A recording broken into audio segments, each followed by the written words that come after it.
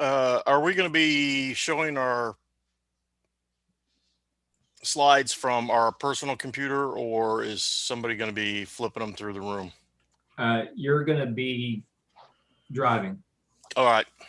So um, Armin and Ibrahim and I, famous last words, right? Dry ran it earlier this week, and and it worked well. Now it's just easier than trying to sort through the various slide decks and trying to pull them up. I think, yeah. So what I should do is send out a chat that says everybody should pull it up on there. In fact, I'll say that I got a few things I need to go over anyway. Um, but yeah, just to get ready and Okay. pull it up.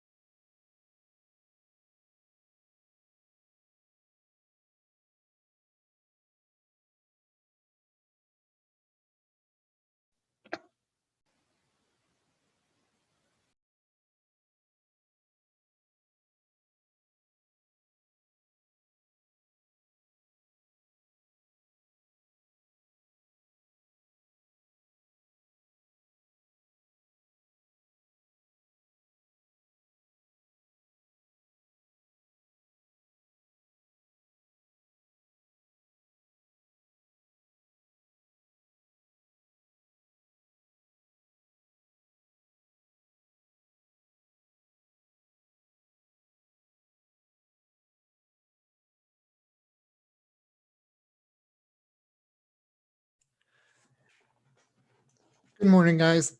If the people who want me to load their presentation for screen sharing on my computer, will you please make sure it's your presentation's loaded into the OneDrive?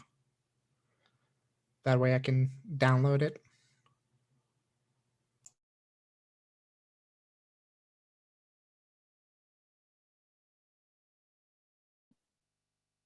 Hey, Armin, Yes. can I email mine to you? Because I don't have the OneDrive upload button. Yeah, All right. that's no problem.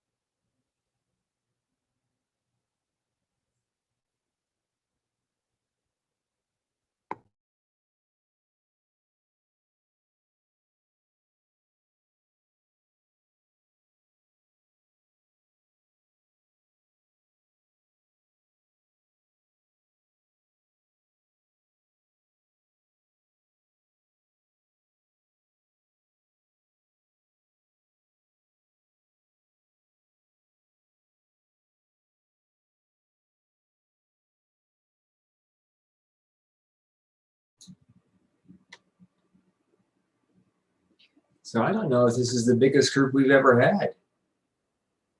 I think I should be nervous.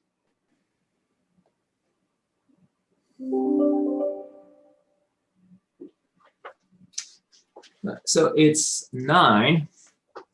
So let me just check something here.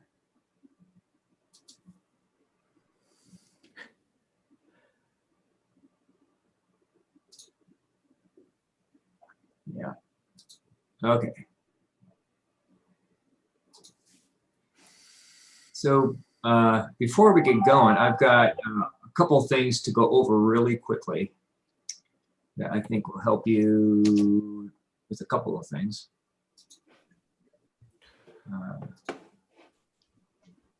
First is you should have gotten a notification on course evaluations. I will dig through, but that's what I was doing right before I got on, and I couldn't find it, of course. So I'll resend that link to you, but it's very helpful for the program to get those course evaluations in. So please take, it just takes a few minutes. Please go ahead and do that. It's very helpful. So so that's that. If you recall, I sent out an email a little while back on optional test corrections for test 1. It's only test 1. And these are optional, so of course you don't have to do it. If you decide to do it, it can increase your score by 50%. So what that means is if you got an 80, it can increase your score 10 points. So 80 to 100 is 20 divided by 2 is 10 points. So that, I mean, that's a good thing. The other side of it is that it can decrease your score. So the worst that's going to happen is that it has no effect, right? All that being said, the idea is this gives you a chance to go back and look at what you got and really take the effort to demonstrate that you understand the material. And so since I've already sent out the answer key, it really needs to be a very comprehensive response. So you need to go really drive it across the goal line on this and make sure that it's just not regurgitating what's in the answer key, because that wouldn't be fair to others on the curve, but it really needs to be something that demonstrates that you have absorbed the material and that you know it now. It's due the day after Thanksgiving, November 27th. I just put that on Canvas, and so you upload it as a file. And what I'll do is, depending on how you do, so it'll be anywhere from 0 to 50% increase. I'll go ahead and change that grade on your test. And then also, I just wanted to say that the final test and then the overall course grade will also be curved, which I normally do.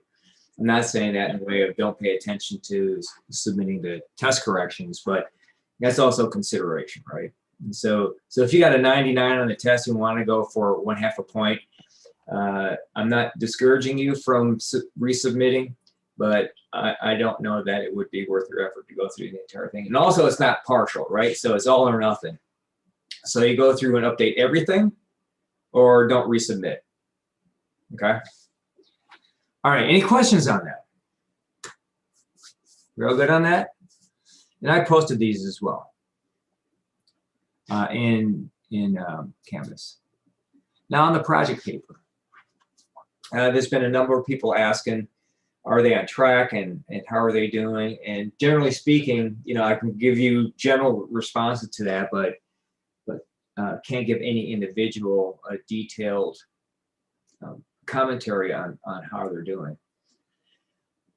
So with that, the idea behind any project paper, including this one, is that you pull from the entire class and you pull from the entire class, from the whole semester, and you represent the information in your final paper. So going back to lecture 1, what have we learned and how does that relate to the specific project that you selected?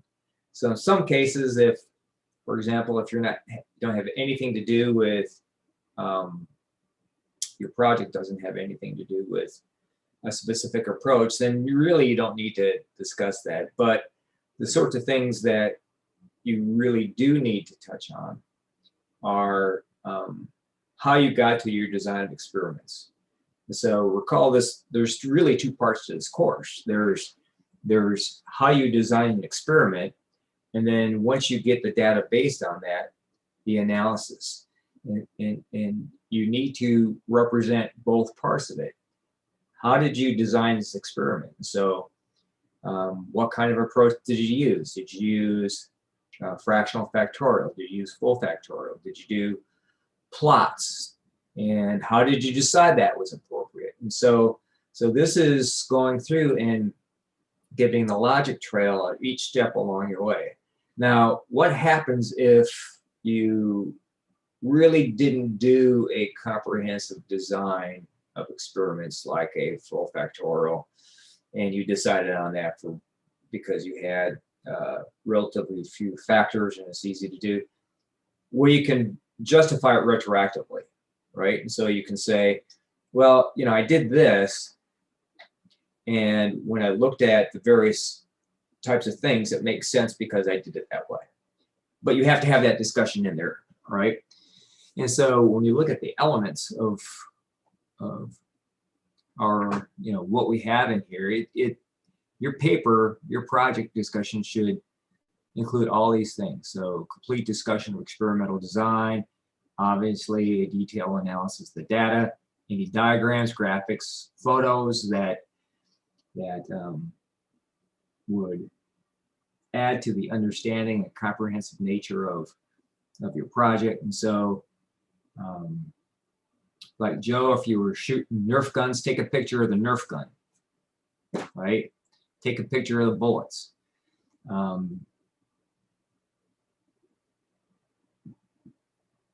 Because what this effort is it's not just design of experiments per se, but it's having you put together a formal documentation of what your research is. And that would be in any research or experimental plan or output. Don't forget the literature review. When I say complete, it doesn't have to be 200 citations, but it needs to be more than 2. And it needs to be appropriate. So not Out of Time magazine, probably, or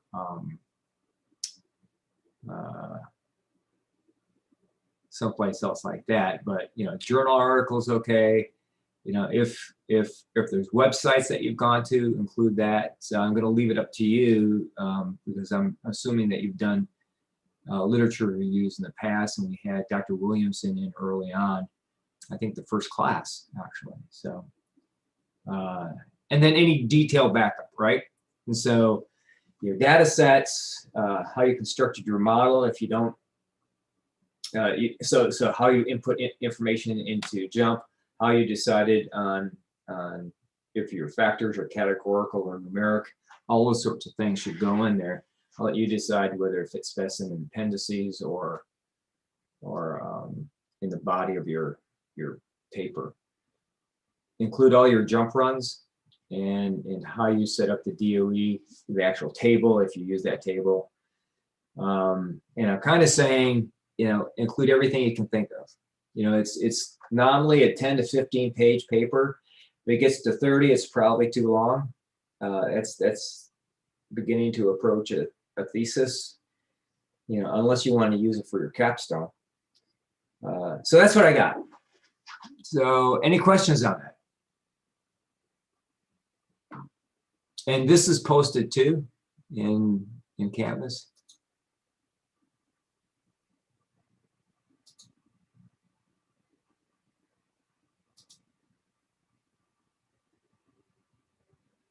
Okay, Armin, do I need to stop sharing my screen, or do you want to yank me off? How do you want to do this? You can stop sharing. Okay. So I still need people that said they need me to share my screen for their presentation. I need them to either email me or upload it to, I can bring up the link.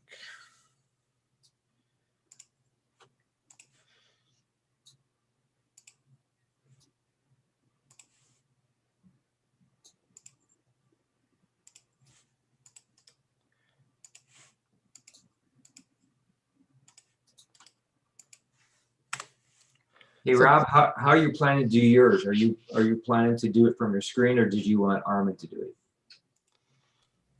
No, I've got it loaded up on my laptop. I'm ready to do it from my screen. So Armin, if you want, we can get Rob to plunge ahead. By the way, let me do one thing. Well, I sent it out to you, so I think you all know what the hit parade is of who's presenting when. Assuming you're still okay with that, we're just going to march through that. I got to get. And Armin, I'm trying to share my screen. It says it's disabled. You should be able to do it now. Oh, there we go.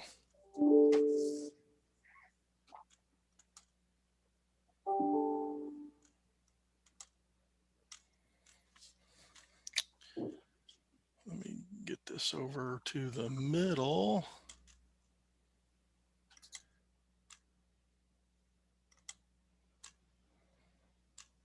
So is it showing up okay?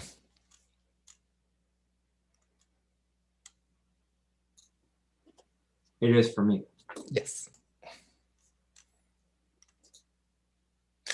All right, good morning, everybody. I'm Rob Blackburn, and my project for design of experiments is around treat preference. Now, I'm sure, well, I don't know, maybe not everybody gets as anxious as me around Halloween, living in a subdivision outside of Knoxville, Tennessee, in terms of, okay, am I going to have the right treats for the kids?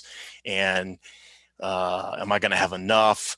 So my experiment was to consider the choices that the kids or the goose and the goblins made when they come by our residence and selected a treat.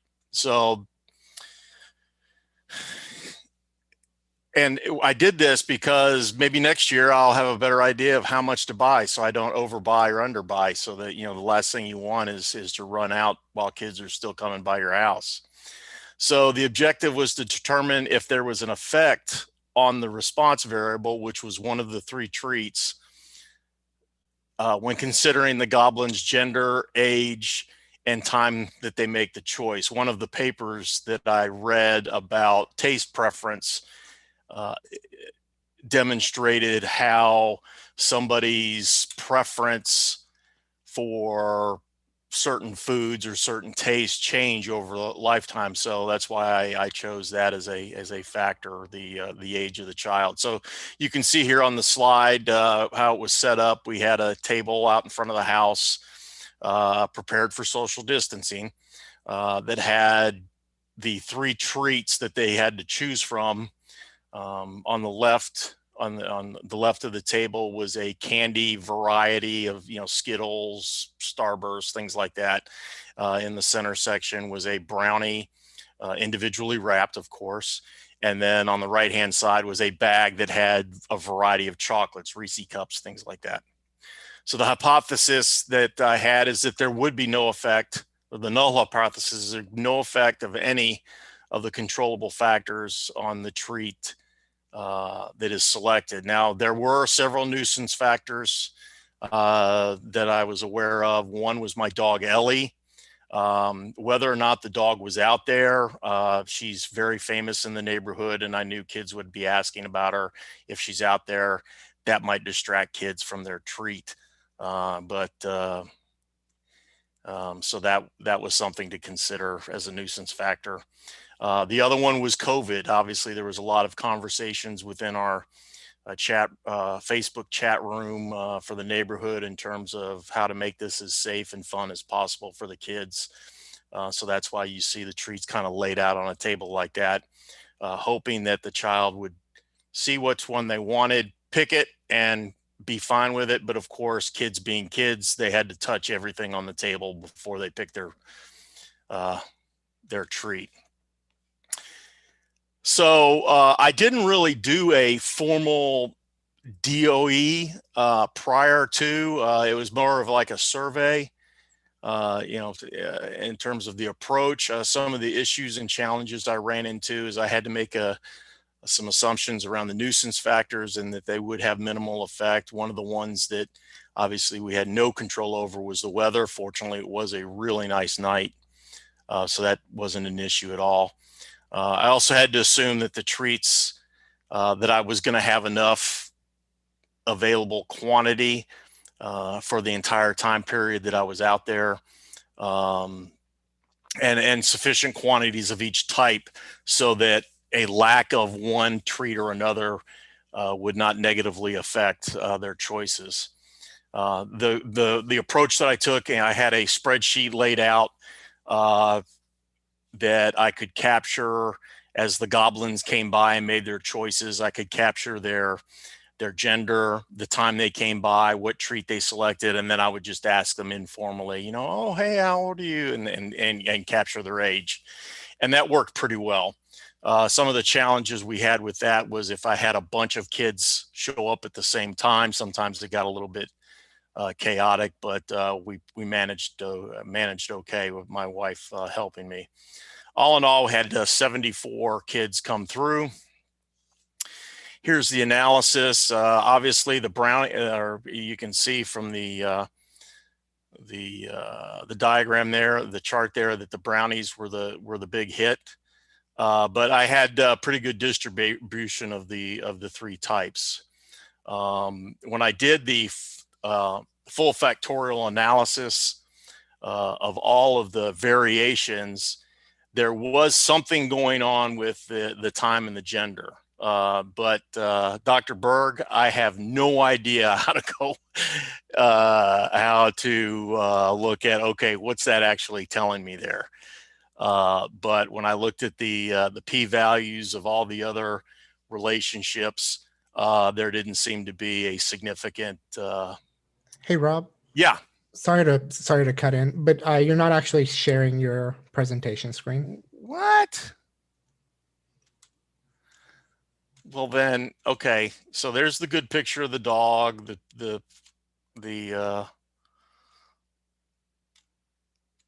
Here's the setup. I'll go back. And you can see the table that we had. Thanks. And then here's where I was. So you can see when I did the full factorial effects, there was something going on with when considering time and gender, but might need some feedback there, Dr. Berg, in terms of, okay, what's that actually telling me there? Obviously, based on this sampling, I'm going to provide brownies next year. The dog's going to be out there. You know, I'll probably have some candy and some chocolates because they were picked, but not to the extent that the brownies were. Hey, Rob, can you go back to your data? Yep.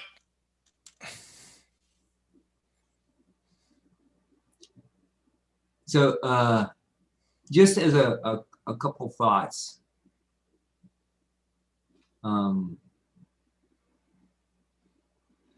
You might change your time to some sort of numeric value as opposed to time. I tried that. Didn't work. It's set up as continuous as a numeric value, Okay. and that's how it recognized it as that. But Okay. I can go back and verify that Yeah, again. and the other is, so your dependent variable, the selection was treat, right? Yes. So if you recall back in many of the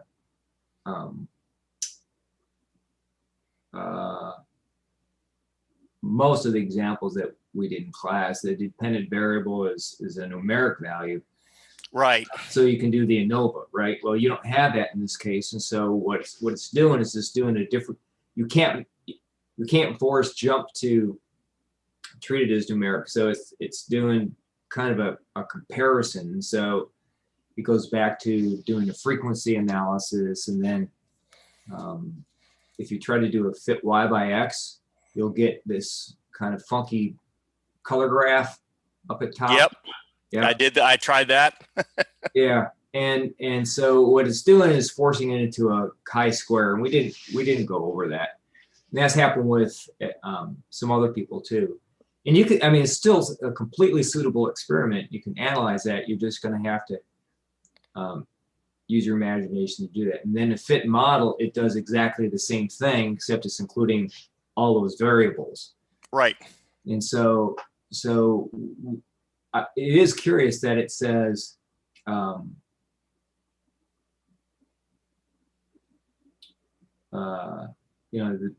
the two interaction is one that's two-level interaction is the one that's significant. So one question it was the time and gender. I don't, I didn't know how to look further into, okay, what's it telling me there? Is it there's some type of a effect in terms of when kids and what time they were coming by or what gender they were? That's what it says, right? And, yep. And so again, one of the things I really wanted to get out of the class, and this is a perfect example, is, out of the book, it seems, how hard can it be to run one of these experiments, right? Because the tables are all there and the information's all clean and it's pretty easy to interpret and see what the effects are. This is real life here. And so part of it was to say, and this is part of what needs to be in your conclusions and recommendations, if I were to do it again, this is what I do. So this is for everybody. I didn't put it on the view graph I had earlier, but part of it is, what would you do different now that you know what you know? And I don't know of any experiment I've ever done, and I've done a whole pile of them, where the first ones really run the way I expected to. Now you might say, well, maybe just because you're bad at it, and that might be partly true. But part of it is you learn it from every time. And so a lot of times your first experiment is just a sizing study to say, hey, is this working out for me or not? And so rest assured, anybody that didn't get the ideal, what you thought were going to be the ideal results, this isn't about the results. This whole project is not about the results. It's about how you applied what you hopefully learned over the course, and get that understanding of it's not necessarily straightforward to do these sorts of things. So in your paper write-up, and this goes for everybody, I consider all those points. I mean, you said you had 74 kids, so that's a lot of data points, right? Yes. But the other thing, and I don't know, and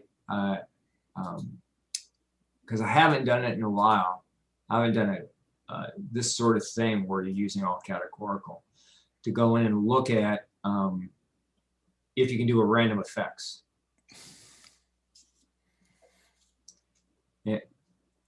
And I can't remember if you can do a random effects on this, but that could be something that you try to do.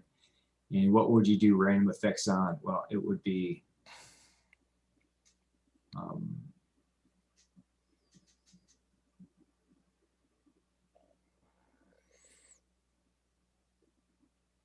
I'd say either, because, well, the other thing I might do is take time out and see what happens. Mm.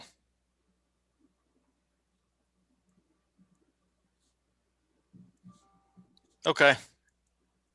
Just because, you think about it, it's time might have a factor of what's going on, but it's because as it gets later, it might make a difference in terms of the age or gender of the kids. That's one of the things I wanted to know. For instance, do I need to make sure I have plenty of brownies late in the day versus early? Because okay, that's great feedback. Thank you, Dr. Berg, and I'll make sure and incorporate that. Good job.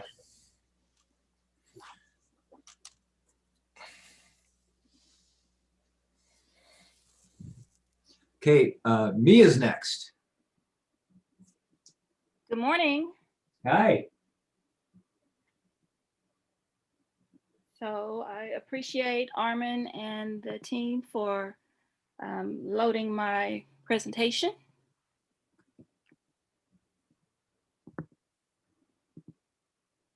My design of experiment project is the catapult launch. Next slide, please.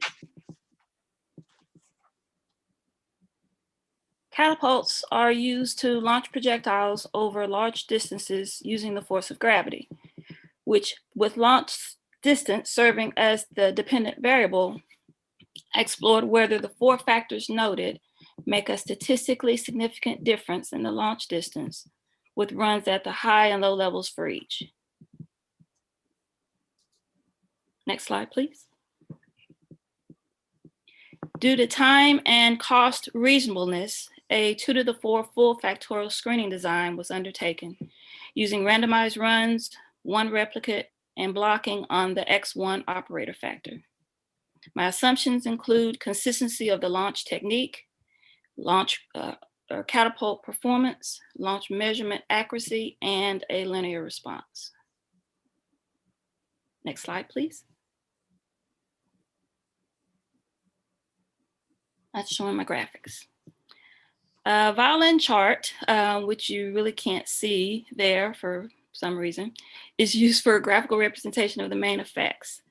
A similar response pattern is revealed with the X1, 2, and 4 factors.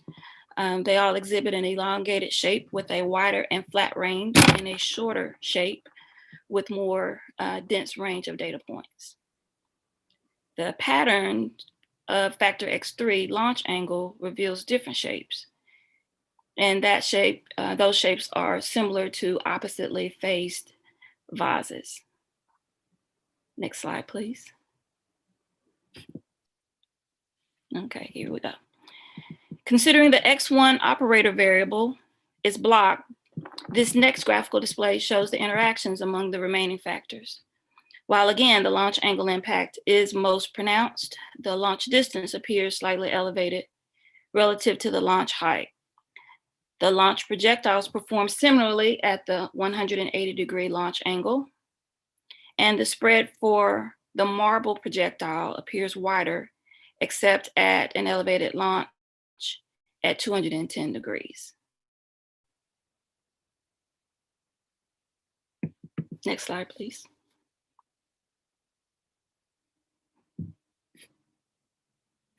Graphical and statistical examination of the resultant launch distance reveals a non-normal distribution exposed by the S-shaped fitted curve and an Anderson-Darling p-value of less than 0.05. Next slide, please. Therefore, non-parametric analysis of the output was next pursued. Using the chi-squared test of proportions, the X factor launch angle was the only main level factor that had a statistically significant effect on the launch distance. Next slide, please. In conclusion, catapults with a launch angle range of 30 degrees above 180 will demonstrate a significant effect upon the launch distance. Models offering this feature are more worthwhile than that of investments in launch height or launch projectiles. Further consideration to be pursued could include transformation of the dependent variable data such that the full extent of normality-based testing and analysis could be exhibited. That concludes my catapult launch DOE and analysis. Any questions? Yeah, I was trying to unmute. Did anybody else have any questions before I launch ahead? No, no pun intended. That was kind of fun.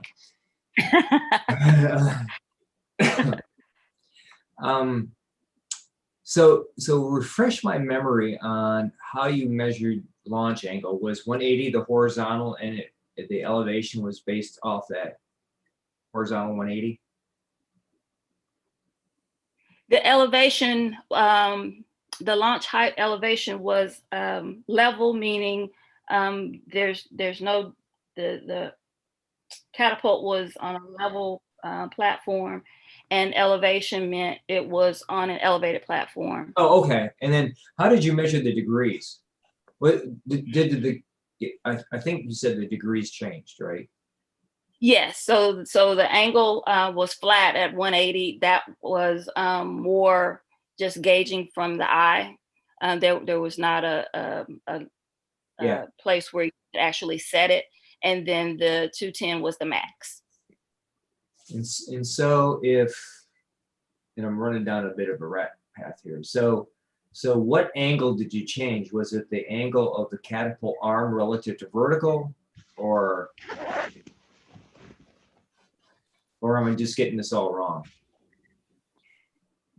So I had intended to put a picture up, and you mentioned that with Rob, and it's like, that's what I forgot. So yes, the arm where you place the actual projectile, you could torque it back to a particular point. So I torqued it all the way back to where it appeared to be level at 180 degrees, and then I maxed it all the way back. Okay. Alrighty. Can you go back to your data really quickly? And I'm not sure what happened to that first graphic of the violins. Yeah, who knows, right? And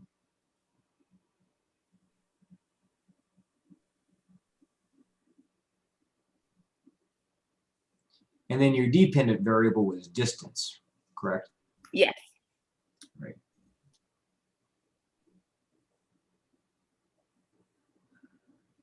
Yeah. Does it surprise anyone that this was a non-normal distribution?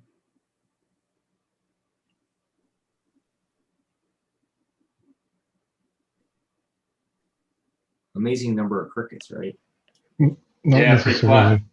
Yeah, it kind of makes sense, right? When you're talking anything distance and a projectile, a lot of times those are non-normal. And I'll just say that, Mia, if you go back to your graphic of the normal distribution,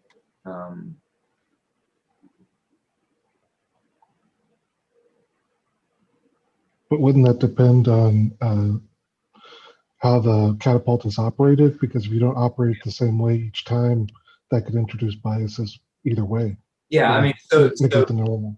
very valid point. So there's no lack of potential nuisance factors in here. As I recall, Mia blocked on, what did you block on, Mia? The operator. Yeah, so she blocked on operator, which would have been one of them. One way that she could have done it for future experiments would be to run repeats, right? And so you see, based on that allows you to get a better view of what the induced error is in your model. So from between each separate run or set of repeats, assuming they're all the same, which I don't know that you can assume that, but assuming that's the case, then you get more insight. But good job on your outlining your null hypothesis and running it. And I hope you had fun. Oh, yes. And my daughter in high school for physics had to do a catapult design, but it was a big catapult design. So I used to have 16 2x4s in my garage. Now I don't have any. Oh, my. Oh my. Good job. Let's Thank see. Ryan's next. You ready, Ryan?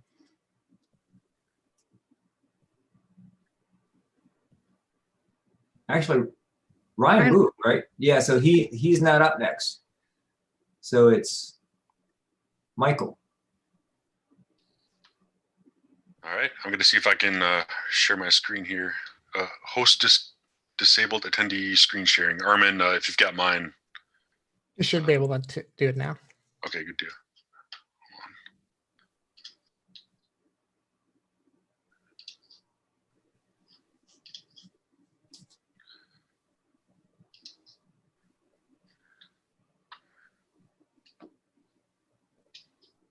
All right. I'm going to move this. There we go. All right. Can we see my screen? Yes. All right. All right. Was trying to come up with something good to do, and was in the middle of paying attention to my fantasy football game a month or two ago, and thought I could do.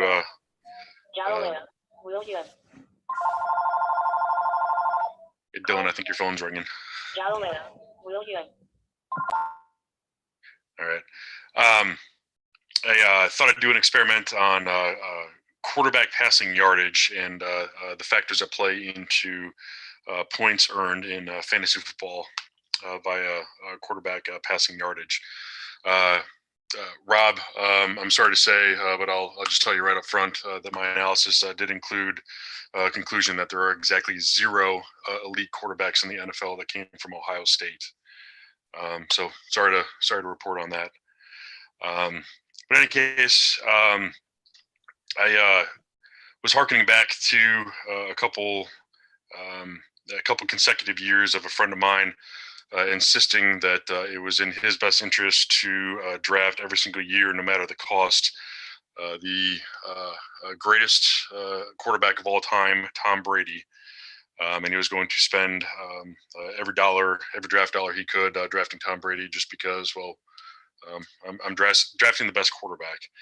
Decided to test that hypothesis of his, and perhaps my language of the null and the alternative are a little odd here. So when I say the player drafted has the greatest impact on points earned by passing yardage, what I specifically mean is just applying the thought or the notion that Tom Brady is the greatest of all time, and that is the determining factor for that should be used for drafting a quarterback is either correct or flawed. Got a few factors here I wanted to analyze. One factor was location, home and away, colloquially known as the home field advantage. Conditions of the fields that are played in, I've got them as cool and warm. Minnesota, for that matter. Yes, it's in a cool environment, but it's indoors. So if a team is either playing home at Minnesota or away at Minnesota, they are playing in a warm field condition. So that field was coded as a warm field. And of course, Tom Brady playing at home, outdoors in the Northeast, that was considered a cool climate. One thing I will say is, of course, in late August, you could certainly have some 85-degree days in the Northeast.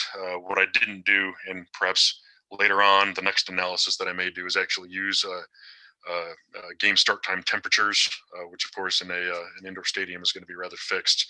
But in an outdoor stadium in Foxborough, it could be 85 degrees in late October, but certainly by late September, you're getting down into the 60s and then even cooler later on. But for this purpose, just use cool and warm coating for the fields that are played in. Season maturity, I just wanted to add another factor in there to see what would happen, see if passing yardage early in the season different from late in the season. And then certainly the one that we're wanting to test here is the actual player. We've got a few common names, including Tom Brady and some others in here as well. And again, with future analysis, we'll probably expand that player pool. But we'll dive right into the results here and see what happened. So much to my surprise, the actual individual players did not appear to be statistically different from each other. Yes, there were aggregated averages that you could rank those, and I think Patrick Mahomes came out ahead, Dak Prescott second. But statistically speaking, picking the player just by the player was rejected as the null hypothesis there. But what did come into play here is a statistical difference then in the warm and cool climates that the players played in. And then certainly home and away. So we were able to verify that, yes, there is actually a home field advantage, no matter warm or cool.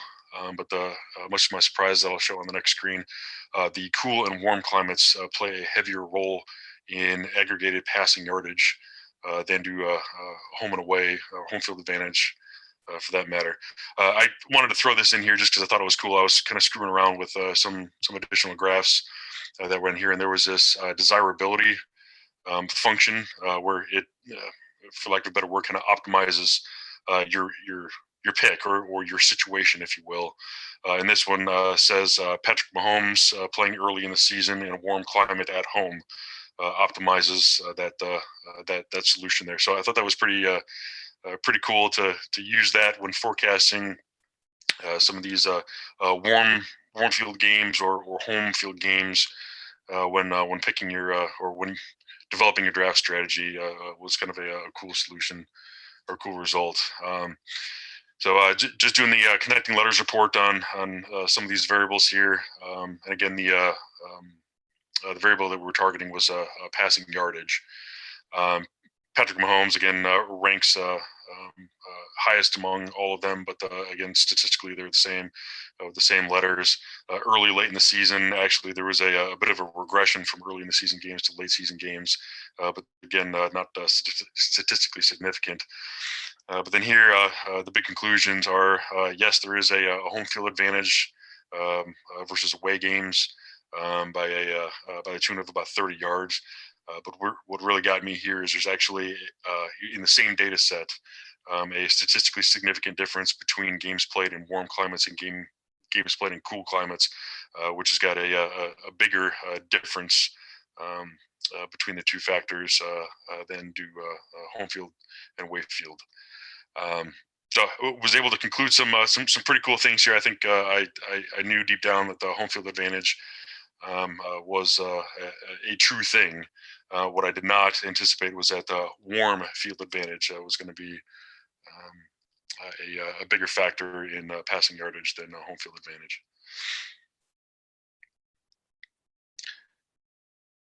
That's my presentation. Any questions? So what do you think drives that warm versus cool? And well, question before that. So what was your dependent variable? Was it score or passing yards or what? Passing yardage. So I'll show you the data that drove this. I don't know if I can zoom in on it. But I went through and picked, again, 6 quarterbacks, got the weeks laid out here, just early season, late season, early being games 1 through 8, and then late being the rest. And then passing yardage. Passing yardage was that variable we were targeting. Now, what I will say is, and people who know can jump on this real quick, but this is 2019 data sets. Drew Brees was injured during that time, so we had Teddy Bridgewater step in. So just for the sake of easy analysis, Teddy Bridgewater's yards were accounted for Tom or Drew Brees. But in any case, coded cool and warm. But yeah, it was the passing yardage that was the defendant variable. Yeah, and so you bring up a really good point in your explanation of why some of the individual data elements, the rows, might be different, and you have a really good understanding of what's behind the data. So at face value, you might make one assessment, and unless you know the details behind it, right, you don't have a feeling for the data, then you can make an assessment based on.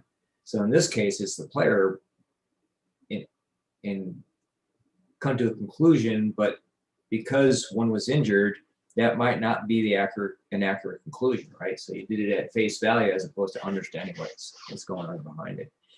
And you did interactions on this too, right? I did. Yeah. And there were none of the interactions. Did any of the interactions go? If you have that slide, if you don't, that's okay. I don't. I saw the 4-slide max, so can only put. Yeah. So I mean, you don't. So lots of times you don't have interactions. Rob was an exception to that which happens, especially two-factor interactions.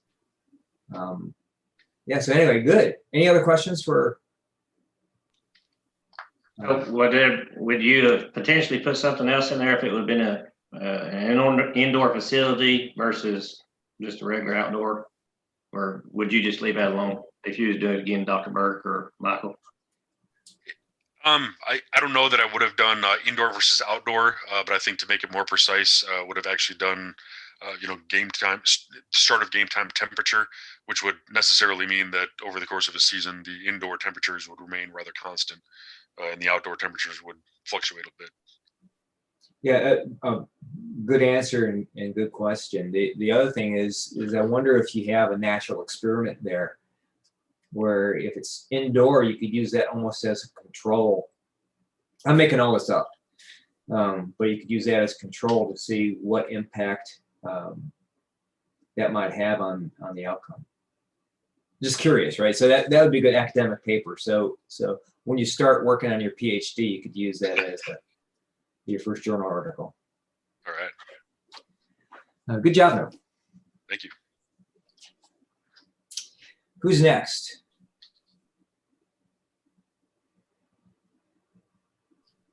Joe, I think, is next. Is that right? Maybe. I don't have it in front of me, so I'm ready. Yep. So you're it, even if you're not. All right. So there we go. We announced the next two so that the other one can get ready to go. James is next, and then Ben. Both are in the hit parade from Ingersoll Rand, or Hunting Ingalls. My niece actually is Ingersoll Rand. Sorry. Yeah. So James and Benjamin. Okay. So you're gonna give me that. Where do I take control for that? Or is that provided? Is he gonna give it to me? You already have it. Okay.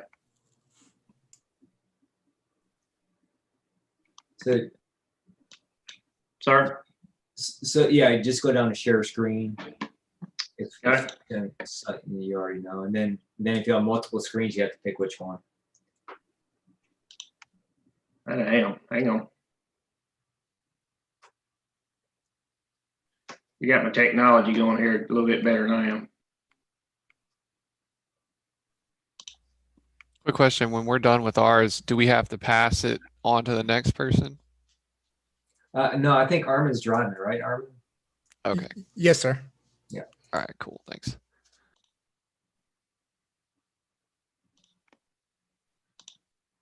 Oh, saw it. There you go. Did that disappear on you? Oh, yep. Well, we Sure. see your family. All right. Well, okay. We'll come back to it. Hang on. Well, obviously, Look at that your wife's stack. better looking than you. Kids. You like that, don't you, Blake?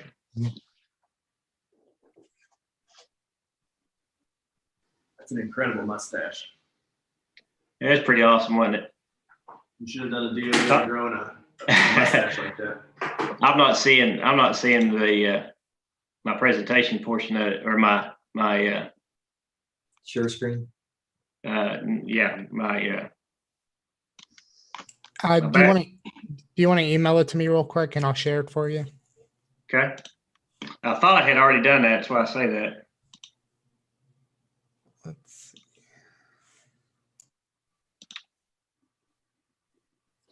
So I'll say, I know some of you have work obligations or other commitments. So if you need to bail, that is okay.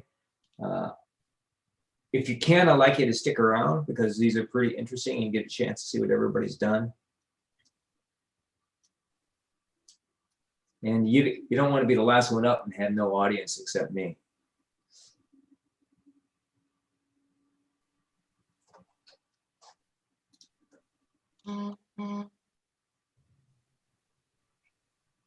Dr. Berg, do you want me to just go while we wait? Why don't you?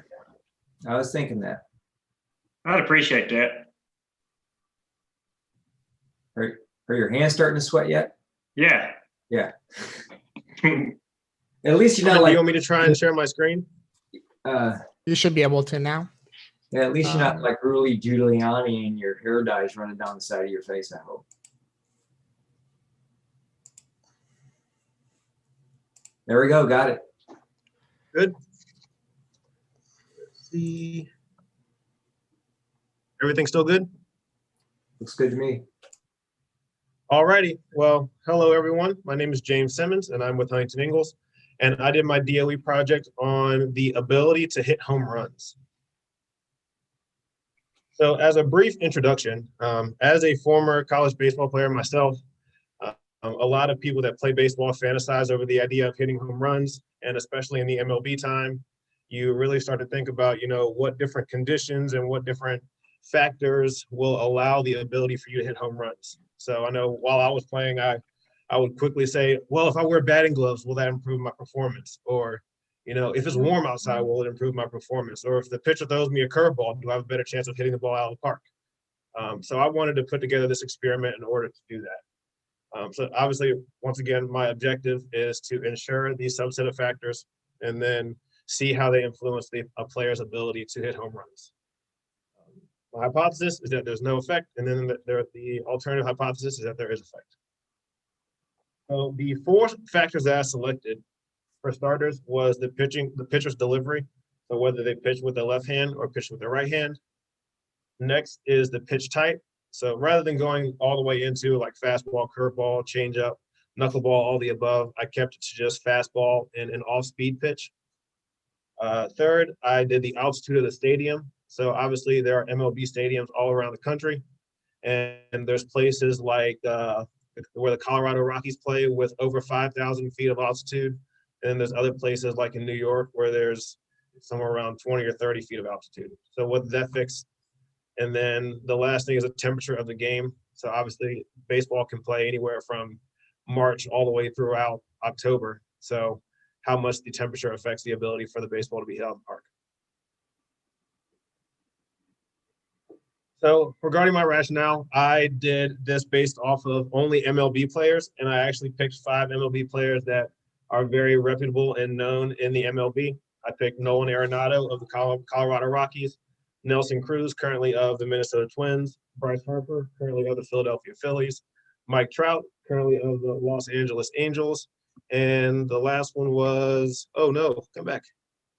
And the last one was Giancarlo Stanton, currently of the New York Yankees. So with that, I did a CRBD, and I ended up with 80 different subsets based on a random generation. And so as you'll see on my next slide, I went through an entire data collection approach and found each home run that met the specific criteria of all 80 home runs that were hit. To go into detail on my issues and challenges, so one of the main challenges that this kind of brought me is a lot of people may not go up to the plate with the intention of hitting a home run. And also there's obviously different field sizes that different people can hit a home run in. So if there's a 450-foot fence, there's it makes it really difficult to judge how far the home run would need to go rather than having a 330-foot home run that's possible. And then also there are different factors and elements that go into each plate appearance. So if there's a runner on first base or something like that, you may not be as inclined to try and hit a home run. A couple assumptions. I did not worry about whether the hitter was left-handed or right-handed. Obviously, that was one of my factors regarding left-handed and right-handed pitchers, but that was not one of my factors, the things that I worried about regarding hitters. And then also the stadium and the fan atmosphere. Some places are really difficult to play at regarding, how much your fans will talk about you and also how competitive the teams might be, and also the ability of the pitcher. So that's another assumption that I made, that all that will be equal, and then obviously equal opportunity. Hopefully we've gotten past the age of steroids, so that's something that did not include in this.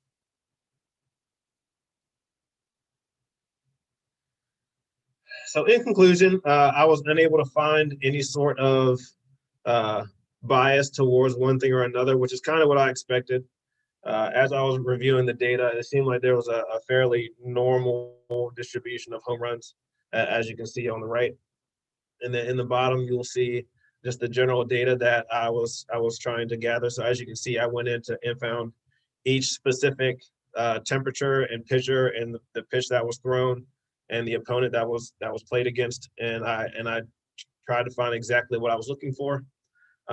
One strength is, thankfully, I used 5 different MLB All-Star players, so that gave a true representation of the ability to hit home runs. So I was digging all the way deep into, Mike Stanton's home run stats all the way back to 2015 and things like that. And then also a couple of weaknesses. This game has turned into a major focus on data analytics. So rather than it being rather than the players being worried about the conditions specifically, instead they are more focused on the probability of the pitches that the pitcher will throw, the normal location that they throw, and what they kind of do in different scenarios. So I couldn't go into that much detail regarding that, and I think that has a much more effect on the player's ability to hit home runs rather than the actual altitude and different things like that. So overall, I thought that it worked out well. And if I had to do it again, I would say that I would try and go into a little bit more depth regarding, the reputation of the pitcher. I'm not really sure how I would do it necessarily, but the reputation of the pitcher and the success of the pitcher, or maybe even the time of the game when the player hits home runs. Whether it's kind of just a 15-0 ball game, you hit a home run, or maybe when the base is loaded and the pressure's on a little bit, or maybe even the ability to hit home runs when you're under pressure. So yeah, otherwise that's about it. That's what I have. So yeah. If anybody else has questions, jump in. I was just curious. This is a little bit off topic, but do they have databases that are either you buy or that are available that have these stats in there? Are you talking about the stats that I found, or or like the specific data analytics? Just the raw data. I say raw, but where it has like all the stuff for all the pictures, and it's just exists in the data table someplace.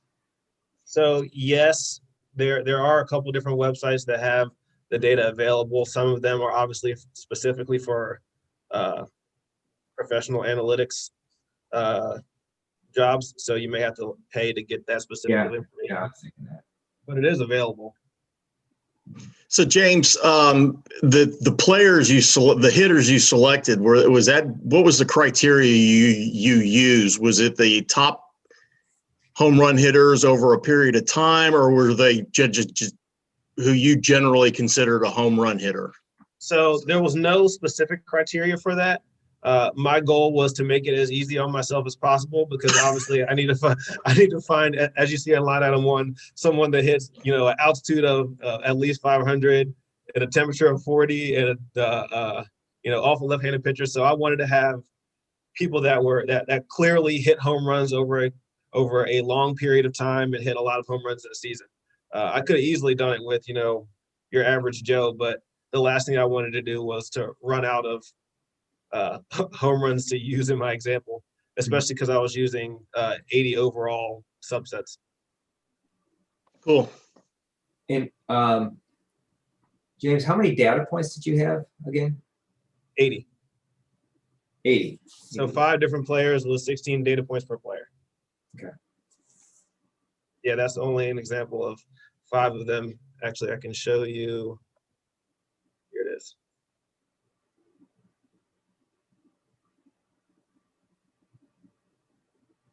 And Rob, also to answer your question further, I'm a biased Orioles fan, and unfortunately, I'm not sure if the Orioles have 80 home runs cumulative.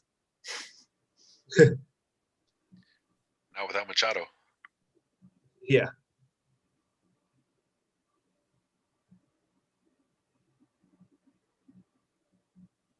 Any further questions?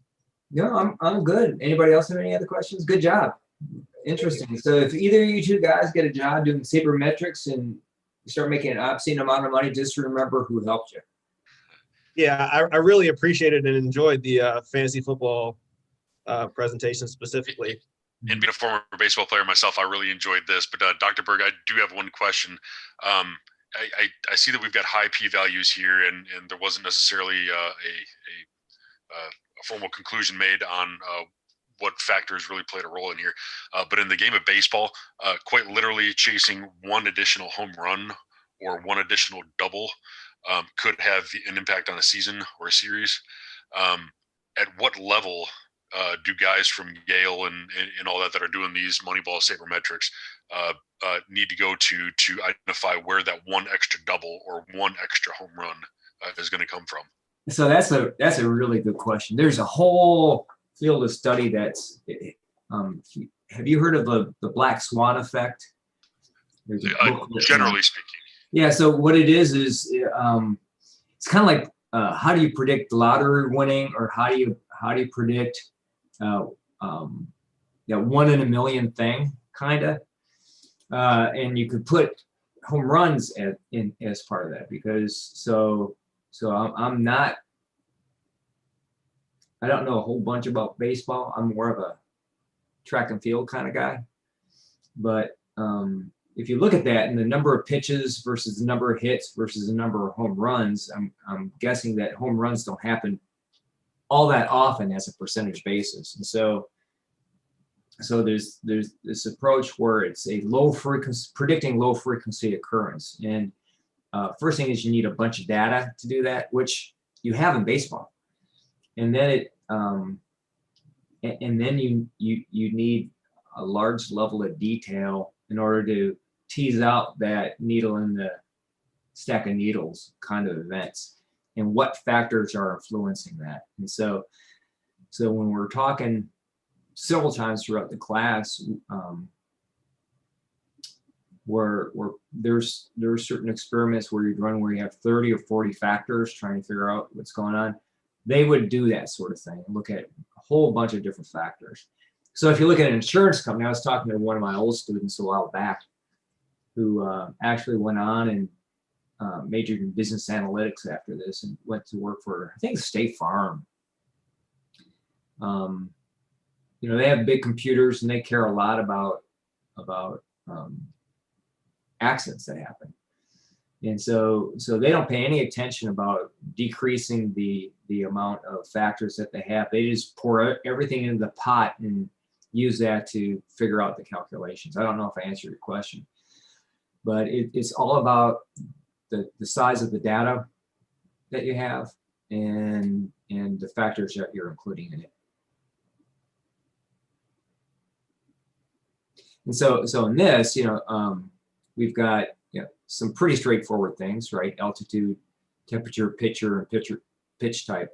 My hunch is if we would have included, makes perfect sense. If you would have included maybe 15 others, you probably would have gotten different results. The other interesting thing to do would be to say, well, what would happen if we took this analysis, and you might want to do this just for grins and giggles since you've got it set up. What if I took temperature out? Because remember, we've done that a couple times where we take out one of the factors and then all of a sudden one becomes statistically significant. I don't know if it will happen with this, but you could do that if you wanted to. And Dr. Berg, I will say also, I kind of put the altitudes in categories, and the highest altitude was the Colorado Rockies with over 5,000, and the next was probably 1,000, maybe 1,100. So just as a kind of what I would do differently, maybe I would only do specific stadiums and just overall home runs rather than just being narrowing it down to the players. Yeah, you could do that. And what we also don't know is, what role each of these might really be having. Is it the altitude and the physics of that, or is the altitude and the physiology of that? I mean, we don't know. Right. Yeah, so that's the difference between correlation and causation, right? Is we can say that if that were statistically significant, we can just say why altitude had a role. We can't say why it had a role, just that it had a role. Good job. Thank you. Okay, so we're at are we ready for Joe? Yes, Yeah, I sir. sent it. Are you ready? Can you show that now? Yes. Just 1 second. How do I stop share? There we go. Thank you.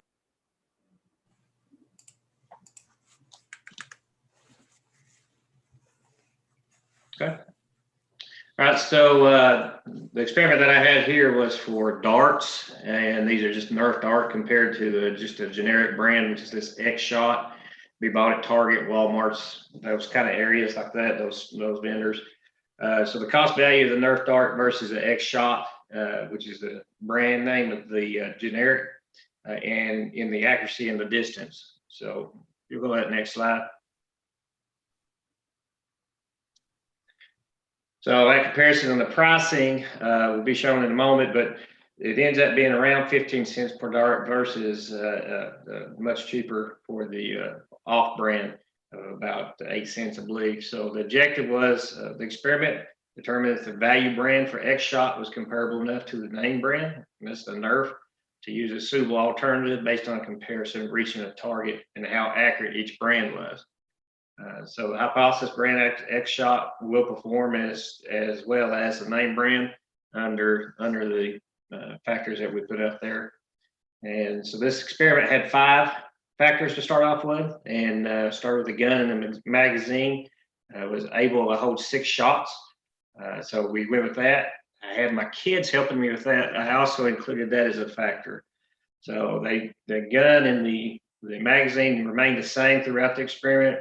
And then we started with the two different dart types, and had a flight path that went to 44 feet. And that was set up originally. If it met it, it was going to be a yes factor, or it didn't reach it, it fell short. It was a negative, and it showed up as just a failure. So when I did that, laid out the kids in the same location with the same gun, did them separately. And as they took off with their shots, they would shoot. And then we determined whether or not it made that requirement and hit the target or missed the target.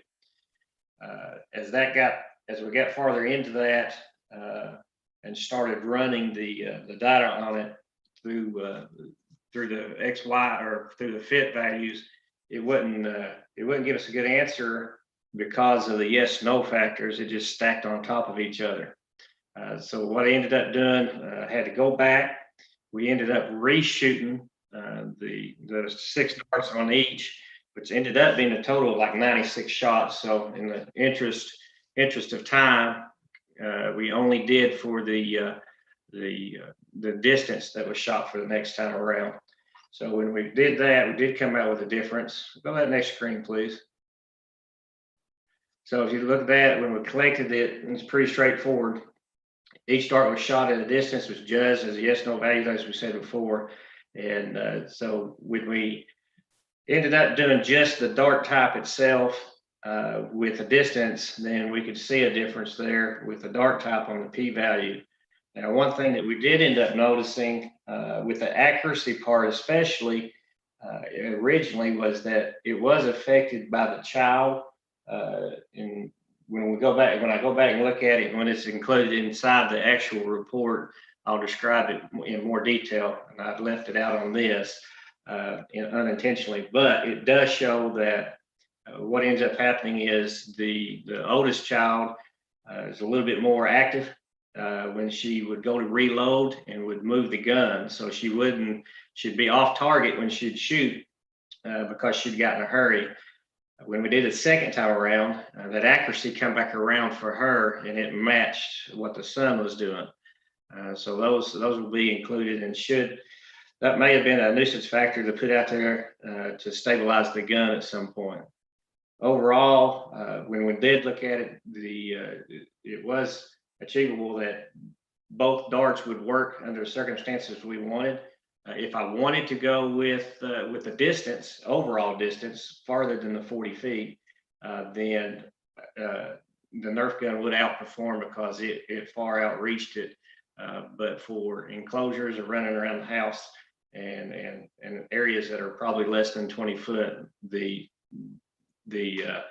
generic brand is very valuable, and it's equal as far as performance, and definitely cheaper, and overall value you'd be acceptable and be the same. Did I get any questions on that?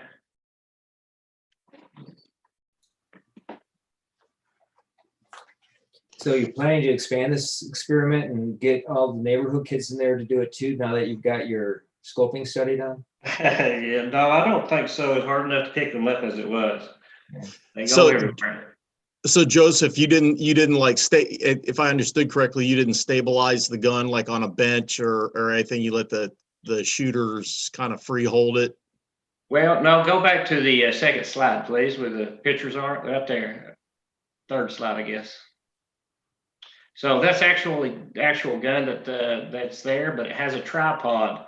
So it did have a tripod. We set it in the same array. Oh, okay. But what happens is you would go to reload that. So we were shooting 6 shots at a time. And so after the 6 shots, they'd reload. And then when she placed the gun back down in proximity, or at least where we'd marked it, you could see where she would go to rack it. When she would shoot, she was moving it. Oh, it's just okay. So it's even on the tripod, it still allowed some movement of the gun. So you'd get the left, right inaccuracies out of it. I see. And what brought the attention to it was you were getting the inaccuracies with both of them, the Nerf and the off-breath X shots. Now, I didn't really list it there, mainly because I've got myself kind of nervous there. But what really happened was the Nerfs are coming out and going off track. Their accuracy is actually worse than what the X shot was. That's interesting. Well, good. You could package this up and start a blog on this. Yeah. Leave that up to Blake. All right, good job. So I think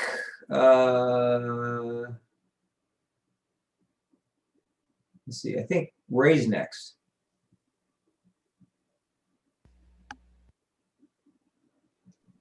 All right. Do I need to, I guess, share my screen? Yeah. You should be able to now. I think it should have been me next. Ben. Do it, Ben. Yeah, Ben, I'm sorry I missed you. You're good. As much as I'd love to, just skip that.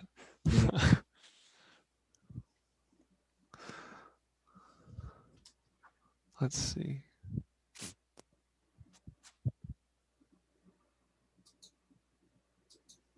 There we go. Share screen. Just click it. There we go.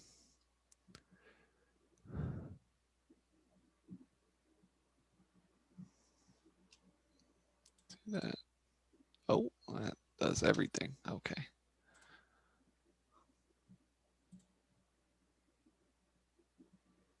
Can y'all see that? Yep. Ooh. All right, so I did my project to test the theory based off given human personalities being reflected in their owners' dogs. I wanted to see if that would allow you to extend even further and be able to base a person's decision to utilize a dog park off of certain traits from their dogs. So the objective is just to determine the validity of that statement, the null hypothesis, and that the identified factors have no influence on a person's decision to take their dog to the dog park, and the alternative that they do affect one's decision to go to the dog park. So for data analysis, I used a mix of correlational and field, so survey data, as my research design types.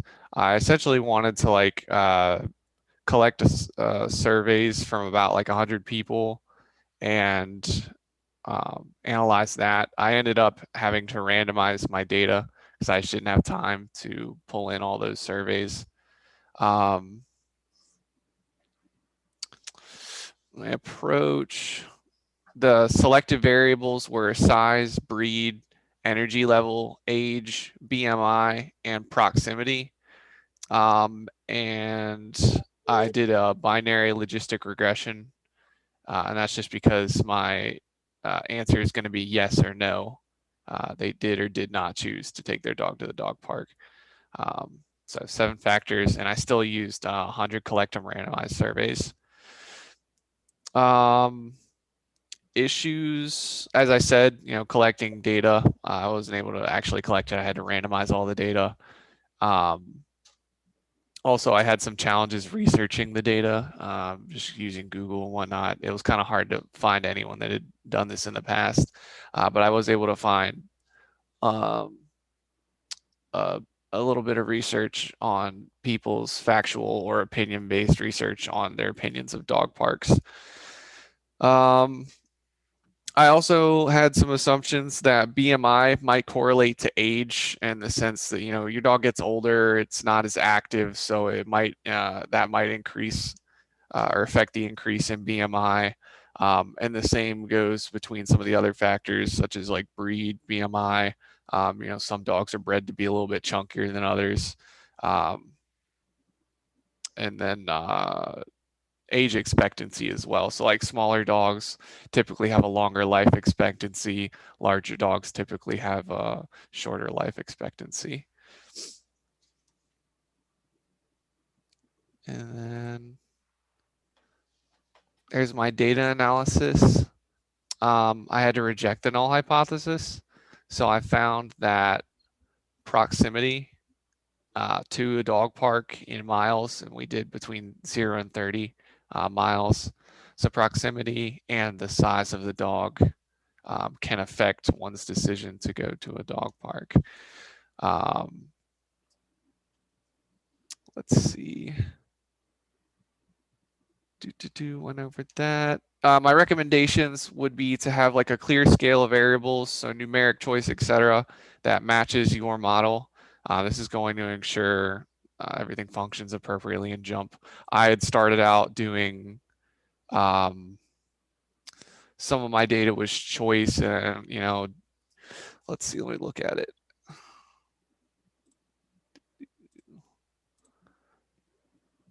Size, I did small, medium, large, but what I ended up doing was changing a couple of those factors over to a numeric scale, and that helped my data look a little bit clearer, and it was easier to interpret. And I think I'd also in the future like to basically take a radius from a specific dog park and get surveys from within that radius. Obviously not during COVID, but maybe a door-to-door survey, just to kind of act as a constant and make the data truly randomized versus, collecting data without a constant like that. You might just accidentally get more of one variable than the other just by chance. Yeah, I chose the binary logistic regression because I was attempting to predict the probability of an event occurring or not occurring. And that was appropriate for my response having two-level categorical variables. And my interest was really in predicting the probability between those two levels. Any questions? So just a commentary. So this, the focus of the class was on conventional engineering methodologies, right? Where you run an experiment and you're testing the output, so it could be number of units or that sort of thing. This is a whole separate body of experimental design that's more like a social science sort of thing. And while we didn't cover it, it's very valid and extremely broad application of design of experiments because you're using surveys and that kind of thing. And so more and more, you see people using social media in order to collect the data, and you can target it fairly well doing that as well.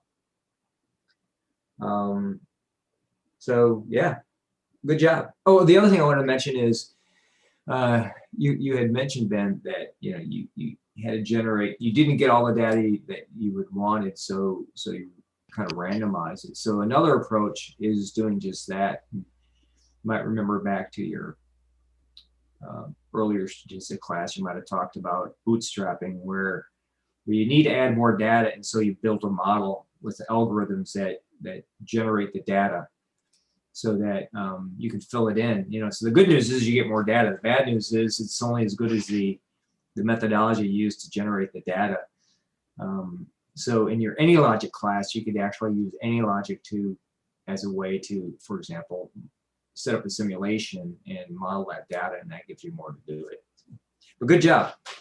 Thank you. What would be the difference in doing that versus just using randomized seeding? So one thing you could, so it depends. So my lawyer's answer, right? It depends on the approach. Yeah. So one thing I would consider doing with this, given more time, is you build this model, and then if you've heard of Monte Carlo, which is a way that you use a variety of factors to establish your dependent variable. And if you looked at your 401k portfolio and you look at what the projection is, they'll do this Monte Carlo. And so you come up with, they'll say they'll do like 1,000 or 10,000 runs. And supposedly that's a better fidelity way of coming up with not only that invariable or independent variable, the outcome, but any good or bad or high or low values, for example. And it's a way to add different factors in and control. So if you're just doing random, you're drawing out of a hat, and you've got one draw.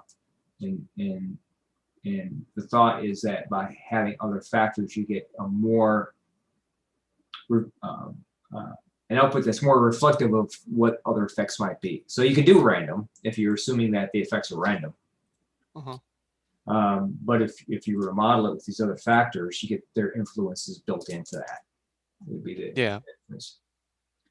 Yeah, my original design was to use like Facebook or a social media platform to send out surveys, but then I thought if I did do that, it might not be as random as I thought, because if the social sciences are true, and if I only put it out to, a few thousand friends, then it could be that I correlate and gain friends more who have a specific type of dog or a specific category. And I would really have to, and the region as well. That's why I think a good recommendation would be to have like a local constant, and then I think door to door would actually be better, but COVID. Yeah, exactly. Good job.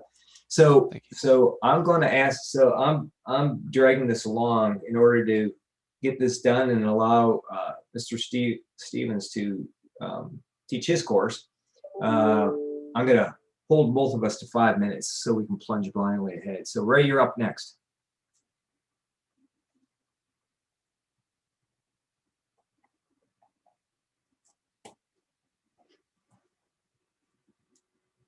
Can you guys see my screen? Yep. All right. After Gilhooly's, I'm changing mine to beer drinking experiment. I'm just kidding. Hang on here. All right. Can you guys see it still? Yes. Did you start your experiment this morning on the beer drinking? I did. Data gets worse as you go on. So I did a split plot grass experiment. Basically, I wanted to take different types of fertilizers, and they all have different nitrogen, phosphorus, potassium levels, which is how you kind of select your fertilizers. The objective is to analyze the relationship between fertilizer and grass growth. So my null hypothesis was adding fertilizer at the time of seeding had no effect. And then adding fertilizer at the time of seeding has an effect. So setting up my experiment, I use these little, dollar containers. 3 different types of fertilizer. I also decided to use 3 different types of seed. All are ryegrass. Basically, I chose that because it has a germination of about 5 days, so I could actually get some decent results. So I used 12 planters because I had 3 different types of grass seed, 3 different types of fertilizer, and then obviously 3 different types of controls associated with that. So just this bottom left shows kind of how I did it. I put about 9 inches of topsoil. I went ahead and put a selective herbicide tenacity on there. The reason I chose that is because it has no effect on killing grass, but noxious weed seeds, because at the start of germination can sometimes appear to be grass, but it would basically prevent that from happening. I put the manufacturer's record amount of fertilizer, and the way I did that, it's very hard to do that if you were to just sprinkle some on there or try to calculate it, because it's such a small surface area, and bags of this stuff, is sometimes of acres or 1,000 square feet. So what I did was I just set up my spreader and basically did it over in the dirt field next to my house, and then I tried to replicate that visually on my actual small plot. And I did the same thing for the seed, because if you bunch too much seed together, you'll actually it won't grow, solely because it'll sit there and compete against each other. And then the last thing was I put about a 1/2 inch of peat moss. That's nothing more than a type of dirt, basically, that allows it to retain water to keep the seed moist so it will grow. So right here's what it looked like. There's that dirt field I was talking about. I just built a new house, so I'm in a new subdivision, and there's no house next to me, so it's just clay. So you can see up at the very top, I use this lawn starter, very high, and this picture is kind of I don't know, it shows that they're all very full, but they are most certainly not. Like that top row does not have nearly the coverage of that bottom row, and I think it's the angle in which I took that picture that would show it. And then Milorganite, that's just a slow release fertilizer. It's got a much lower nitrogen content than the top one, and you can see the levels on the far left. Then I had one that had a very high PK, which nitrogen's supposed to help grass grow up. Then the other 2 are supposed to have it basically establish root growth, and then the other one is for spread, to help it spread out. So it's kind of the whole saying is up, down, and all around is the 3. Is how you look at. So you might want to jump to the data and analysis. So right here, I took a look at it as far as growth goes, and I saw very little change, like difference in actual physical growth. As far as heights are concerned, you can see my p-value is very high. And then over here, we look at it, and I only intended to see growth as far as the seed, but then when I was in the middle of my experiment, I noticed that percent coverage was vastly different, even though growth might not really be that difference. So when I looked at that and the starter fertilizer, the stuff everybody uses, I had much worse results getting a full plot. So the p-value on that is extremely low because there is a significant difference in coverage. And then I also, at the very end of it, took the max root length, and you can see I just did a simple bar chart. There is a massive difference when using the high nitrogen starter fertilizer. So that is against the, I guess, what you would expect as far as the norm.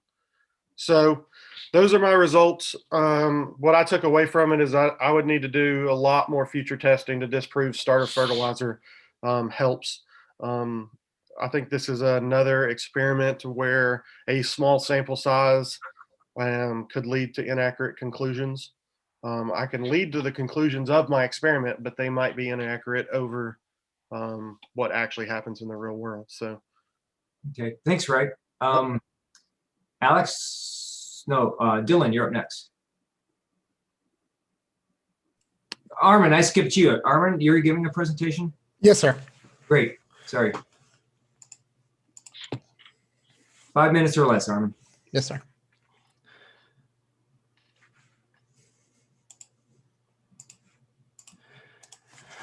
All right, my design of experiment was basically reducing the thermals of my central processing unit, or CPU.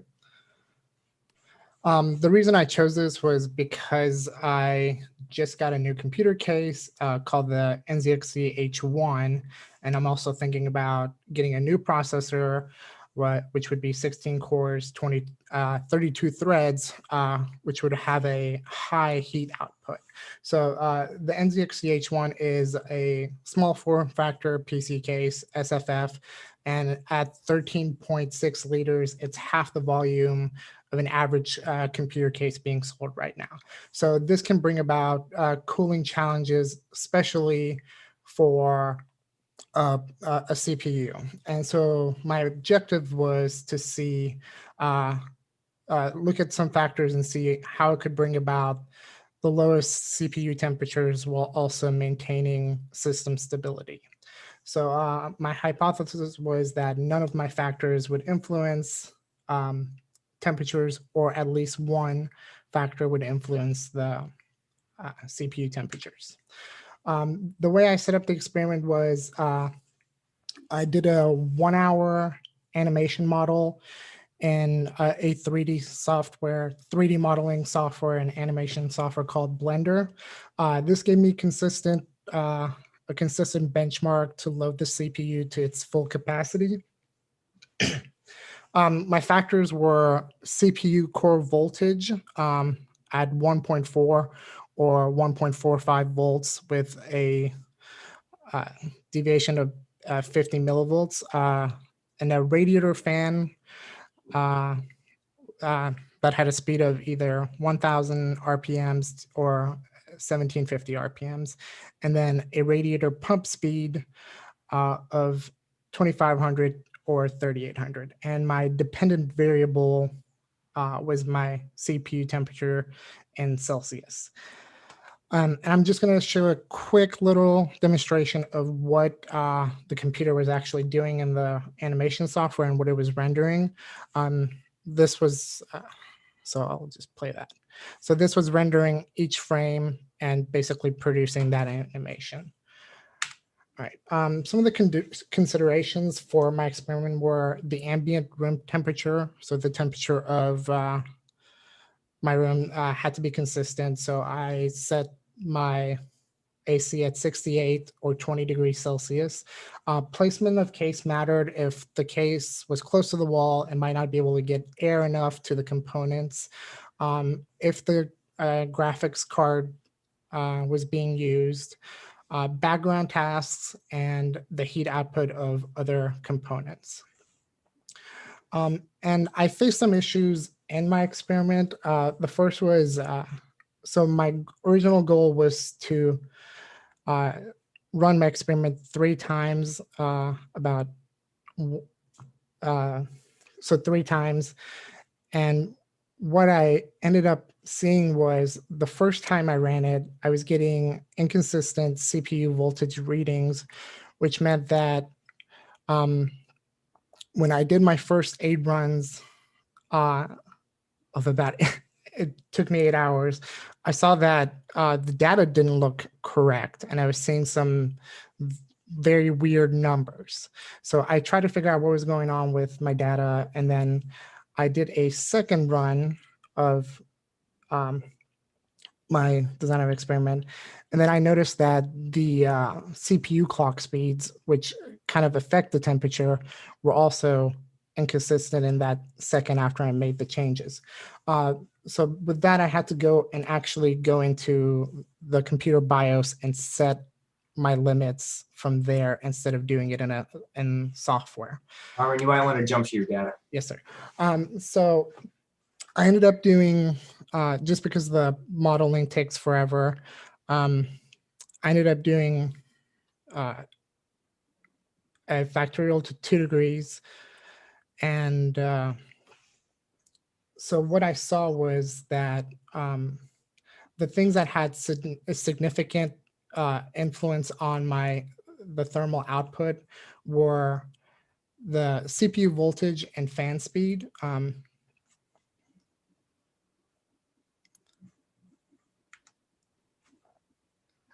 Yeah, and that's it. Sorry.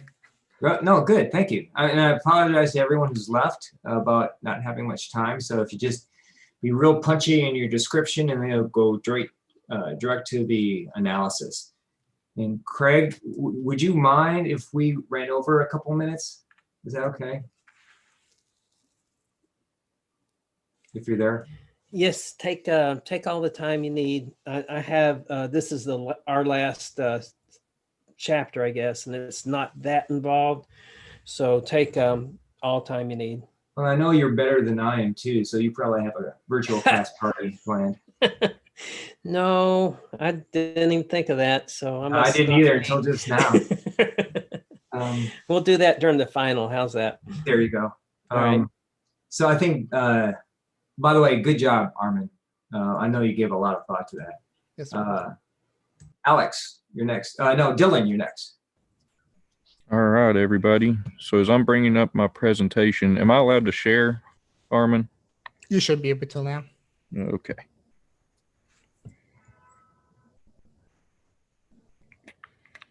All right, so as I'm bringing up my presentation, would everybody in the reaction box give me a thumbs up if you've ever dealt with risk management before?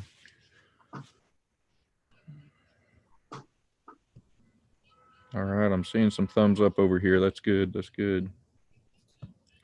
All right, so my project for the DOE is based on my capstone. And so what we have here is I'm wanting to harmonize the DOE's ERM approaches across the nuclear enterprise. And so what we find is up here in the top left corner, you'll see an example of a PID, which you've probably seen in our project management class, I believe last week. So this is an example of a PID that we would use at Y12 in CNS. And what we see is that across the enterprise, people have stood up these risk management processes and there's no consistency. So for instance, a 20 score here at CNS may correlate to a 4 score at Los Alamos. And when we aggregate our data up to headquarters in DC, what we often find is, they're impressed by the fact that we've done risk management, but the data doesn't mean anything to them because there's no consistency across the board. So the experiment I've designed is I scored 6 risks from our database using the scoring, some of the various scoring schemes that we have. And I wanted to analyze and see how they interact and which factors were responsible for the differences. And my hypothesis is that there's a significant difference between the CNS scoring scheme and that of others. And so one of the biggest impacts, just as or one of the biggest factors, is the number of criteria and the way that the criteria are scored. The traditional method is to essentially multiply the likelihood times the impact, which is usually just scheduler cost, and sometimes they're include mission delivery or safety, and they just multiply it by the biggest impact. But what this leaves out is the fact that a lot of times if a risk is incurred and realized, that there will be more than one impact. And that is why here at CNS we use an aggregate scoring in which we, add in the impact to schedule as well as the cost as well as security, because all of those impacts will have to be addressed with the risk management plan. And so moving on to the data analysis, I saw that there is a statistical, hold on, I'm moving this screen. There is a statistical difference between the CNS scoring scheme and that of the other scoring schemes. And you can see that, I believe, off to the left here, using the Tukey-Kramer. And so what I expected going into this experiment is that the rate ranges for the impacts, for instance, the cost impacts for very low, moderate, because there was differences across the different scoring criteria processes, I expected that to be the main deciding factor in the difference and why CNS is statistically significant from the others. But it turns out that it's not. In fact, the two factors that play the biggest role in determining the risk score are that of the scoring method, long pole versus aggregate, as I spoke to before, as well as the number of scoring criteria, where we, look at scoring schemes with 10 or 11, and they score significantly higher than that of scoring schemes with 2 or 4 impact criteria. And so, gotta move the screen around. So in the future, I'd like to expand this design of experiments for my capstone project to compare the risk scores cost to that of the realized risk costs. That being said, what did we predict it would be based on the scoring risk management process versus how much did it actually cost, time and money or safety, however you have it. And for my capstone, my organization and I have developed a expanded PID that we'd like to roll out across the Department of Energy, in which we have established impacts and probabilities across this 5x25 matrix, and you custom select which 5x5 PID you would like out of this expanded PID. But it all fits into a consolidated, harmonized system. That being said, does anybody have any questions? I have one quick question. Going back to the CNS data, it looks not only that it was higher, and I know you discussed that, but it also looks like it's got more variance built into that, just as an observation. Yeah, absolutely. And unfortunately, there's a lot of analyses and a lot of data I collected, and on this brief little presentation here, I wasn't able to include a lot of the results and interesting figures I found. Right.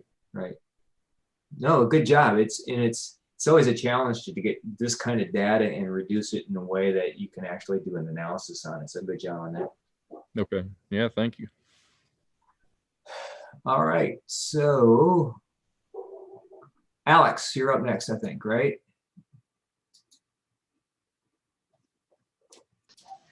Yep. Let's see if it'll let me share screen.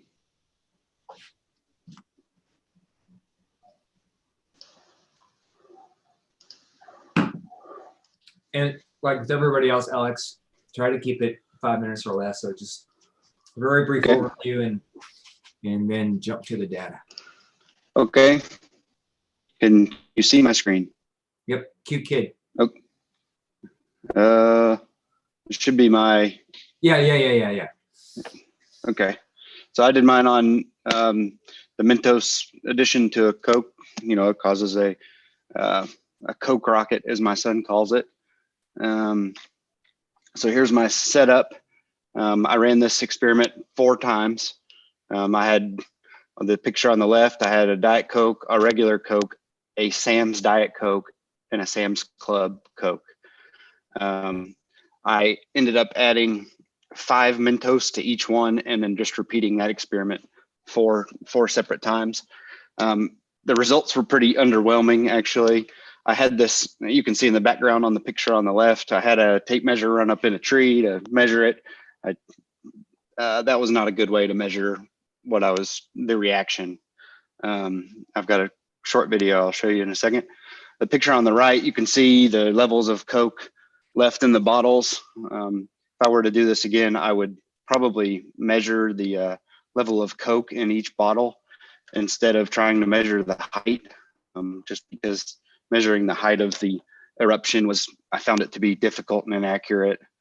But I could easily and accurately measure the volume of Coke left. The only thing that I would need to consider when doing that is some of the Mentos reactions were slow. They weren't an explosion. And so they would just slowly overflow the bottle, and that would change my data a little bit. So here's a little demonstration. I think it's about 20 seconds long. I don't know if you have sound or not. I don't. And I'm adding 5 Mentos to a Diet Sam's Coke. Yeah. Did pretty underwhelming.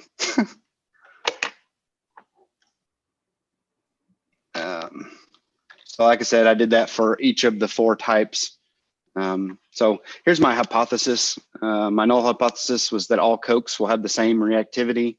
And of course, my alternative is that there will be a difference in the reactivities or explosions or eruptions, whatever you want to call it. Here's my results. So you can see I had 2 factors. I ran a 2x2 factorial analysis. Factor 1 was it Coke or Diet Coke, basically brand name or generic. And then my factor 2 was sugar level, which is Diet Coke or regular Coke. Then here are my responses for each one of my runs. I see I had an R-square value of 0.92, so that my data correlated pretty well. So here's my one-way analysis. On the far left here, I've got my brands to height. So brand 1 is my Sam's Club, and brand 2 was Coca-Cola. You can see it ended up mattering whether or not it was brand name or not. And then by sugar level, I had 0 sugar or 45 grams of sugar. The sugar level didn't affect it as much. Let's see over here on the right, I had my response in height. My data was somewhat normalish. My p-value for the brand was 0, so I decided to reject my null hypothesis, which means that not all the Cokes had the same reaction or reactivity. My conclusions, diet sodas are more than just good mixers. They're better for this Mentos experiment. If you're wanting to do this experiment again, it's worth it to buy the brand name Cokes because you will get a larger reaction. Limitations, I only did sugar and aspartame. There's also stevia and a few other types of non-sugar sweeteners that they use that may give a better response. As I mentioned earlier, I wouldn't use height as a response. It's just too difficult to measure accurately. And of course, then there's also other considerations like Mountain Dew and Dr. Pepper and all those other sugary, all those other Coke or soda pop type products that I could have tested. That's the end. Great, Alex. Good job. Let's see. Oops. Hang on a second.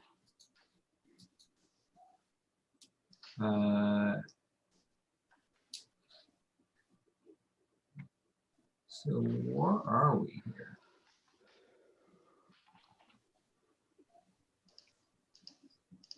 Lucas is next. Lucas is next. Thank you.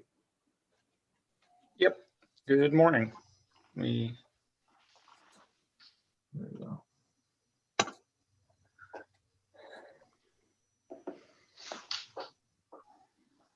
Okay. Should be sharing now.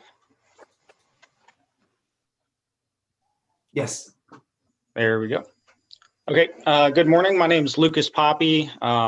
My experiment is on the factors that can affect 3D print quality using an FDM printer.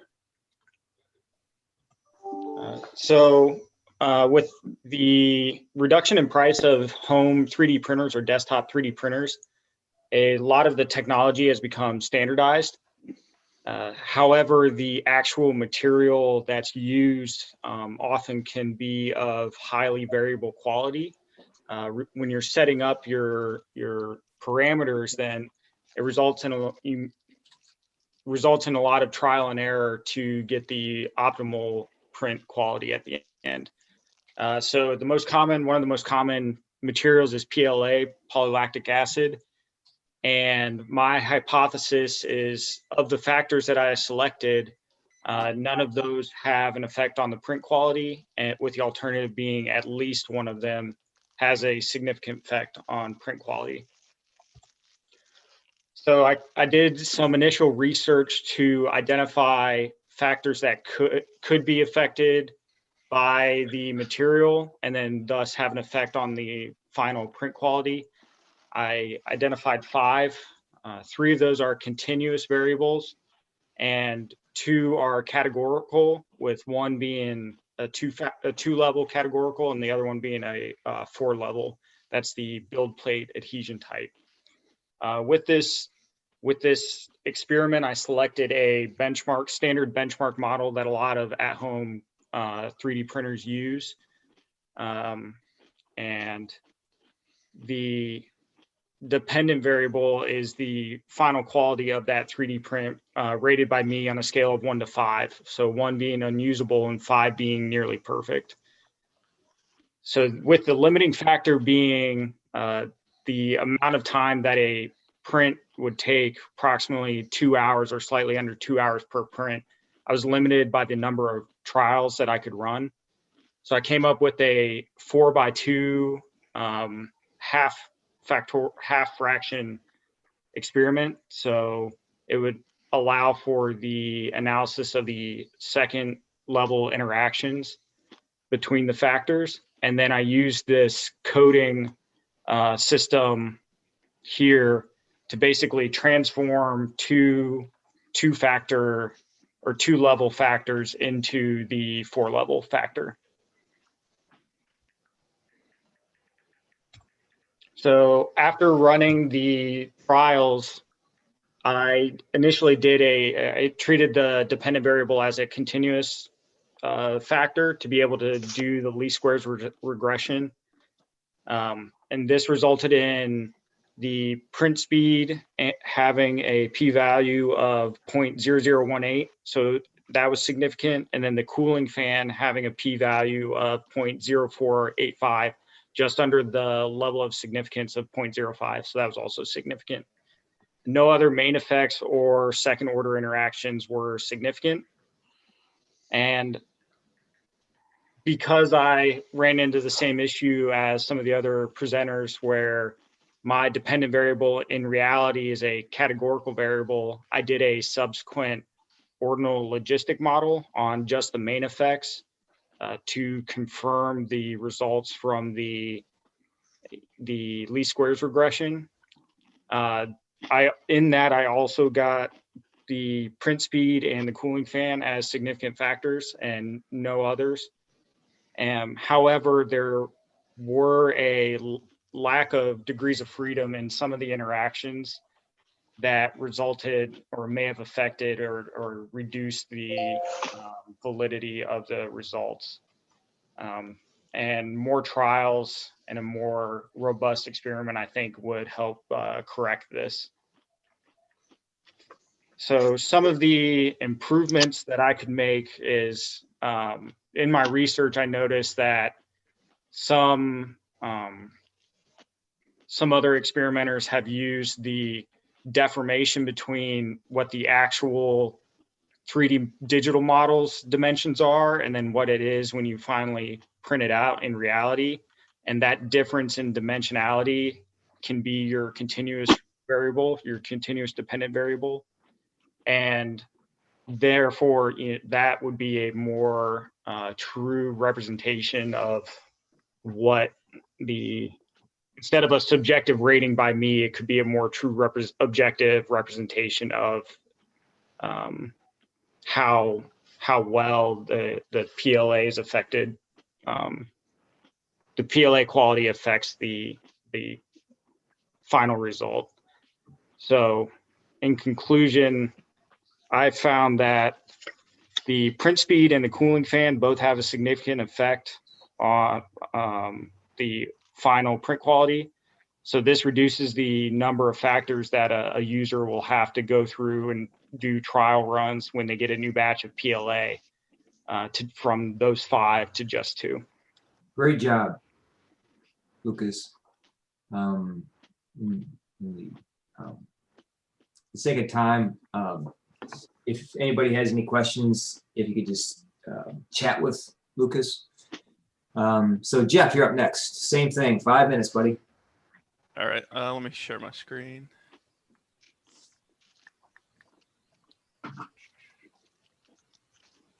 Can everyone see this?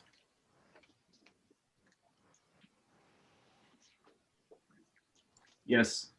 Okay. Hello, everyone. My name is Jeff Burks, and I'm a dimensional inspection engineer at White 12. I decided to design an experiment that I could relate to my job, and I hope to expand into my capstone. Dimensional inspection assesses the geometric characteristics of machine parts to verify their compliance with design specifications. In this case, I'm going to compare 2 dimensional inspection methods, a desktop optical comparator, or KEINTS, which is a non-contact method of inspection, to a micrometer, which is a contact method. The KEINTS works similarly to how a projector works with a backlight that casts light around a part. The shadow image is then measured by the KEINTS. Both of these methods will be used to measure the diameter of 2 nominally different size gauge pins. These pins have diameters that only differ in size by 1/10,000th of an inch, or 2.54 microns. I will be comparing these 2 measurement methods against each other, with the null hypothesis being that there is no difference between the measurements taken between the methods, and the alternate hypothesis being that there is a difference. We do expect to see a difference, though, as the micrometer has a 0.5 micron accuracy to the 5 micron accuracy of the KEINTS, which is a magnitude of 10, but is still very small. To analyze the measurement data from this experiment, we'll be using a standard fit model with effect screening and jump. This is how I set up the model in the top right, the measurement and the response variable by part per method and operator. A student t-test will be used to assess the accuracy of the methods, and an f-test to assess the repeatability of the variances. In our case, the variables are methods, part, and inspector. The experiment design involves randomization, or the order in which the measurements are taken. The sample size, which will be 12 parts, 12 runs per inspector per part per method, which comes up to 96 total measurements. And this will give us a sufficient power for an alpha of 0.05. Some issues that may affect the experiment that are typical of dimensional inspection include the acronym SWIPE, which stands for Standard, Workpiece, Instrument, Person, and Environment. Most of these variables are taken into account, such as the environment being stable for both methods, no calibration issues between the micrometer and KEINTS, measuring the same part, inspectors of similar skill level, etc. A possible nuisance factor in this is the inspector, which will also be considered in the statistical analysis. The accuracy of the methods is assumed to be similar to the manufacturer's spec, which is backed up by gauge blocks for the micrometer and a previous KEINTS calibration.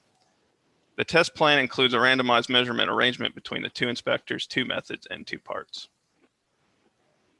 Before we run the fit model, I'm going to check the model validity for each pin. For pin 1863, we see that we have an R squared of 16%, variances that are borderline to unequal, and outliers on the normal quantile plot, telling us a normal distribution probably does not apply to this data. For pin 1864, we see an improved R squared of 44, equal variances, and data that better fits a normal distribution. This information needs to be considered when looking at the results of the statistical analysis. The analysis results for pin 1863 will probably be inaccurate.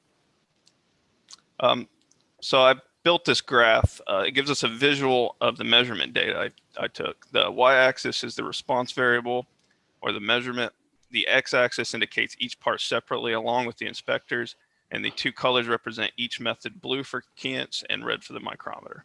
We can see one reason for the model validity issue related to pin 1863 right away. The variance for inspector 1 using the Keyence machine is much greater than that of inspector 2.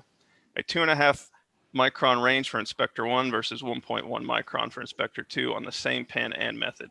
This is outside of the repeatability spec for the machine, which is 1 micron, so this is something that needs to be looked at in the future. Moving on to the statistical analysis results, looking at the p-value, we see an 1863 pin does not reject the null hypothesis for method when considering an alpha of 0.05.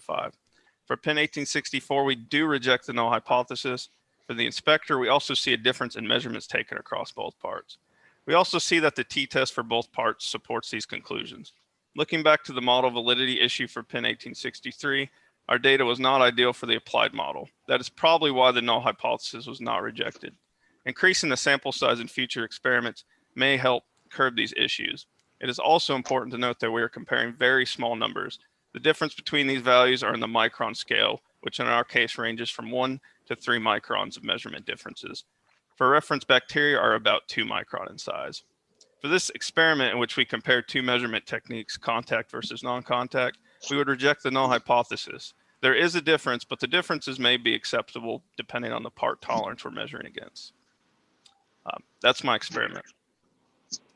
Great job. I'll just amplify via commentary your observation that when you're dealing with really small values, small differences between values, you can get some very interesting analytical results as part of that. And so one approach could be just coding that, C-O-D-I-N-G, coding it. Like, but I don't know, without doing that, we don't know if that would make a difference, right? Right. Well, good job on that. Thank you. Yeah. So let's see. Jacob, right? Or, I mean, Blake. You're up next, I think.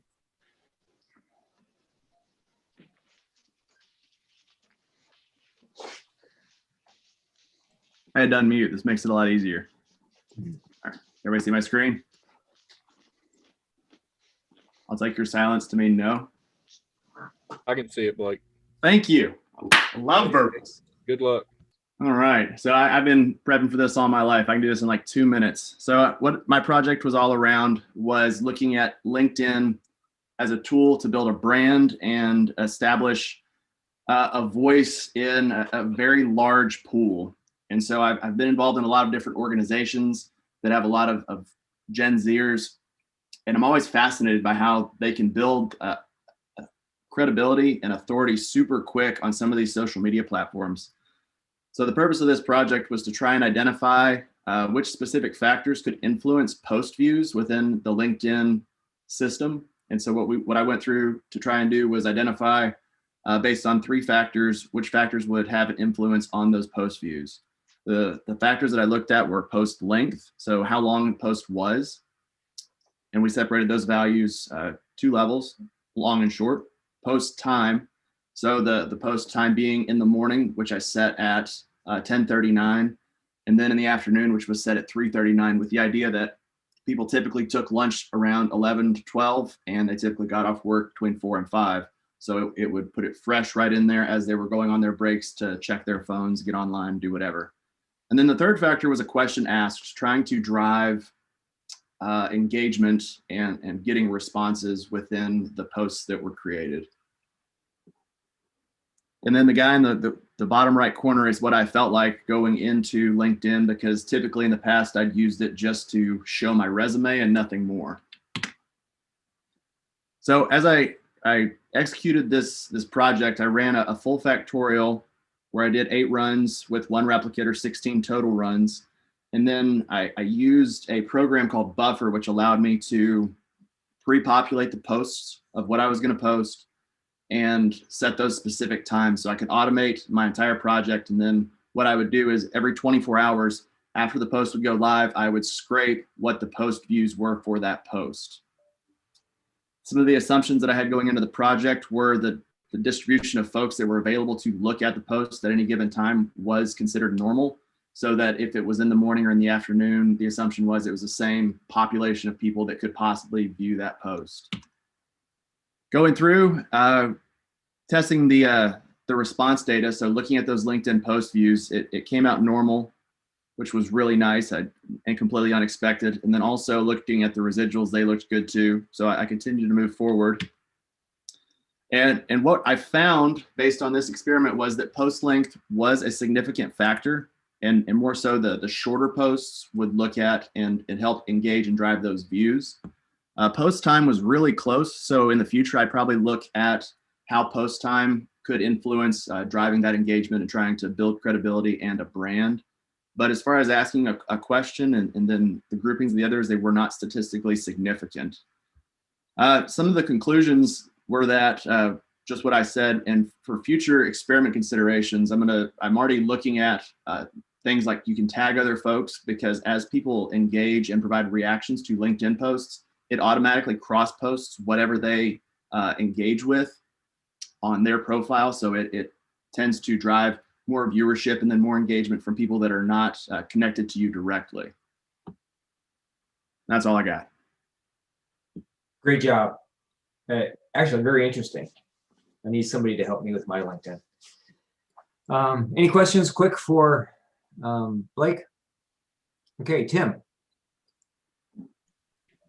All right, can I share my screen? Yes.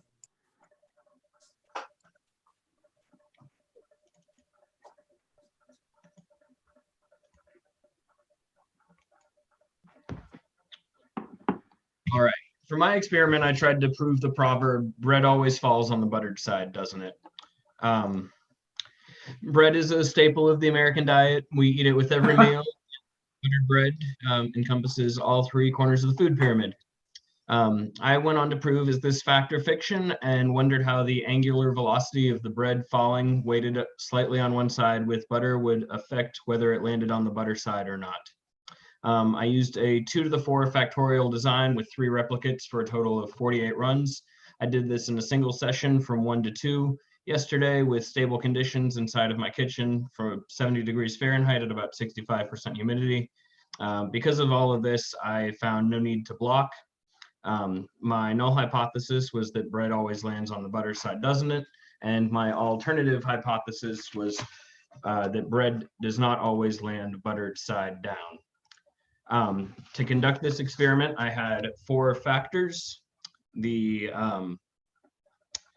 height being a numerical factor from either 3 feet, which would be the bread falling off the table, or 4 feet, the bread falling off the counter. I used butter as another numerical factor, putting a 1/4 tablespoon, which would be lightly buttered bread, or 1/2 tablespoon, which would be more thickly buttered. I used 2 types of bread, thin bread like you would get to make a sandwich, or thicker bread like you would use to make garlic toast. And then I did the bread either toasted or untoasted.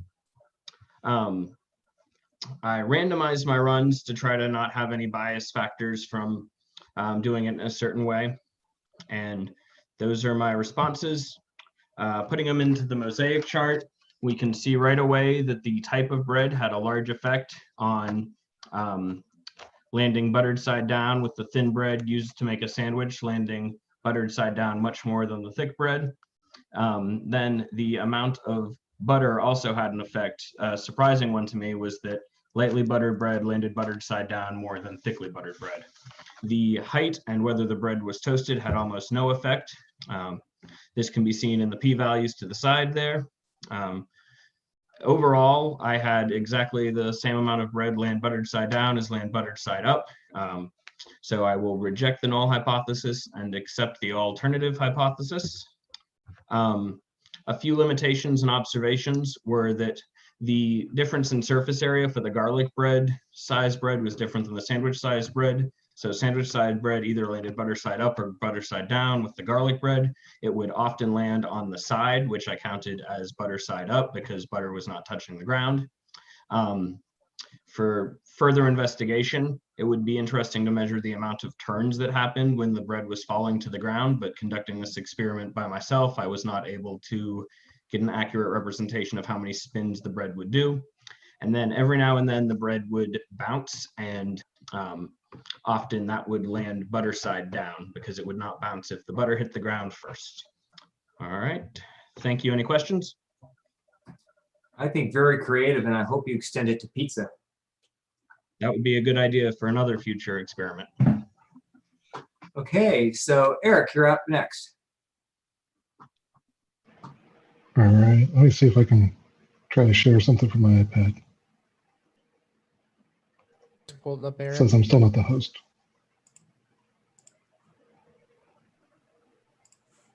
Oh, okay, you got it. So hi, I'm Eric Rao. I'm the guy from Pantex, for everyone that doesn't know me. My project was based on how do I maybe shave off a little bit of time driving to and from work. So let's go to the next slide. So what I wanted to do, was analyze my drive time to work, establish factors that affected the time, and determine some sort of optimal combination that decreases the time. And at the end, have a good presentation. We'll see if I actually did all that. For the factors, I've got three different routes I took. Did I use cruise control or not? It's about 30 miles, between 25 and 30 miles from my house to Pantex. So it's a pretty decent drive, and I have to go on some highways. Also, it doesn't matter what time I left. Am I listening to podcasts or music? What was the weather like around Amarillo? Is it windy or not? Did I get breakfast if I'm going to work, or did I get gas coming home? Let's go to the next slide. So the three different routes, they're all pretty similar. I mean, there's only so many ways I can get to Pantex. And part of the reason why they all look very similar is I had to use that same little stretch of road, no matter what. At the time, the overpass on 40 for Highway 2373, sorry, was closed, so I couldn't take I-40 all the way out there and then just head north. My preferred route is Route 1. That's the one I take pretty much every day. It's probably the safest for me, and so that's the one I normally do. Let's go to the next slide. So how I was going to go about this, in the morning when I first was going to leave, I would choose the route, I would choose what I'm listening to, and decide if I'm going to get breakfast on the way. I would record what the weather was, including the wind. I could potentially change the wind in the afternoon if it got more windy during the day, and also the time I left. I'd then record what time I got to work, record when I left work, and if I'm going to get gas, and then record the time I got home. I have 18 total trips going to work and 17 coming home. The last day I kind of messed up the timing on getting home. I had something else I had to do, so the day just didn't fit. So for my null hypothesis, that I'm saying none of my factors that I'm tracking really have an effect. Alternative hypothesis, some of the factors will have an effect. And then here you can see all the runs that I basically had, the total time it took. And so you can see driving to work, sometimes it looks a little bit longer. That's because I normally got breakfast on those days. And driving home, there's not a lot of difference, to be honest, and that kind of surprised me. Although the 2 days I did get gas were the longest 2 days longest 2 drives I had. So for my initial analysis, I only had one non-clear day, so I kind of dumped all the weather information. I only kept the wind. driving to work, I averaged about 33.5 minutes, and driving home, it took me about 30.5 minutes.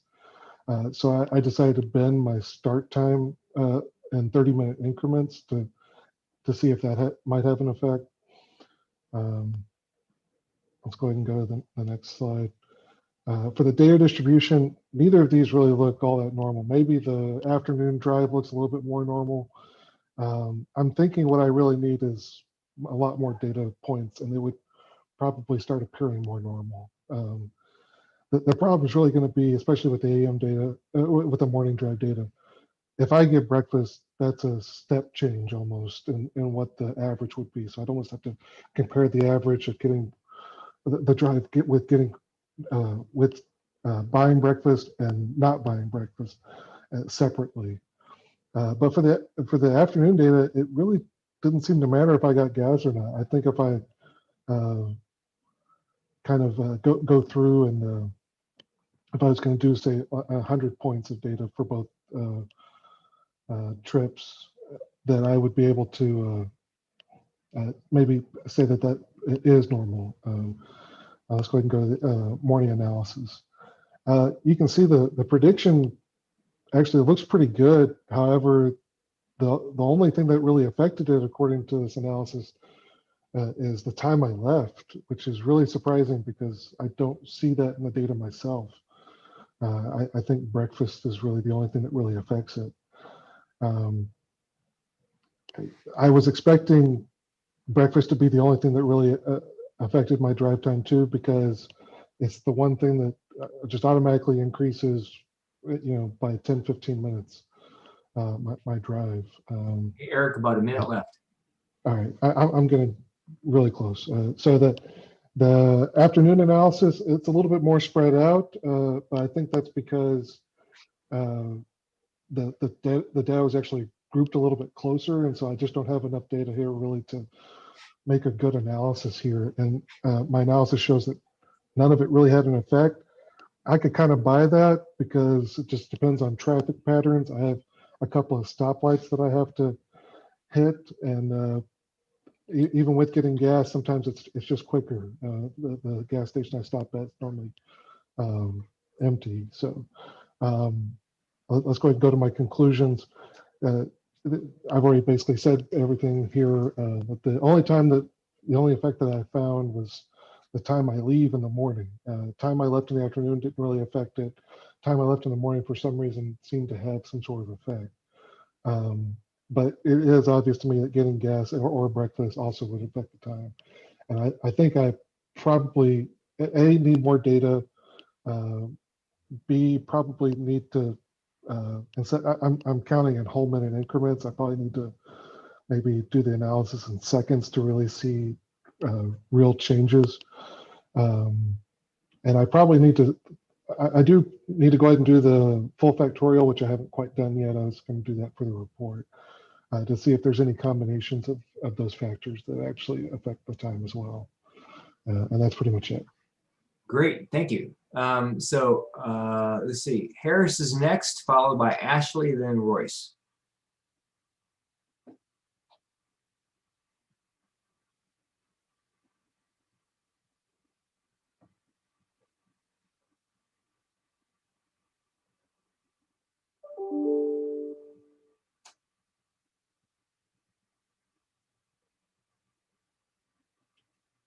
So Harris, you ready? There you go.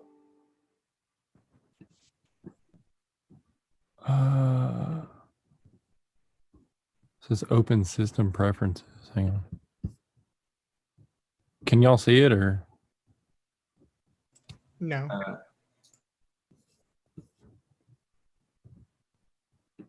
I can't see it.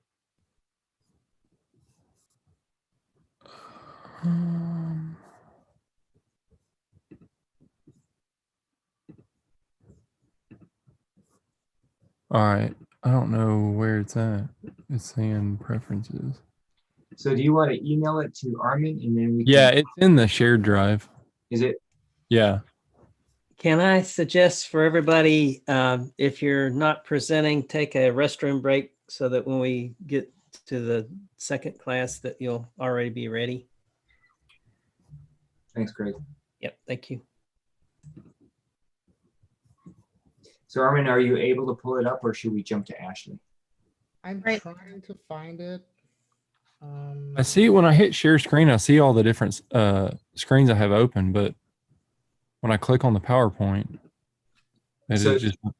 do you click the screen that you need to bring up? Yeah, it's not giving a snippet of what the picture is. Oh, there it is. That was me. Sorry. Yeah. Hey, Harris, go ahead and email it to me. I can't. Yeah, find it. and if, Ashley, if it's okay with you, we'll launch to you. Thanks for being patient, and I like your aquarium in the background. Thank you. All right, so this has been really interesting because you kind of get a little insight on everyone's interests outside of school and work.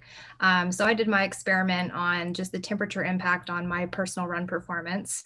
So there's a lot of journal articles out there and scholarly articles about temperature and other factors inputting more elite runners. I am not an elite runner. I am a recreational runner.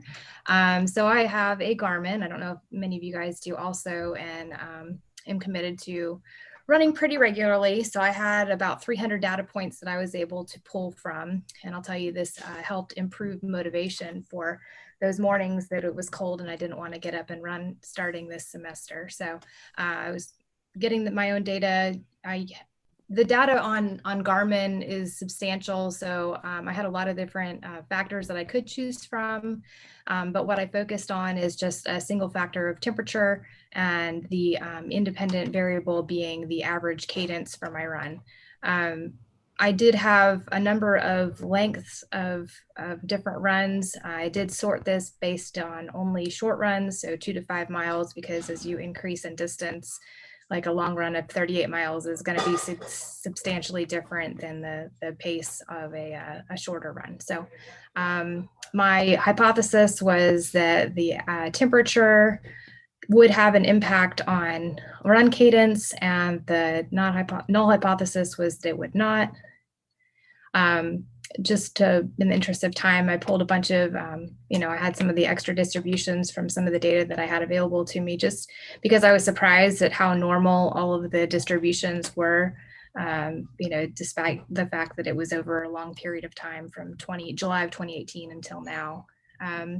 What I was able to identify, so here you see the average run cadence. It was a pretty normal distribution. I ended up using temperature as a categorical factor instead of actual temperature. So if it was 64 degrees, that was 60 degrees. So anything, I just essentially dropped the last number in order to make a 8-level experiment with temperature. What I did find, we ended up rejecting the null hypothesis and found actually the most optimal temperature for me is in the 60s, which I guess I'm not super surprised about, but I'm not an elite runner, so I wasn't at 49 point whatever the elites generally run at. And then for the most part, based on the connecting letter reports from I did a Tukey comparison, showed me that really the biggest impacts are at 60, 50, and at 90 degrees. So obviously the few runs that I did have at that kind of temperature were definitely dramatically impacted. The p-values that I found, I actually was pretty excited about, just the fact that I was able to find, pretty statistically significant impact on temperature and run. I know if you guys are runners in the morning, I tend to complain, and that's a lot with my running partner. We always make comments about the weather or the humidity, and I think we complain more in the hot months and the sticky, humid times than we do in the cold. So this sort of validated my assumptions about that. And then I just used the graph builder to graph the estimated temperatures and then the average run cadence, and then the mean showed that this bump right here would be my best cadence.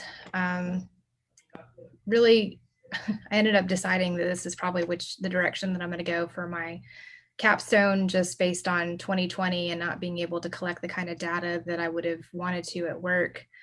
This allows me to continue collecting data and actually use data points from previous times. I think going forward, I'm probably going to take a look at when I have some of these significant outliers and see if there was some kind of error in the collection of data, if I lost satellite signal or something, just to make sure that I'm focusing on real information. Unless you have any questions, that's what I worked on. Great job. What kind of Garmin do you have? I have a Forerunner 235, so I don't have a new fancy Wamidine one. Yeah, very cool. I'm interested to see what your capsule might be like. I'll probably. So Harris, you ready? Are we ready for Harris? I'm ready. If Armin can pull it up. All right, so I did mine on, you can go to the next slide. The impact of using a stabilizer on my bow. I just got a new one, and when I made it, deer season was coming up, so I wanted to test it out and, get my sights ready.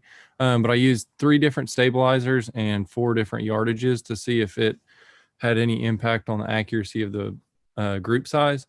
So at the yardage, that factor had 4 different values, 20, 30, and 40, or 20, 30, 40, and 50 yards. And then the stabilizer length, I used no stabilizer, and then I had a stabilizer at 6 inches and then 10 inches. And then at each yardage, I shot, each group was 5 arrows. So I had 12 times 5, so 60 different data points. But the hypothesis, it's kind of intuitive that the shorter you shoot, you should be able to have a tighter group. And then the null hypothesis was to say that there's no correlation between yardage, your stabilizer length, and the accuracy of the shot. So you can go to the next one.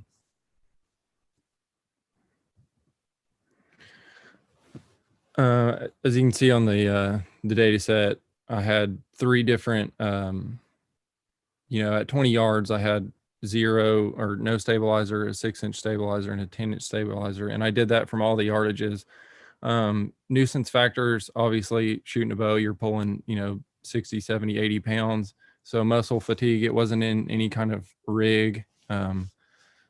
Outside environment, if it was windy, that could throw it off. And then what kind of, broadheads or field points, as far as like the arrow weight.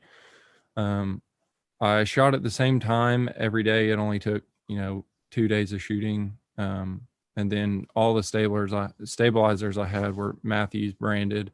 And then for each group, I checked the yardage prior to shooting. So you can go to the next one. I did a one-way analysis on the shot yardage versus the stabilizer length, and stabilizer length I felt like would have a bigger impact than what it did. But as I said earlier, the yardage was pretty intuitive, as you could imagine that if you're shooting closer, you would have a tighter group. And you can see on the right, the connecting letters from 20 yards, the group size was, 2 inches versus 50 yards was the group size of 6 inches. I got a p-value on the shot yardage to be like 0.001 or 0.002. So if you go to the next slide, we can reject the null hypothesis for the shot yardage. And the other one for the stabilizer, I got a p-value of like 0.4. So it did have very little impact, but I guess that was what I was most surprised at. I thought by using a longer stabilizer, you'd be able to pull your groups in a lot tighter, but the shot yardage had a greater impact. That was it. Interesting. So, Royce, I think you're the only one left, buddy.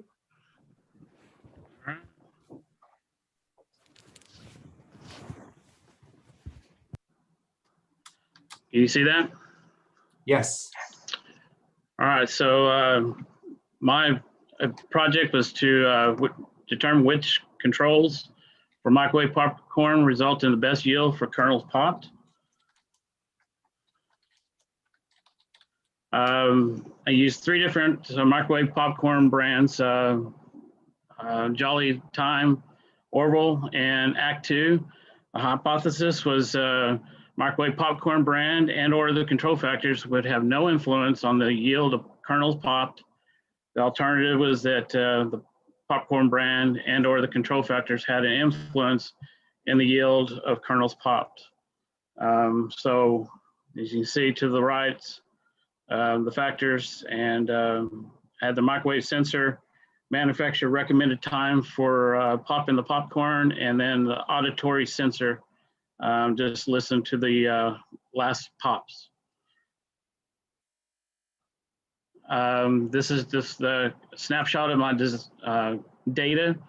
One thing that I wanted to point out, I had a lot of data, but the connecting letter report was the one that kind of correlated to what I was seeing in the collected data, that the sensors, the microwave sensor had the best yield production versus the manufacturer recommended time or the auditory sensing technique. So issues, I did have an E11 error for the microwave, which was associated with the sensor. It almost impacted my duplicate run on the Orville, but I was able to clean that and salvage that run. Didn't compromise the data. Challenges that I incurred is the counting and not losing your count. 18 runs, they range from anywhere from 370 kernels up or as low as 270 up to 380 kernels total between the various brands.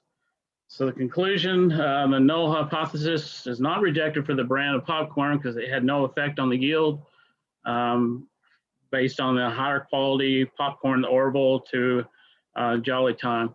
However, what I did see, and for the null hypothesis to be rejected, is the control variables had a significant influence on the brand of popcorn yield. The microwave sensor had the best quality return on the yield, followed by the human auditory sensor, and then the worst yield was following the manufacturer recommended time. And that's quick. That's it.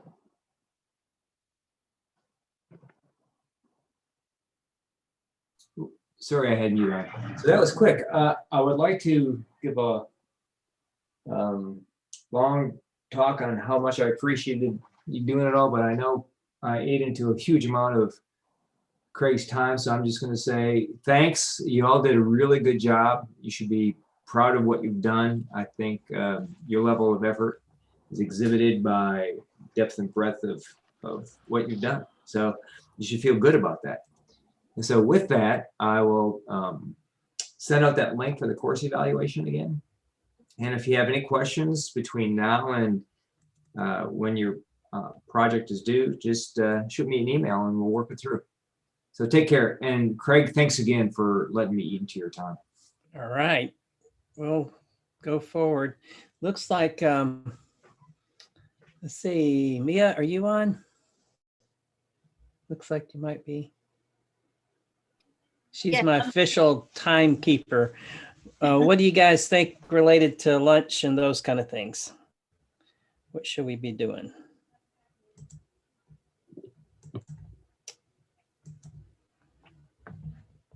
Everybody.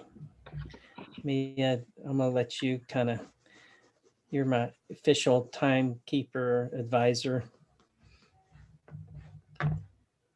So do you want to push the lunch period back some? I'm leaving it up to you guys. How much time do you need? The full 30 minutes? Can you do less or? Is the lecture going to take the remainder of the time? Yeah, I'll take the remainder of the time. Okay. But we can, we'll go through and hit the hard stuff or the good stuff. You want to take, let's see, let's go for a couple of minutes. And then when you guys get hungry, we'll take a break. Are you hungry now? Kind of hard for me to say anything. So give me a thumbs up if you want to go. All right. So Dylan says he's hungry now, right? It's only 10:30 here, so if we could at least wait another 30 minutes or an hour. All right. Yeah, we should Well, probably wait. I'll need a all little time to drive to Royce's house and get some popcorn. Okay. So, Mia, I'll let you decide when we eat. So you tell me and just break in and say, okay, we should take a break now. Okay. And then we'll come back after that. You're Mia my- doesn't need that kind of power, Craig. She does, man. I can trust her to always tell me time. So I know it's a good thing. And you guys can, anybody can jump in and say that too. So here we are again, right? This is our on the chat, and Mia will tell me what the consensus is. So when we're talking about stakeholders, one of the things that I think about is customers. So if this is the 7 attributes of excellent management, like I've been calling it, then the customers are really here. But really all the people in your team, they're stakeholders, leaders, stakeholders, they're the people paying for it. Maybe customers could be also people paying for it, could be internal, external customers. And so stakeholders kind of has a wide definition, and it could be people, in the Department of Energy, we used to consider the people who lived in the neighborhood of whatever we were doing too, and around that area. So they're stakeholders in your project too, possibly. If we were thinking about customers, I put this together, and we might have talked about this, but I'm going to leave this because it's just saying that, when you think about customers, you're thinking about before they visit, during the visit, and after the visit. And if it's a project, we're thinking about before you start the project, during the, preparing for the project, that's the concept phase, actually planning for that, and then executing that, and then the people at the end who actually have to make use of whatever you're setting up. So I just added that. All this really starts in the concept phase. So if we look at the PMBOK, then stakeholders have some parts in the concept phase, the planning phase, the implementation phase, and really the closure phase too, because we got to close base with the stakeholders too. But as far as the PMBOK goes, here are the areas, and here's the process groups: initiation, planning, execution, and monitoring and controlling. And then, of course, the knowledge area stakeholders. So if we go into this first part, this is the concept phase, and this begins to look like everything else, right? So our outputs are stakeholder register, the change request, project updates, project document updates. This is all very general. This looks like the only really specific thing, right?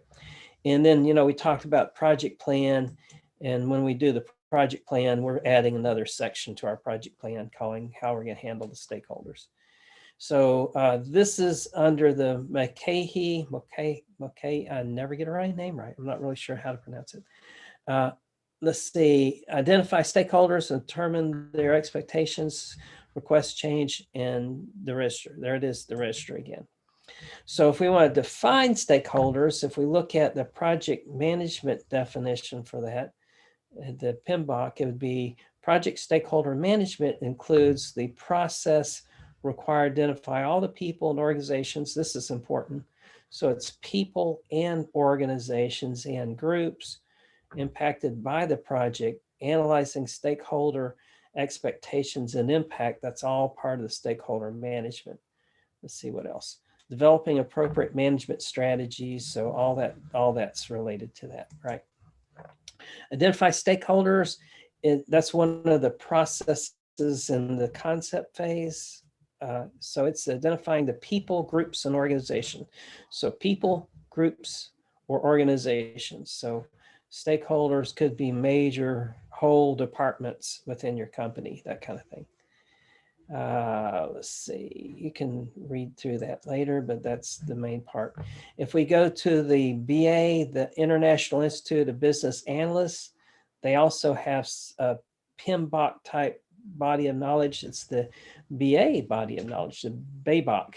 And when you're talking about stakeholders, the BAs really get involved because they're doing the interaction between the project and the people who you're doing the project for. And so they're saying similar things. So I'll let you read through this, and you read through that. You can read through that. And so stakeholder analysis, I'm going to let you read through all the words.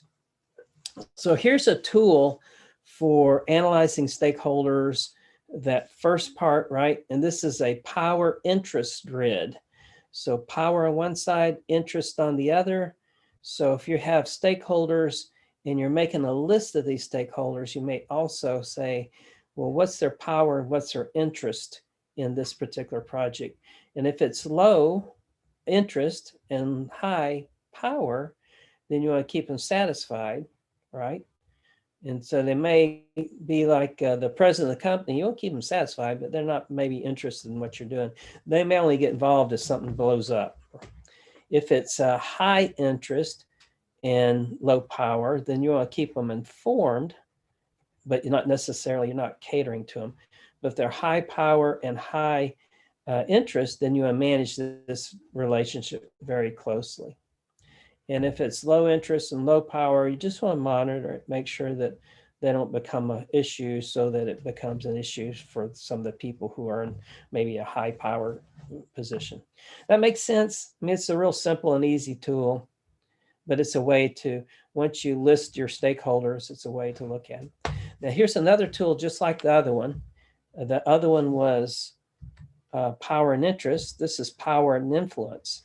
And it's kind of the same type of tool. There's power, there's influence. It's very high, manage that closely, and high power, and keep informed, monitor, those kind of things. We're going to do the same thing, influence and impact. So if the influence is high and the impact on your project and other things you're looking at, then again, you want to be able to figure out, how to handle the different people. You don't treat them all equally, for example. Any questions so far? 3 grids that look the same. Okay, that's on your that's on the PowerPoint slides. So then there's a salience model, and the power, ability to impose will, urgency, need for immediate attention, legitimacy, whether involvement is appropriate, are factors used to describe the classes of stakeholders. So this is just another tool, right? So if it's a Venn diagram, and it kind of gives you an idea, and you would put non-stakeholders on the outside of this, and you put very powerful stakeholders who have legitimate interest, and it's very urgent to them. And then that would fit in this category. So that's pretty self-explanatory. But you might put a code for the stakeholders, like you might list them 1 through 100, and then you might put each one of them in these different areas. And this will give you an idea of, if you went back and looked on these other tools, this is another way to do that. This may be an easy way to see it. This is a little bit more complicated, but if you had a numbers showing up here, you might pay more attention to them than you would if they fell in one of these other categories. All right, another tool. If we looked at a stakeholder analysis tool, and I have these that I can show you, but you're listing, remember, it could be people, it could be groups, could be departments, and these are maybe, well, I'll show you this one filled out a little bit. So these are people that would fit in these different categories, and you might create actions related to where you think they are. The champion may be someone who's official and trying to get this project done. A helper may be someone that's not even involved in the project, but they can help, pave the way. And there's different explanations. So that's all in the concept phase. In the planning phase, I think I caught us up too almost. So in the planning phase, then we'll go through the plan. And I think it's similar to all the other planning phases. What you're trying to get at, you're trying to get that section of your project plan that's called stakeholder engagement plan. And so with that, you have all the documents we've talked about so far. We have all these different types of tools and techniques, and we talked about all those in the past. McKay used this. And I think, who was it that gave me an Rob, who was it that brought to my attention? I think it might have been you, Rob. But somebody mentioned that I had this labeled wrong in the slide. So your slide's going to be a little different possibly when we get into this. And so I cut and paste and corrected that on these slides. Say plan stakeholder management. You can read that from your slides. But here are some stakeholder management type of impact that you can think about what you want, how you want the stakeholders to be involved, for example. So if they're a stakeholder unaware, they may be aware but resistant to change. They may be neutral, aware but neither supportive or resistant, supportive, aware, and supportive change. And then leading would be aware and actively engaged, encouraging the project success. So when we say change, we're talking about that change curve, and we're trying to make that change happen, right? So this is related to those slides. So this is what it means. It's stakeholder awareness and potential impact. And so here's what we have. We have the current awareness and impact on our project and where we want them to be. We want to be over here, supportive, right? So this could be go along with our list, and we have aware, resistant, neutral, and supportive. These are where we want them to be. These are where they are. They're just unaware right now. So we got to bring up speed, bring them over to supportive. Here they're neutral. You know, they're aware. They just don't care, or they don't think they have a stake in it. So we want to show them what the benefits and the problems by not doing this project might be. And over here, we got this person right where we want them. So that makes sense. Another little tool, this little tool, document where stakeholders are. So I went through and I looked at Rita's book, and I kind of divided it out into who, what, when, where, how, and why. And I looked at the different phases. So I took her list of stakeholder engagement issues that you should plan for, and I put them in where they might fit. And that doesn't mean it's correct. It just means that this is my first analysis of it. So who, we want to plan for the list all stakeholders by name. This can include individuals as well as groups. So we talked about that already. We need to know the who. We need to determine the stakeholders' interest in being involved in the project and then outcomes of the project. So we looked at a bunch of tools related to that.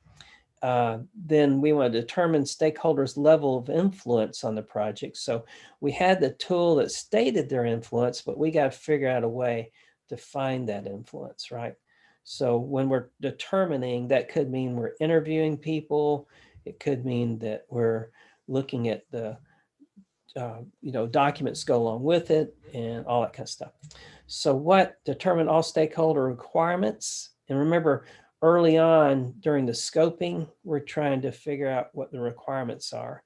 So it's in the concept phase, it's early on in the project, and it's really tied into the stuff we're doing to the scoping too here, right? Requirements. And so what else we need to know? We need to determine stakeholders' expectation and turn them into requirements as appropriate. So we are documenting this, and that may be the requirements they know, but when we talk to them, we may find out that we know enough. In Rob's case, he knows a lot about the software and what it can do, and the stakeholder may not. So we got to turn what they think they're expecting into actual requirements so we can track those, right? So this is all part of your plan for engagement. And then we're going to get the stakeholders sign off on the desired requirements. I added that. That wasn't in Rita's book, but some of these I added as I saw that might be missing. So we want to get that buy-in in the concept phase, because we don't want to wait till the end or wait till we're doing it before we know what the requirements are. So this is very important. And we're going to try to figure out how we're going to do that as we're going through and planning this. We're going to determine the stakeholders' knowledge and skills related to the project. So part of their power and their influence may also, another important part is, do they even have the skills?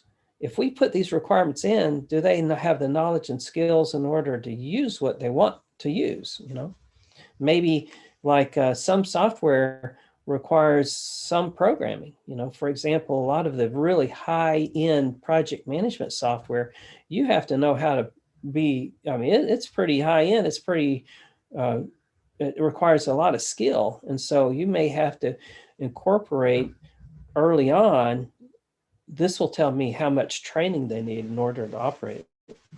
Rob, do you have anything to add there? Because that's your first person I thought of related to this part.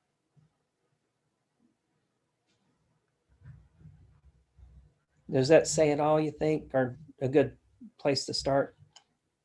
Well, I think sometimes you can, I know it, depending on the project, it can becoming a little overwhelming, and sometimes it makes sense to, instead of getting right into listing them by name, maybe categorizing them by some like type, like internal, external versus.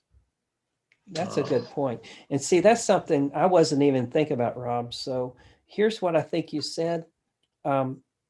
So I was coming from the customer's point of view, you know, where we're going to end up with this thing. But there's also a big part of it that we got to make sure our team, they're stakeholders too, right? Yep. And we can make sure our team is up with the skills, and we may not have that key skill that's needed. Well, and that's so what I think that's what mean, you're getting when, at. Right? when you ask me, I always come at it, unfortunately or fortunately, from an IT perspective, and generally we always think in terms of customer, and obviously internal, external. It could be, you know, not only the customer's perspective, but also, okay, who else internally within the team do we need to make sure from a security standpoint, cyber, software, infrastructure, you know, all those different, because there's lots of different pieces and parts that come into just about every project we work on. Yep. And that's the reason I pick on you, because I know that about 80, right now, about 80% of the work being done, you know, to document the processes and procedures are coming from IT, because, you know, construction's pretty straightforward and a lot of things been around for a while, but IT is always evolving. And so a lot of the systems come from a technical IT point of view. So I automatically think that way. Yeah, I think the local, give you an idea, there's about 1,000 PMI members in Nashville. And out of that 1,000, about 70% of them are IT. Yeah, but I think we may have swung the pendulum too far towards letting the IT run all the projects, because I still see a lot of projects that should be business driven, business sponsored, that are, they're heavily technology projects like ERP systems. Yeah. IT, definitely they're going to be doing a lot of the heavy lifting and a lot of the work, but it really still should be a business or mission driven project. Yep. So, and to reinforce what Rob just said, I think all project management offices should be corporate offices, but I think there should be IT expertise in those corporate offices, and there may be a subgroup that's just strictly IT, because some of it gets really into the weeds of IT. But I agree with that too. I think that you need and I found this in some companies that I go into. I find that what they don't have is they don't have that corporate entity, but they do have the IT entity, and that causes problems because HR has projects and the accounting department has projects, and there's continuous improvement projects, and there's all kinds of things going on. And that's one of the big weaknesses I've seen. Good point. So you notice I'm talking about who, what, when, where, how, and why. A lot of the times you won't see me say the why, right? Because each one of these has to have a why connected to it. So where can I find the stakeholders? Well, why are they there? So it could be that these stakeholders are in a neighborhood somewhere, right? Or they're close proximity to the plant we're putting in or the building we're building. And, you know, a good example of that might be we're doing residential assisted living. That's group homes for the aged and group homes for people who need help. And the neighborhood may not want it there because they don't know anything about it. You know, they're thinking a group home is going to bring their property values down, where it could actually bring them up in the neighborhood, because now you got some place to take your mother or father when they're getting older, and they're real close to your house, they're in your neighborhood, and it's going to be, and these guys aren't going out, you know, drag racing up and down the street, and they're not even probably getting out of their house. And every time they do go for a walk, there's somebody with them and things like that. And the other thing to it, it's part of the Fair Housing Act. You know, you can't discriminate based on age. And if it's 8 people and 3 caregivers living in one house, then that's considered a single family dwelling, and it would be equivalent of trying to keep somebody out of your HOA because of race. You know, it's the same type of issue. And so that would be where you find out where the stakeholders are. You walk up and down the street, you let them know what's going on. You talk to the HOA, you tell them what you're doing. And in some cases, you may find enough resistance where you just say, well, it's not worth the resistance. We'd win in a court of law, but you know, it's not worth the resistance. We take another route. And that's all happening during the concept phase. So where can we meet these stakeholders? Where can we find them, and where can we meet them? For example, we have 100 people we got to meet. Well, where's a room that can seat 100 people? You know, that kind of thing. And the why for that is you got to do public meetings, you know, if you're talking environmental issues, for example, and you got to have, you know, there's rules and regulations related to that. So how would be, how will we gather the information? We got to think about that. We got the stakeholders. We know where to find them. We know where we're going to meet them. How are we going to gather information? Is this going to be brainstorming? Are we going to do surveys? You know, that kind of thing. How much do the stakeholders know? So this is another, we got to assess the stakeholders' knowledge and skills, because we're, you know, in the case of environmental restoration in a group home and environmental restoration in a neighborhood, then just bringing them up to speed on what that means. There's mercury in the water, for example. Where did I hear this? I think we might have talked about last time, and it's been a while, so I can't remember exactly where I heard it, but oh, I remember I remember what it was. I was talking to somebody during a Veterans Day dinner, and this guy was part of the company that did the bridges, right? And so they had mercury on these very small little streams going to a cabin or one trailer, or, you know, one mobile home, and they had to put this bridge across. It cost $300,000, but the people there needed to know, you know, certain things about why it's important and what's going on. So I have this form. It's something I was going to show you, but let's see. This is basically the business requirements. So that was what might fit there. See if I can show it to you. Trying to find it on the other page. Let's see. Yeah, this might be it. Oops, I clicked on it, but it went away. All right, well, oh, I know where it is. It's under you guys' picture. You have to move that too. Well, anyway, let's see, try it again.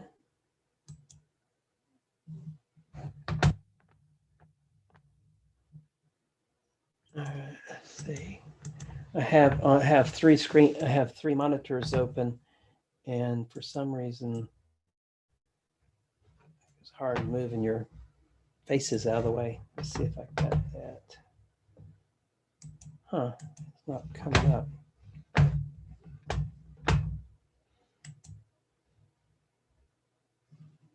All right, there it is. All right, so there it is. It was a smaller window. So in this case, this came from somebody's some other company. So they have all kinds of information here. We're starting to collect. There's instructions, there's different assumptions, there's requirements, and we're trying to track, who needs to know what. And let's see, in this case, it looks like it's related to a website or something. And it has, it can get pretty involved, right? And then we could use the tools also. So different functional areas. So it's basically a spreadsheet where you can keep track of this information. All right, let's see. I'll go ahead and close that out. All right, so that, you see how long it is and how much information you put in it, but we're trying to track the requirements and see who needs to know them and what they know about them. All right, so now in the planning, we get to the how again, and this is all in Rita's book. So how will the stakeholders be involved? You remember you're looking at different levels, the degree of interest, the need, and those tools that we talked about before, those grids can help you kind of document that. But you still have to ask the question of, well, what degree of interest do they have? And that may be from surveys, it may be from other things, maybe from interviews. Where will each stakeholder be involved? Are they in the same state with you? Are they at different states? Where can you find the stakeholders again? We're thinking planning, so we're going a little bit more detail. And before we were thinking about concept, right? We're very high level. And where will the stakeholders work and meet if required? So if they're going to meet, are they going to do it by Zoom? Are they going to meet together in single room? Those kind of things. So planning, we're going to think about determine when stakeholders will be involved. And so when we say stakeholders, it sounds obvious, right? It sounds like, well, everybody has to keep track of the stakeholders, and that's kind of simple concept. So, but when you get into the weeds and you look at this, it could be the success of your project has to do with not missing key stakeholders. And so that might be one of your big issues that you haven't thought enough about. So that checklist that Rita put together was a pretty good checklist for planning, I think. And then let's see, analyze the project, evaluate whether stakeholder needs, requirements will be met and which ones will and will not be. So I think she might have had that in there once, and I put it in two places because you're trying to do this in the planning. It's a little bit more detailed than the concept. Concept, we know what good looks like. In the planning, we're trying to actually say, well, how we're going to meet that. So now we're going to decide how we're going to communicate with the stakeholders and let them know which requirements are being met and which requirements will not be met. And this is the planning phase, right? So you can imagine that we're going to see that again as we start working on the project. Let's see, implementation phase. So now we're working on the project. Keep stakeholders involved in the project throughout the project. So throughout the implementation, communicate to the stakeholders what they need to know, when they need to know it, and that kind of thing. Who involve stakeholders as necessary in the change management. So we're working on the project. So we may find things have to change. Now we have to get their permission to change. So how are we going to do that? That's important to planning. All this is still planning. We're just planning out, well, when we start implementing, here's what we're going to do. And so involve stakeholders in creation of lessons learned. So at the end, but also we're going to do that in the closure of the project, but also while we're learning it. So we're actually working through it. Now we want to keep lessons learned so that at the end we don't have to go back and remember what we should have written down. Get the stakeholders to sign off that the requirements are being executed and accounted for. So as we go, we're putting this same type of information, sign off on requirements in the concept phase. We're going to plan for that. Hopefully you got all the sign-offs by the time we start planning, but it's going to bleed over into planning. But now as we go and start building whatever we're building, we still want them to sign off on it. We say, okay, here's what we said we're going to do. Here's how we're doing it. How's it look to you? You know, we said that you said you wanted the rooms painted in green, but look this color of green does the inside of this room. You know, it makes it very dark. You know, hunter green maybe not our best choice for the dining room, you know, whatever the case is. So you want to kind of get sign offs as you go, because the last thing you want is a change at the end of the project. You want changes while you're actually implementing it. And if you paint patches of, you know, for example, take that example of painting the wall outside of the house. Maybe what you're doing is you're painting patches for them to compare the patches, right? So that you're not buying $1,000 worth of paint, you're buying, you know, $20 worth of paint or getting free samples. All right, implementation phase. Keep stakeholders involved. That's your thing, right? And it's so that the risk is lower is one of the reasons you're doing that. Manage the influence of the stakeholders' involvement, engagement, and expectations. Remember, some of these people are going to be a pain in the butt because if they don't like it, they have a lot of authority. And so you may want to make sure that they're happy all along the way. And so how are you going to do that? Make the best use of stakeholder expertise. Some people are experts in the area. So instead of guessing and doing something, and they may have more expertise than you do.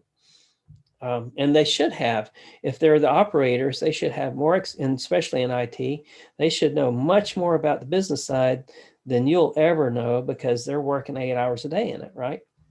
And so you want to make sure that you use their expertise when you can. And also internal to your team, make sure that you're listening to your experts.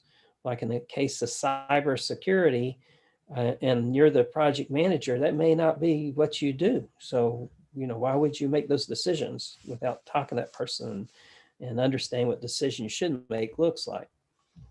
Make sure stakeholders know that they need to communicate to the project manager and other stakeholders. A lot of times that's I'm sure, but or it could be a virtual hat. I'm not sure. It's either that or a virtual hat. Anyway, I'm sorry, I digress. And Rob didn't smile, so I know it wasn't good. So let's see. If you think about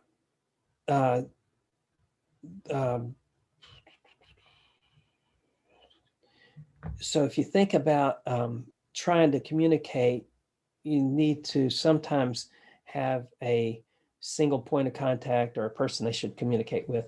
I'm very comfortable sometimes finding who, sometimes when I do complicated projects, I get a bunch of people to lead small parts of the project. So if I'm talking to a key manager type, customer type stakeholder, I want that person who is most aware what's going on to be in that meeting with me. And I will actually funnel the questions through that person to the stakeholder and through the stakeholder to that person.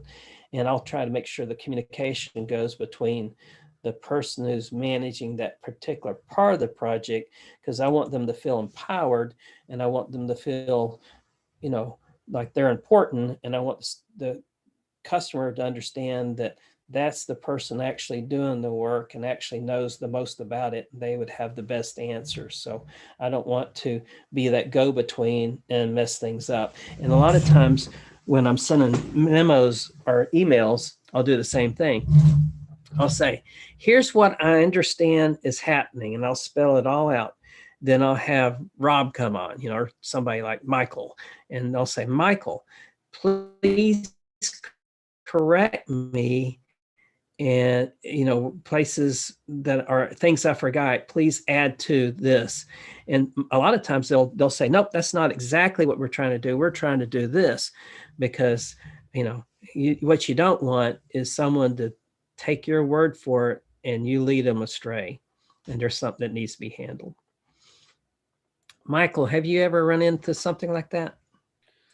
Yeah, and you're actually touching on some pretty pertinent points right now. We're going through kind of an independent review on some projects right now where some of these things are being, I don't want to say called into question, but having to be re-reviewed. So long story short, yes, I've had some experience with this.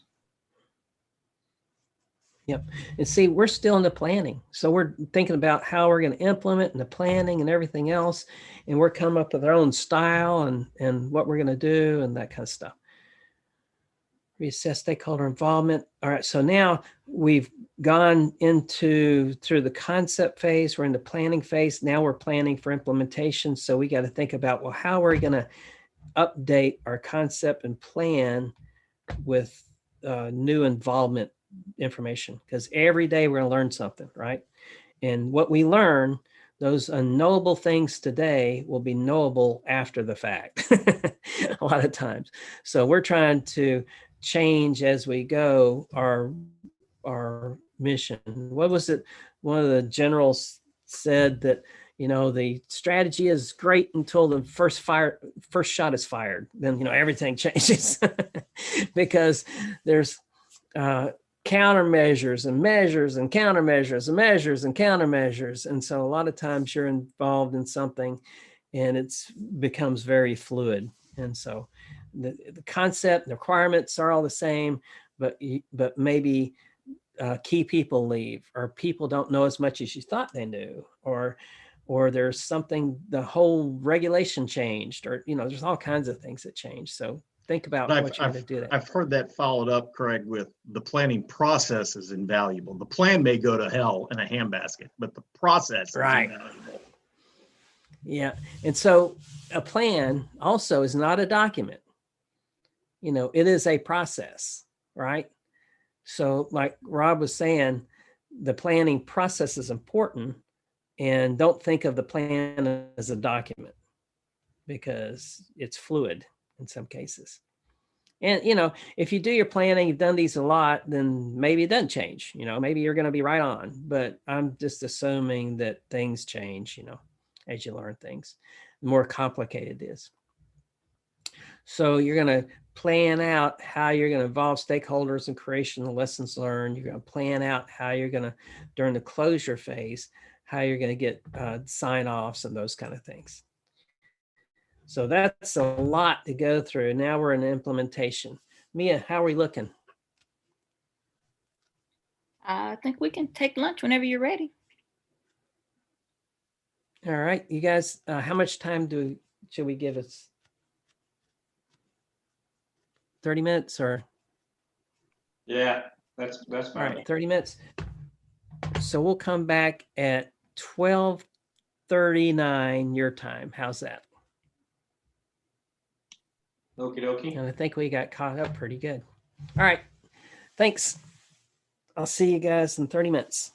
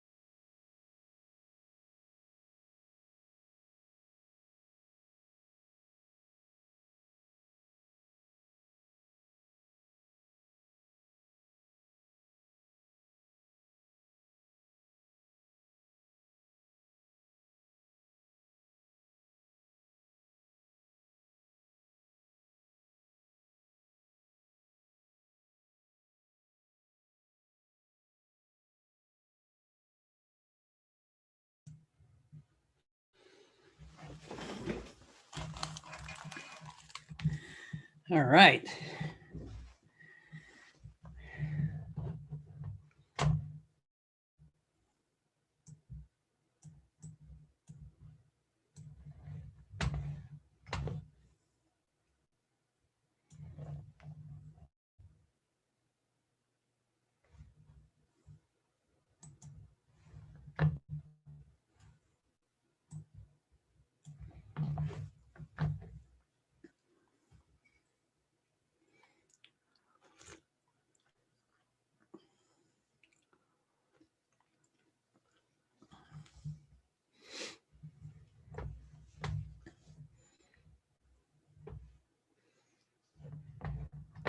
All right, when you get in, let me see some activity of some kind so I'll know who's here.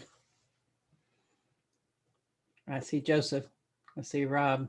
Blake's here. I see Michael, Roy, Alex, Blake. Mia, are you there? Yes. All right. I heard Blake. I think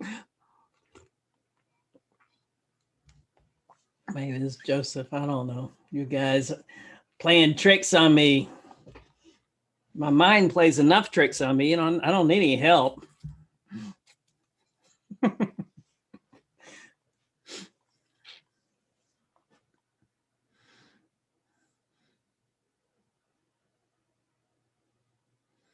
All right, so we're right at 9 at the same time we left, I think.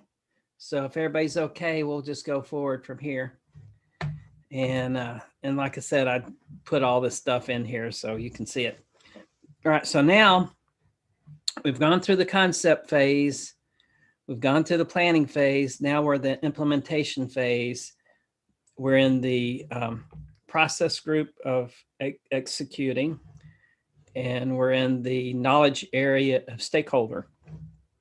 So this is the really, I can't stress this enough, but if you outline all this and you can record that, then that gets you a little bit closer to taking the quiz or the exam the PMP exam.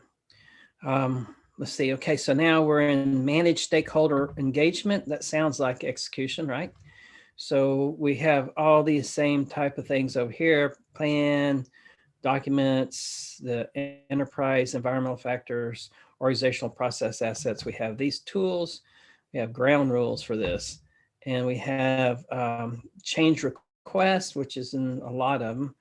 And we have project document updates, which is in a lot of them. And I have that down there twice for some reason. Anyway, so I'm missing something on that probably. I can look it up real quick, but I don't think it's important right now. Let's see, related to Rita's stuff, she has this in her group for executing. Let's see, manage stakeholder engagement. Here's what that means. The process of communicating and working with the stakeholders to meet their needs and expectations, address issues as they occur, and foster appropriate stakeholder engagement in project activities throughout the project life cycle. So we're engaging the stakeholders to obtain their continued commitment. We want to keep them involved.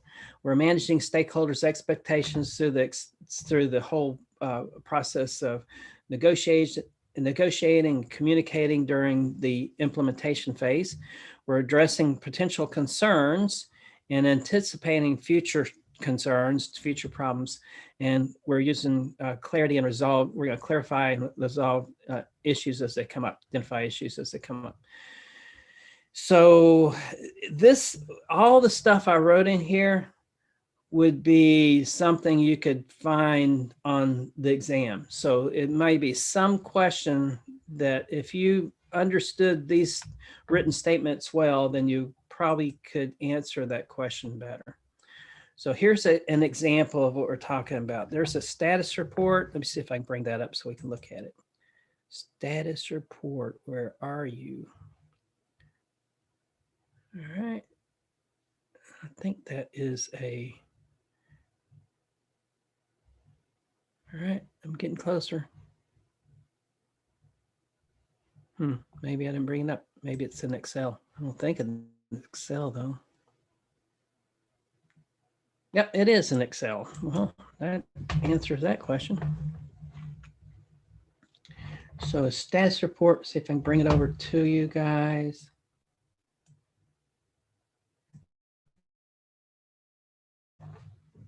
There it is. So this is just one example from one organization, the way they do it. So this is, they have the project name. And here they have just a little bit of information. And these reports, I mean, they're all over the place. They look different. I got a bunch of examples for you. And so there's a current status. There's the look ahead view. In this case, there's the differences of what is on target and what's not on target. And I use the project plan too, the Microsoft project plan with the Gantt chart and all list of projects. And I'm looking for those things on the critical path that can communicate. But this is just an example of anything. So have you guys seen specific different status reports as you go? Do you have one that you really like? Is there something you like about it? Is there something that, I mean, it's kind of generic, you know, there's a whole bunch of different shapes. I like the green, yellow, and red because it lets me know right off, you know, where the problems are. Anybody have something they've seen they'd like to share? All right, I'm gonna go on to the next one. I'm gonna close this one out. I'm gonna put all these on the app eventually. So if you haven't yet, send me your email and sign up for the app so I can give you free access. Let's see. All right, so here's another example. This is a project status report template also. This looks like it's in Excel, so let's see if I can find that one. I think I got it. I got your pictures blown up so I can see it. Does that look like the right one? Well, let's see. Yep, so here's a template. This is from a different company, and they have an overview. They have the completed report. They have a template for other reports, and they have a schedule builder of some kind. So here it shows, you know, it shows a chart that lets them know, see, that's actual spend, and there's budget. So budget and how much we actually spent. So you can see they started off bad, but they ended up good. And we're reporting out, you see yellows and greens and don't see reds. Well, there's some reds, but let's see, what does that mean? Critical path risk. All right, so this is on the critical path. That part's in red with them. And let's see, budget. So I'm not sure what the red and yellow mean here. Let's see, remaining budget. So that's remaining budget, cumulative budget used.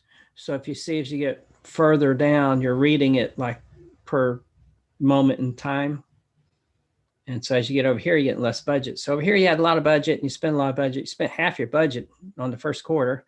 And then now you spend a lot of budget. And so when you get to the fourth quarter, you don't have much budget left. And that's 2012 date, you know. So it's just an example, just so you guys can have seen several examples. All right, any questions so far?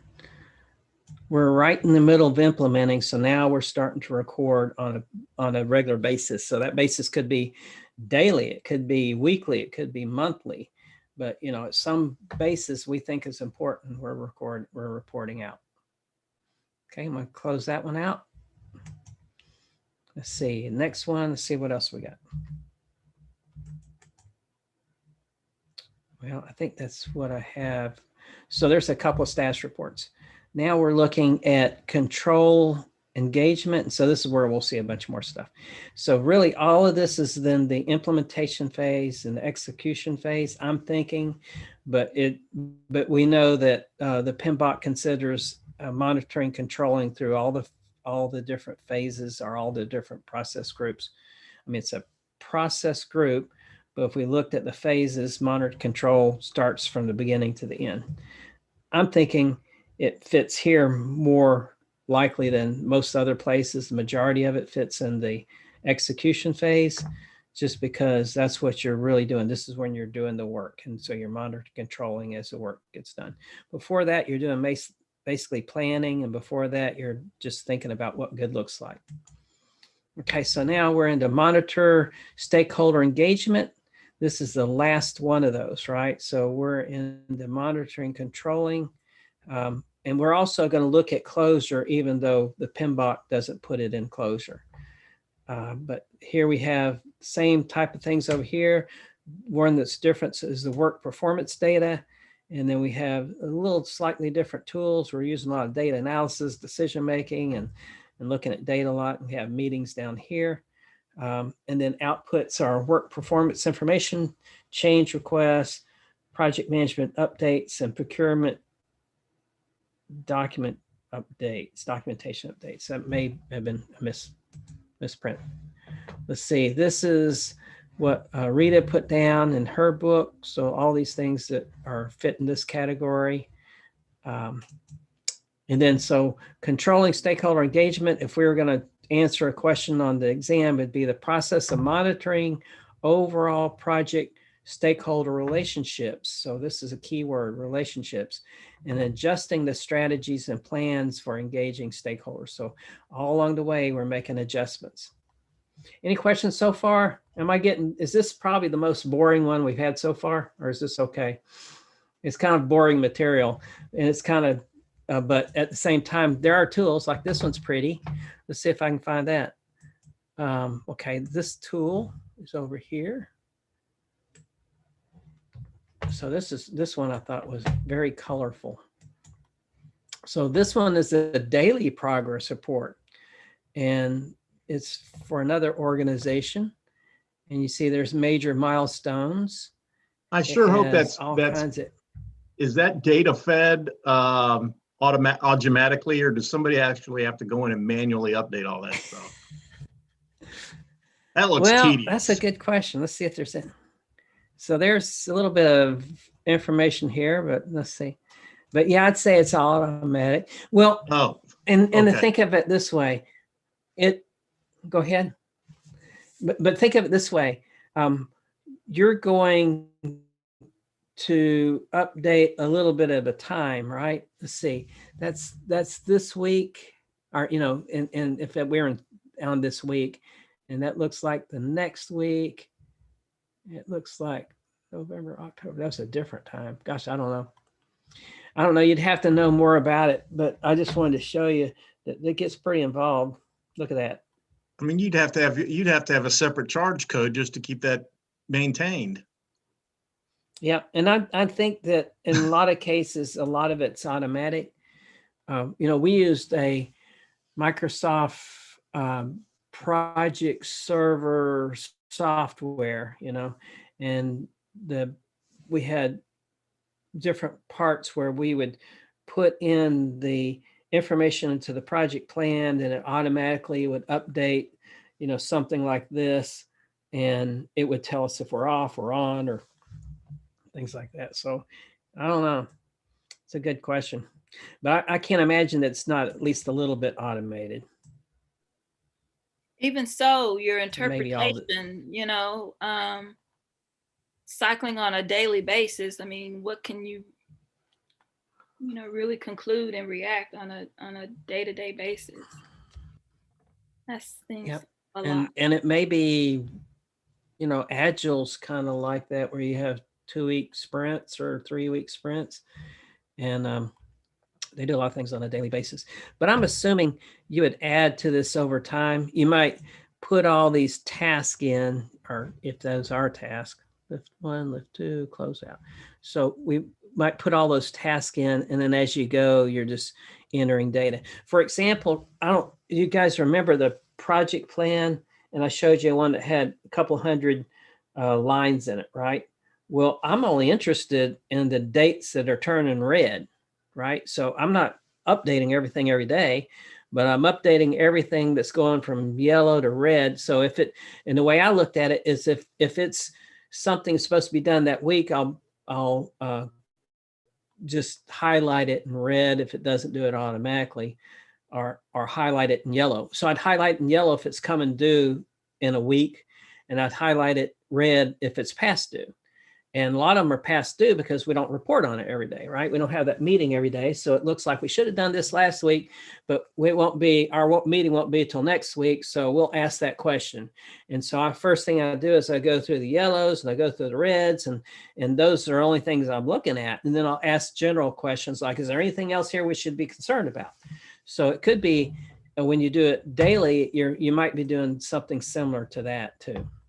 But like Rob said, I think it's probably a lot of that's automated from other things you're entering. But there's one. I want to show it to you because it's pretty, a lot of colors. Let's see if I can find another one. I know I can find another one. All right, here's another one. Look at this, that's pretty too. So now we're actually monitoring and controlling. Let's see if I can find this one. All right, I got two of those. That's this one. All right, so I'm pull that over. And like this one, there's a lot of programming in this to make everything work good. So let's see what another sheets. There's a lot of details in it. Let's see what's at the top of the sheet.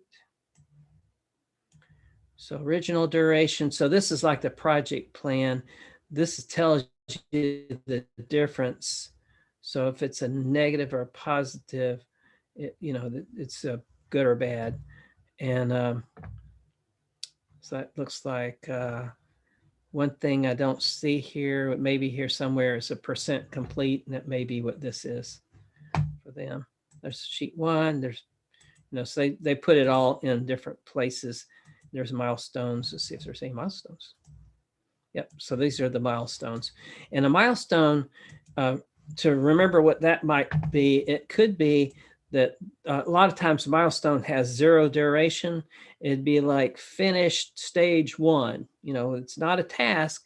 It's just a place that we can go say, we finished stage 1. And it has 0 duration, but still on the project plan. And so here they have risk, opportunities. Some risk are opportunities, but they're calling it risk and opportunities, right? Instead of strengths, weaknesses, opportunities, and threats. Financial information. So the takeaway from here is that there's a whole bunch of different looks at these things. And some of them are, oops, nope, I'm still here. All right, so there's another one, looks just like that last one, but it's different. It's probably same company though. All right, so this is phase 3. And you see it's got same type of information presented in a little bit different way. And it's got probably the same sheets to it. So one is, there may be different phases in the same project. But, without diving deep into it and telling you how to produce it, this is just a picture of what it might look like. Sometimes they'll dash if it's colors in blue and different things like that, so that you can see at a dash what it looks like. It's kind of like driving a car. Okay, here's another one. This is issues management log. This is another part of that because we want to control the issues. Mia, you keep me on track as far as time. How much time do I have? Mia, are you there? Like 34 minutes. 4 minutes. All right. 30. So let me, I'm not going to show you the rest of these. This is an issue log, and you can imagine we're just putting the issues in here. If you guys want me to send you some of these, I can do that in case, you know, I don't get it up in time. So now we're outside of that. So now we're looking at the whole project, and we're going through the close down phase, right? And so in the close down phase, we're trying to find out, you know, whether we did good, closing everything down, getting out of the contracts and those kind of things. And it's across all the different other areas of the project. So we're going to look at, and this is a general statement, what are the causes of problems? This is our last class. So next time we meet, we'll meet during the exam, right? We're going to meet during the exam day. That's everybody does that, right? Okay. And during that day, you're just going to report out to me, show me what your stuff looks like. So that's all you need to know. But in here, we're looking at different logs and things. We're trying to document lessons learned. We should have already been doing this through the execution, but now we're going to close out the lessons learned, and we're going to actually put this into our systems. Issue Hey, logs, we Craig. should have. Yes, sir. Just a curiosity on that, because it doesn't show us a net actual date. It shows us like exam week. Do you have a date that you're going to do that on? I think this is the same time. Omkar, what usually happens? Are you there? Anyway, we'll find out. Yeah, But Professor. I'm assuming. So next week we don't have a class, right? That's and Yes. then the next week is the exam. Yes. So I was assuming we'd be on a Friday, but we probably need to let everybody know. The only thing we're going to do is you guys are going to report out with your project plans, you know, with your documents that you put together. Do we need to schedule a date, a specific date, Omkar, or do you know the answer For to what, that? Professor? I didn't understand what you said.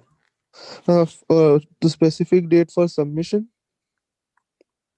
No, for a date that we get together and talk about the exam, you know, the normal exam date. Is there a normal exam date? Or is this the last class? It is the last class, How's that Professor. usually handled? It is the last Can you class, say that but again? it is the last class. All right. All right. So here's what's going to do. Make it different. I'm going to check it out, and Omkar will tell you, you know, he will send out the instructions, but best case for you guys, we're not going to meet again. But I'm assuming we're going to meet again at this point. I'm assuming we're going to meet on another date, and you guys are going to present out. If that's not the case, I'll go through all your submissions and I'll look at them, and I'll contact you directly if I have questions. Well, hey, You'll Craig, know if I have questions because I'll reach out to you. the 4th of December is an exam date, and that's a Friday. I'm assuming we would meet, if we were going to meet for an exam, it'd be on that date. Yeah, that's what I was assuming too, and that's what I had in the syllabus.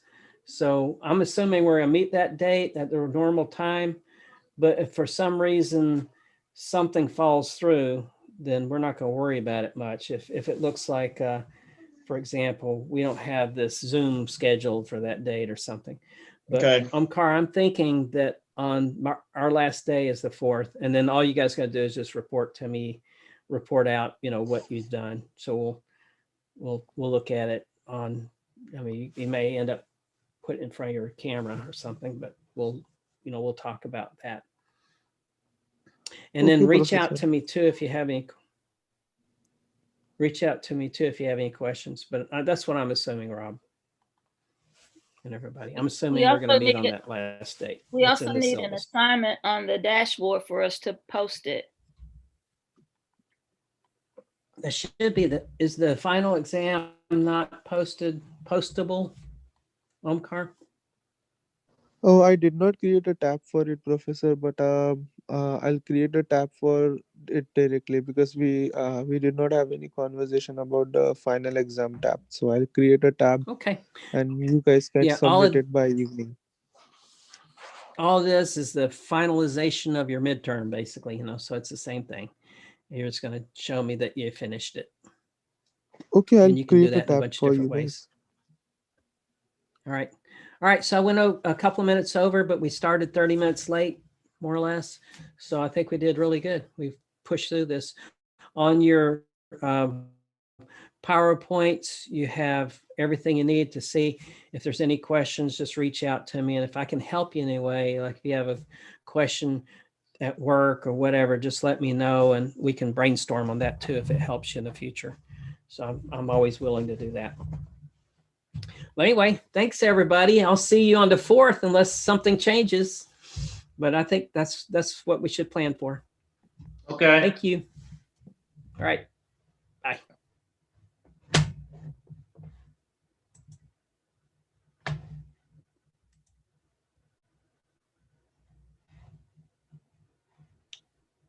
Did he just end early? I'm here still. What time were we supposed to end? This is time, right? This is end, right? Did I miss something? I think we ended 1:30. Or 1:30, then we're not ending it.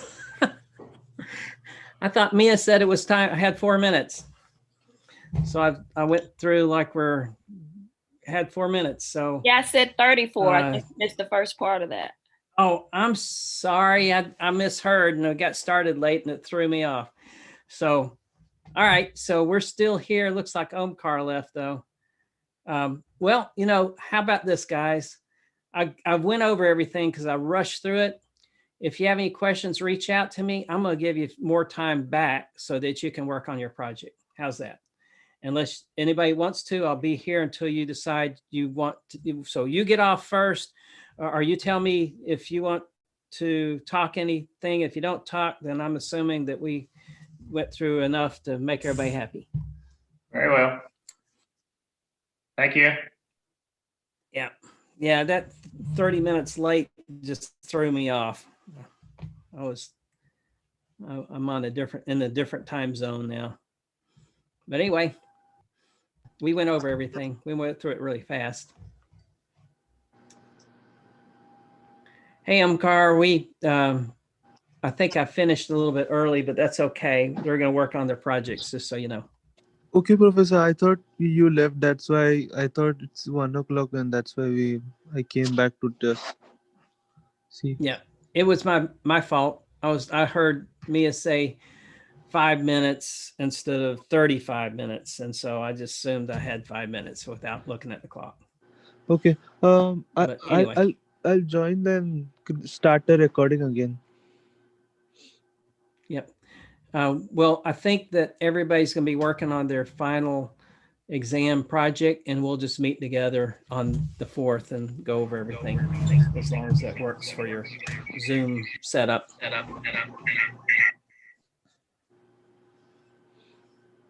But I'm going to stay here and if anybody has any questions for a couple of minutes. I rushed through that material so fast. I thought I thought the time was out. So when you say final exam project, you're talking about the notebooks that we've been making, right? Yeah, that's it. We just called it final exam. It's really, that is it's the project, notebook. Okay, because I actually have to make a second notebook, so I actually have 2. I hope that's okay. No, it's, you do whatever you need to do. So if you make 3 or 4 in different ways, that's great. But it's really just to help you so that, when you get in the future and you want to show how well you understand this material. I mean, I couldn't go through a class and do everything in the class. I mean, this is an involved class. It's like a mini MBA. Right. And it's everything. It goes through finance, goes through budgeting, goes through scheduling, goes through everything. And so that's what a lot of people think when they go through a PMP type class. They say, I felt like I just went through an MBA class. It's pretty non-technical. I mean, there's some technical parts to it, but it's pretty generic and it's pretty business-like. So I think it's a little better, easier to digest sometimes than maybe a heavy statistics class might be. Thank you. So next semester, is this you got, how many more classes you guys have? We have one actual class next semester and then the capstone. What's the class you're going to take next semester? I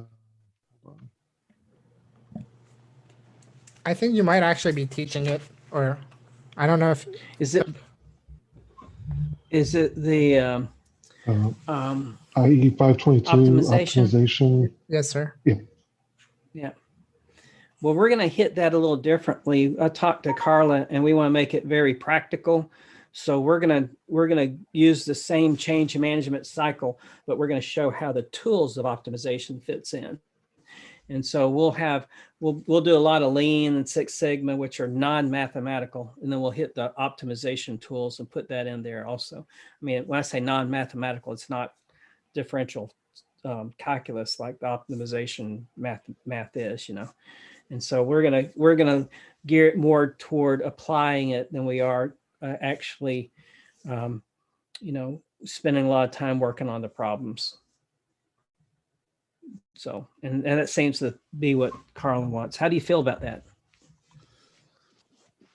Do you want to spend more time on the actual calculations? Because it's kind of similar to your design of experiments class in some ways, only it's, you know, as far as that much,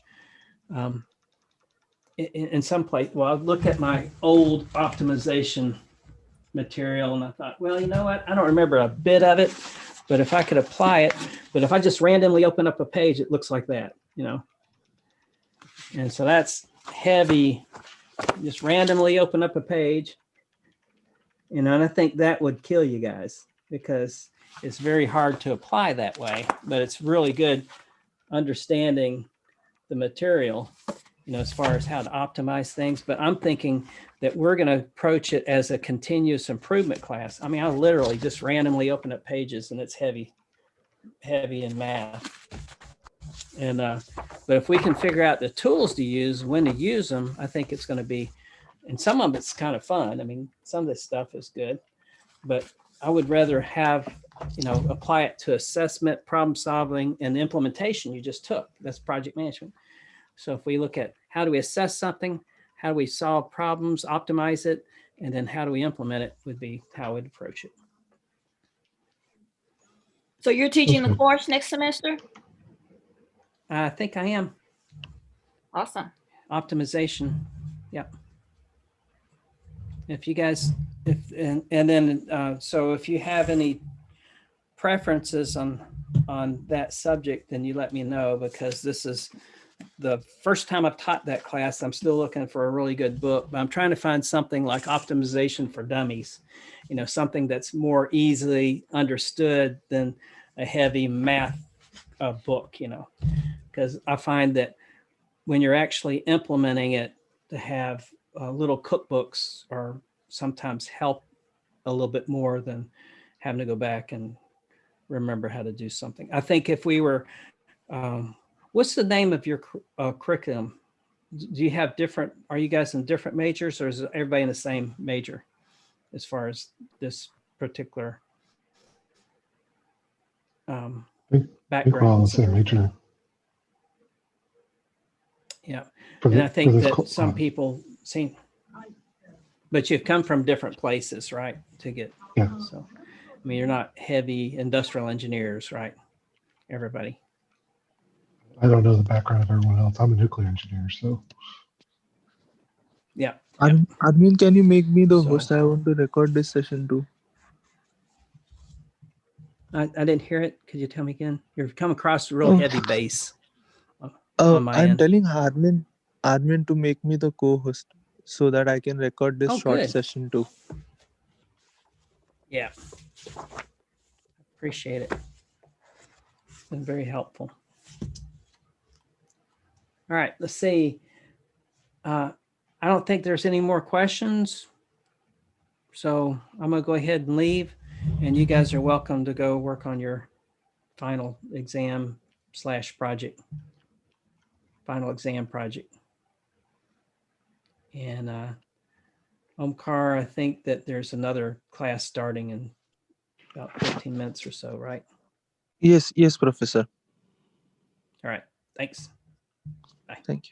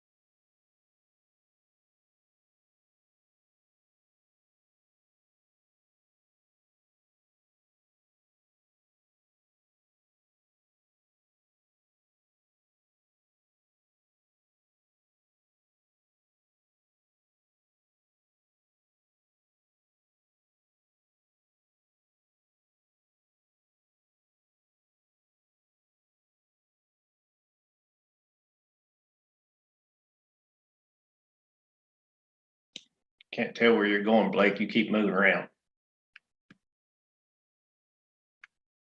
That guy's a lot prettier sometimes. I don't know.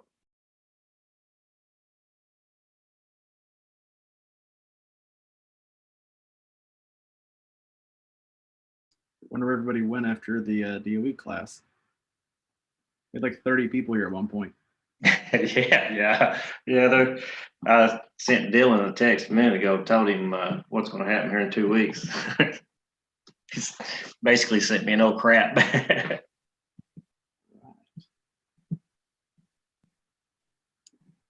Oh man.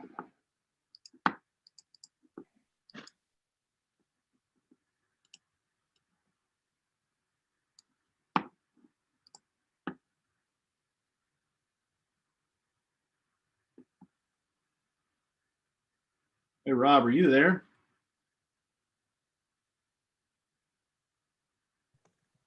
Yeah, I'm here. There you are. Has Booz Allen announced who they're teaming with for the next contract? Nope. Do you have insider info? Nope. The teams this year are super quiet. Yep. No, I mean, I've been asked. They're keeping us pretty well firewalled off from the whole deal. Gotcha. I mean, obviously, the area principal and the VP are obviously very much involved, and I think some of our senior associates are involved to a certain extent, but those of us who actually get work done, no. Is who are the senior guys now?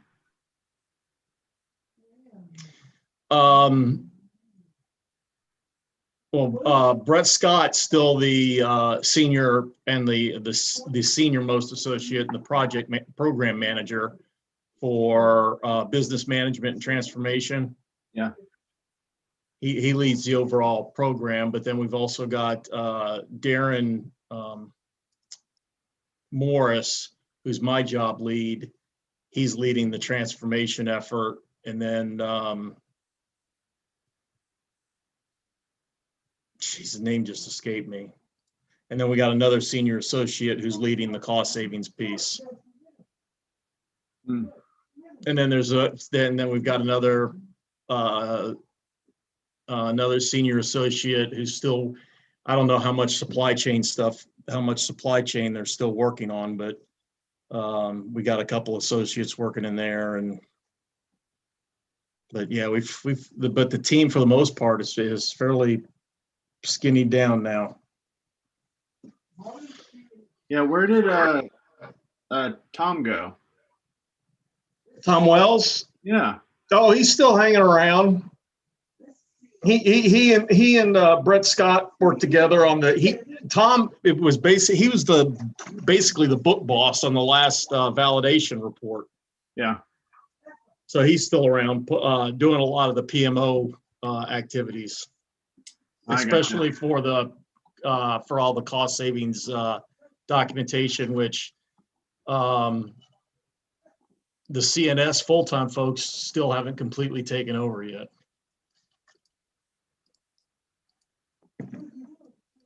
Sure, it'll all change once get a new person going. Did you see that Jeff's retiring, Leslie?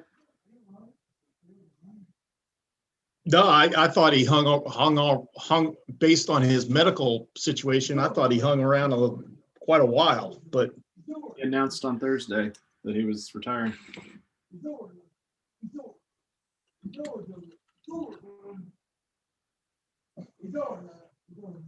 Yeah, it's going to be as Robert Ray, who's our area principal, would say, things are getting sporty. Yeah. This is I've been through a couple transitions, and this is where folks will try and really work a lot of subcontracts, I guess is the nice way to put that, for the final year. We have a lot of different subs coming in to try and help. Yeah. Yeah. Well, we're trying to make some things happen, but yeah, it's going to be interesting to see especially what leadership wants to take on and what they don't want to take on in the next year. Yeah, I don't really treat you guys as subs. That's how it was written in the contract, but you've been around since the beginning, so. Yep.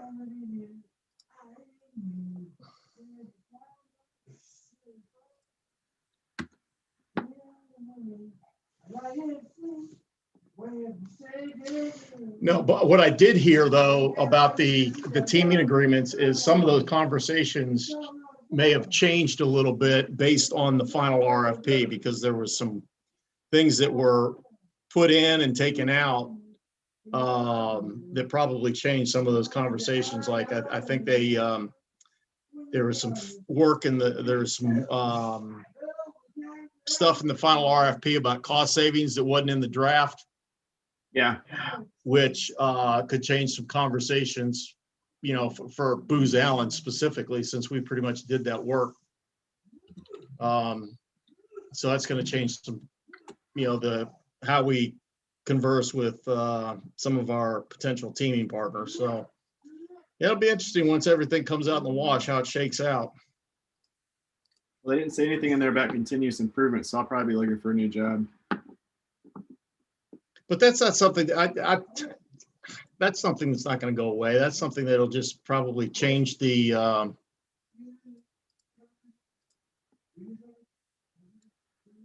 will it become performance, continuous improvement will turn into performance excellence or something like that. Yeah. They'll just rebrand it. I mean, you gotta keep doing those same activities. I was kind of joking about it, but Oh.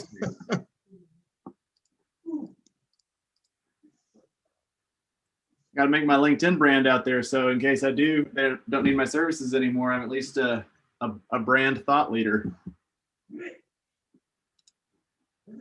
See, if I'd known I was helping or hurting your project there, I probably wouldn't have commented or not. I probably would. No, I would have commented more on some of your posts. I thought, man, he's being active. Maybe he is bored. Yeah, that was all my DOE. I've gotten some now where I'm averaging about 1,000 views a post, and that's by asking really simple questions and then engaging with every response.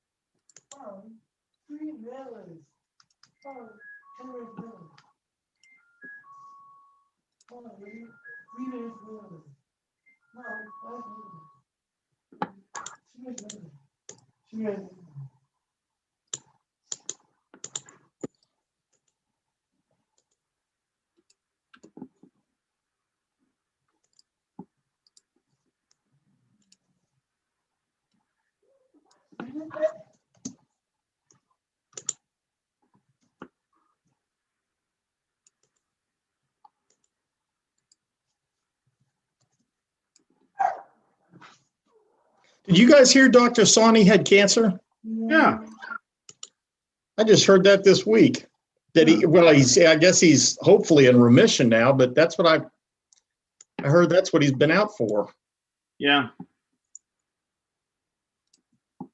They had mentioned it because in the class they're doing that's like for 6 months where they meet once a week. Oh yeah, the certificate course. Yeah. Yeah, I was talking to Carla yesterday about this letter I got from the graduate school, and that I was going to be short 2 hours. Huh. And yeah, she told me that, and she told me she's healing up. So did you guys get that letter? An issue? Huh?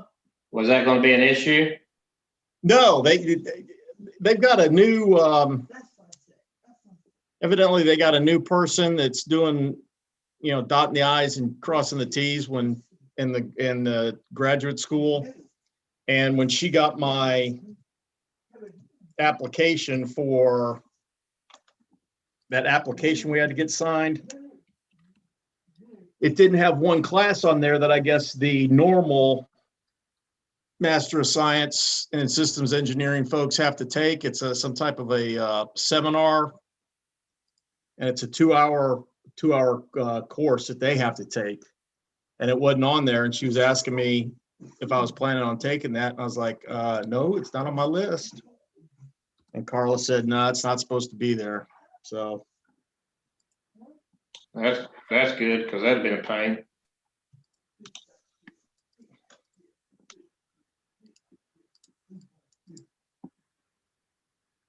well, and then that just got my curiosity. So I looked it up in the catalog. It sounds like it's basically a seminar where PhD students and master's degree students from systems engineering, they get together and they talk about engineering research that's going on within the school and how they might be able to work together. And I was like, yeah, I don't need that.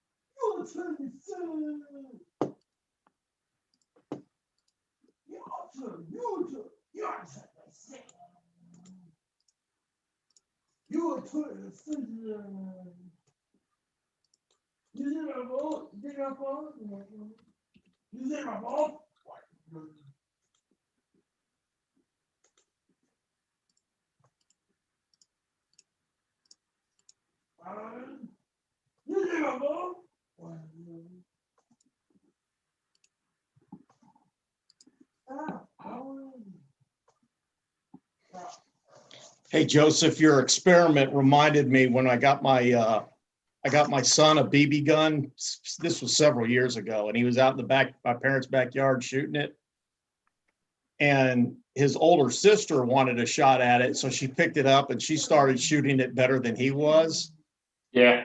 And he was getting really ticked off. And I said, Nathan, that's fine. And he said, it's a well-known physiological fact that girls, for whatever reason, are better shots than boys. And he's like, no way. I said, it's just the way we were made. I don't know why, but for some reason, girls can shoot better. That's why you see all the Olympic level shooters, all the really, really, really good ones are girls. She just doesn't. She doesn't have a low gear, so she just and then throw it back on the ground. Bang! I was like, "Whoa, slow down." So when I had to do the second shot, the second group, I told her, I said, "Listen, I need you to go slow. I don't need to make a race out of this." It made a big difference. She started making it go straight, but.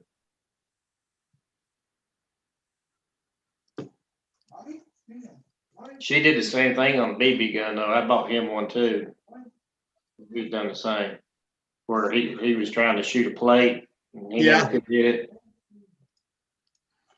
I don't know what. I'm sure they've done studies on it, but for whatever reason, women are just better at it. Or it comes more naturally to them. Yeah.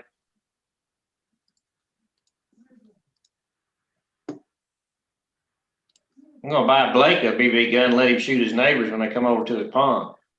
Might.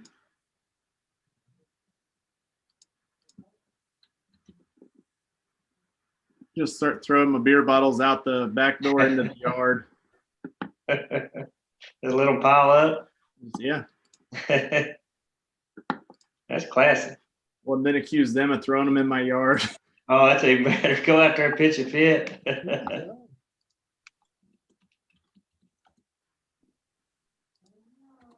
I saw somewhere Oak Ridge is going to be on TV tonight, Blake.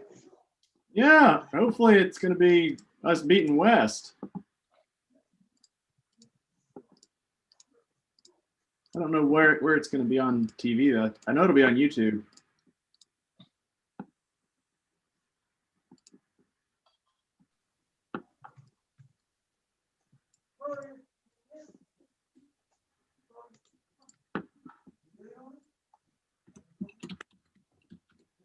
How are you guys? Exquisite. Awesome. Great. Did you have a good break, or we still need to take the 5 minutes?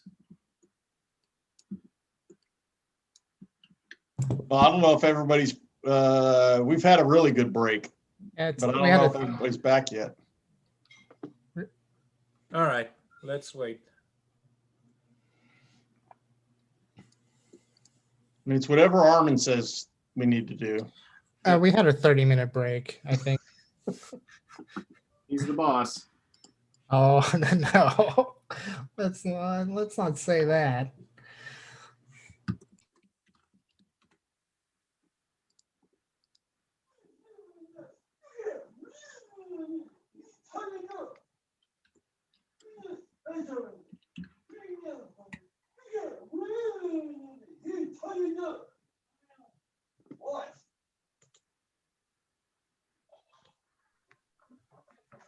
Hey, Rob, do you live in Oak Ridge?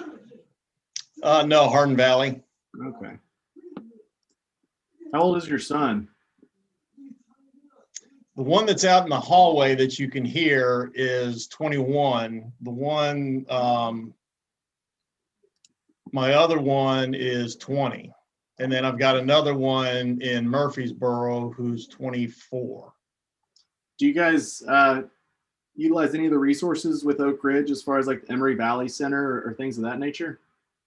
Haven't looked at, we're just, a lot of those resources are just now starting to open up. Yeah. We just started working with Sertoma down off of Magnolia a couple weeks ago. Okay. And then then we went for an in-processing appointment with whatever the agency is with the state of Tennessee here a few weeks ago, because they just started seeing people again after however many months. But I heard there was one in Oak Ridge. Is it the one that also provides folks that do some work around Y12? They do work all over Oak Ridge. So we did, I did Leadership Oak Ridge, and as part of that, we did our project for the Emory Valley Center. In Oak Ridge is the way it's set up is there are a lot of folks that will come here with families that have special needs, kids that the parents are aging out. And so the Emory Valley Center teaches them skills so that how they can be self-sufficient and live in a house with other people. And then that gives them a job and they get their own money and things like that. So it's something I would really encourage you to check out. We had a great experience volunteering there. They learned things like they grow their own garden and cook their own food, and then learn skills that based on whatever their abilities are that then get planted in different places within the city. Yeah, it was, because they have this program within Knox County Schools where it's a transition program out of the special needs that the county provides as part of, or the Department of Education provides to what the state, the resources within the state. But with COVID this last year, all that was out the window. There was no transition. And so we've been really, and then, some agencies are like, oh yeah, well, we've got services, but we're not open for business because of COVID. And so it's been a real challenge this last year. But I'm going to check them out and let Rhonda know so she can check them out too. You said it's Emory Valley Center. Yeah, Emory Valley Center. Okay. And there are quite a few. That's just one of them. I think there are 6 or 7 different organizations here in town in Oak Ridge that either have that as part of their mission or support. So.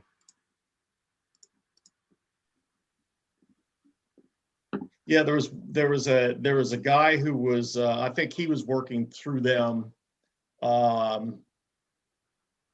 working over in New Hope. Yeah. Really a nice guy. He'd come around and get our garbage and our recycles and stuff. He was a really cool guy. Yeah. And you'll see them around town too. Emory Valley Center will take the folks if they can't drive and drop them off at work and then pick them back up and all that.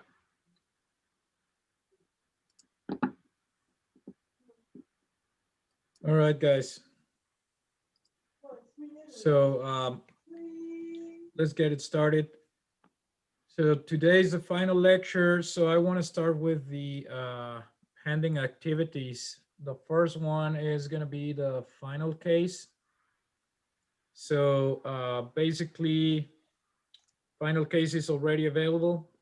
You have to read through, and it's by teams. Let me see if I can see it from here. Yeah, it is there.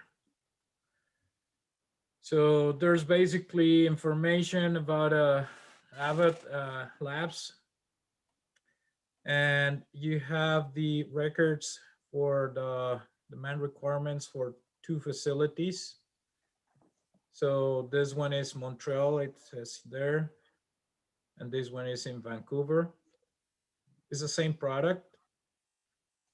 And there's the consolidated warehouse information, and then there is a bulk information out of the same. And then there's distribution requirements for the immediate term. So all you got to do is to read through the case study and answer these questions.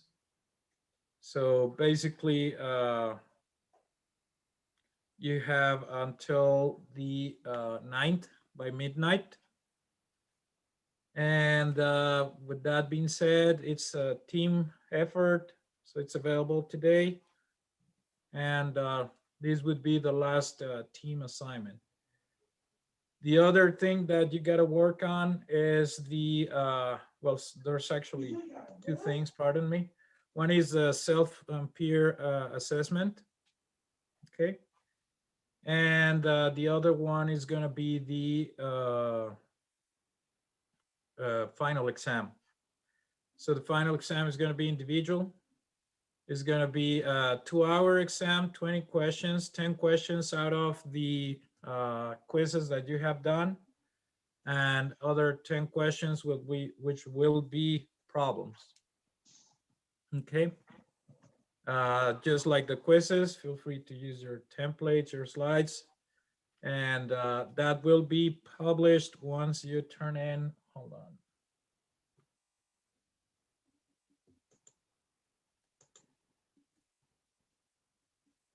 There's still till Monday for the quiz.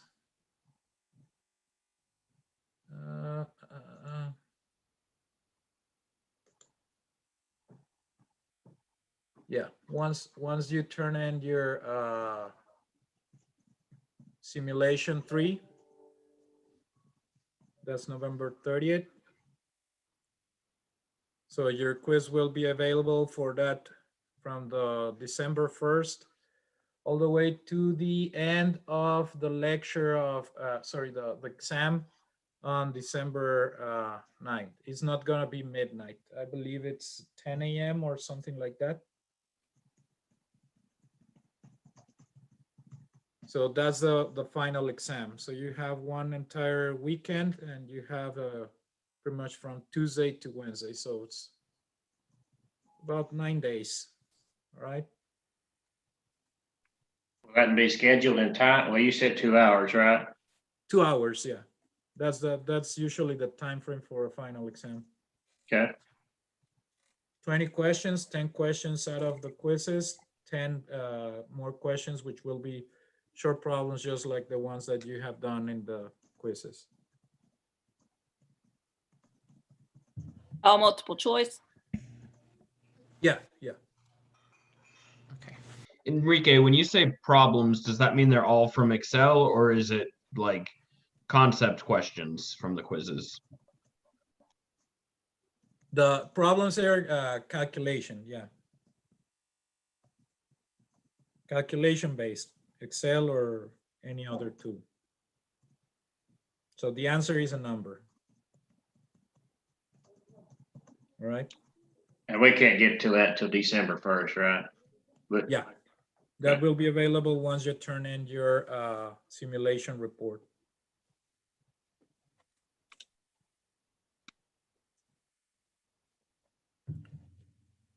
All right. Any other questions? So we can take it anytime within that window, and it's a 2-hour duration. Yeah, you can take it anytime, but it's gonna be in one sitting. Got it. do you expect it's going to take 2 hours? Probably not. Okay. I mean, I would think it would take at most half an hour. Thank you.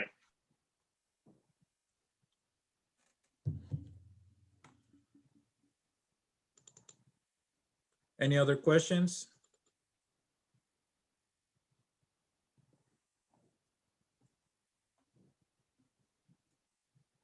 All right. In that case, let me just share my screen. Where'd it go?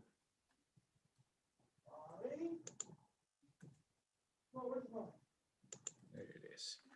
All right, so today's the last lecture. We're going to talk about the strategy from the overall view of the MPC system. And if time permits, which I assume that, yeah, we're going to be done earlier, we're going to go through some of the applications with R, okay?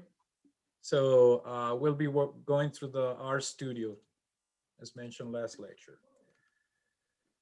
So basically, we can look at the strategies from different standpoints.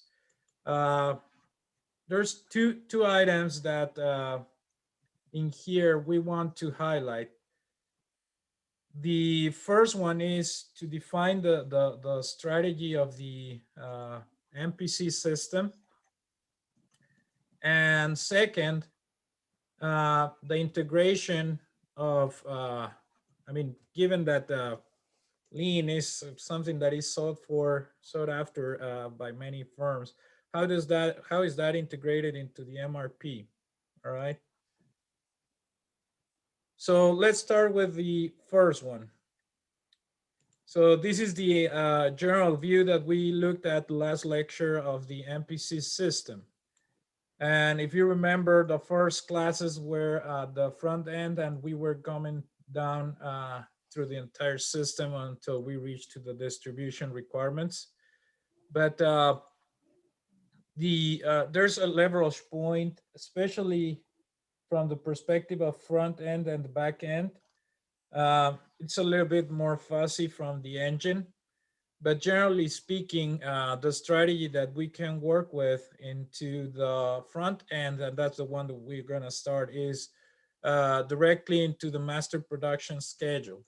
So we start looking at this area. From this area, if you remember, we had these type of options where we use the make to order, engineer to order, make to assemble, and make to stock. So for the directly into master production schedule, we're gonna work or deal with these three or four options. The engineer to order or make to order is going to include the pre-production engineering and design activities included with the manufacturing and supplier operations. The important part to consider here is that there is a certain level of uncertainty of what is going to be required, okay? So we don't know what the customer needs and by what quantities. So in this case, the one thing that we have to focus on is into the order backlog, okay? Because we're making everything from scratch, and we have to have this integration of engineering and design with supplier and manufacturing. So these are two things that cannot be triggered until we know what are we going to do, right? So as soon as we get an order, that's when we start checking, okay, how am I gonna get the materials? And what are the materials needed? If my usual suppliers can provide it or not, if I had to develop new suppliers, and understanding on how long it's gonna take to get the design ready. So these two things have to run in parallel before we ramp up into production. And we're gonna be playing a lot with the lead time. So basically, the planning builds of material are used extensively here so that we can, once we have the design and we know what materials we're gonna need, we can promise a delivery date for the customer, all right? So this is going to be the set of options that we use when we deal with a make to order environment. So all is triggered from the customer order and directly affects the master production schedule. So the following two options, what we're talking about is master production schedule right now, right? Make to order first, or engineer to order, which can be overlapped. The second, we're gonna deal with the assemble to order, all right?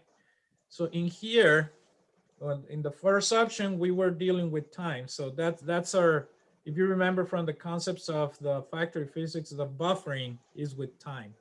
In this one, the buffering is with a little bit of the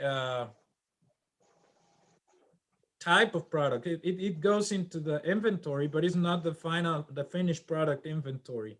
It's basically what are the major products or what are the standard products that we can have available so that when we receive an order, we can start making the assembly so that we can ship to the customer. So in here, the main point of control is going to be the final assembly schedule, right? So how we're going to do this planning on the final assembly schedule, well, we have to go backwards into basically what are the products, or what is the product family that we need to have in any given point in as part of a supermarket or WIP inventory, so that once we know what's going to be needed, we can customize and finalize that product. So in here, the planning bills of material are used as well, but here we're looking at the aggregates. So whatever that standard point or that trigger point is going to be, that's where our products is going in the manufacturing process. That's where the unit of aggregate unit of our product is going to be accounted for. So that's where we keep our inventory. The third option is going to be the make to stock. And the buffer option here is going to be inventory 100%. The reason why, because we have standard products that we offer. The customization level is minimal. And we pretty much are going to replenish orders based on our finished goods inventory. So we can ship to order. And in that sense, all our production from the stance of the master production schedule is going to be based on forecasting. So we don't have to figure out anymore what kind of product are we gonna do when, or if there's any engineering or design that has to be associated, or in any supplier development or procurement. In here, we already know what we are gonna do. All we have to figure out is how many. And that element allows for pretty much anticipating based on the accuracy of the forecast. So that's the main source of uncertainty, which is the level of precision that we reflect into the forecast. In here, we have to have a much stronger infrastructure into the development and revision of demand forecasts. From that stance, what we can do, I'm sorry, somebody has the microphone open. Yeah, I'm sorry. No worries. So in that sense, we can basically assume that all the orders are going to be fixed at the greater extent once we have that particular schedule developed based on the forecast. Okay, so we have these three options. We have the make to order, assemble to order, and make to stock. The different types of buffering and control points, and the main sources of uncertainty. So you want to address that uncertainty from allocating more resources into that particular point of control. Are we good? So in the second point, pretty much when we deal with the engine, we discussed before that ERP comes across the entire EMPC system, but it's strongly, or their linkages are much stronger into the engine part. So we have to understand the capacity requirements as well as the material planning. But capacity requirements from a strategy standpoint usually are more on the longer term. So that's how it gets connected from, I mean, it's landed when we have the resource planning and demand management. So we land into specifically what we're going to need from there. But the material planning has, we have to generate the specific material and capacity plans based on the ERP. So in here, we have 3 types of approach. So we have the time-phased, we have the bucket-less, and we have the rate-based. In these 3 approaches, the unit for control, well, we have this table here. The time-phased is basically using the MRP, whereas when we use the rate-based, that's going to be more on the side of the just-in-time process. So the control point for the time phase, we're going to have the shop orders. For the bucket-less type, we're going to have planning bills as well in the rate base. In the control unit, we're going to have in the time phase this because it's more closely related to the MRP. So that way we use more the batching. So this is not, it's more of a push system. So we're going to have to control the batches. And if you remember, we used to get the batches sometimes by the run. So we would go for a specific run and then reassess how we were going to need materials. And the product level is going to be the explosion of these requirements. The bucket-less is a combination of the bill of materials and the batch approach. But we use the product level in the same as in the time phase. But in the rate-based, we're going to be using as a control unit the Kanbans, so that all that we have to care for is that those Kanbans are circulated consistently and that there's always materials that are going to be allocated to those the Kanban size.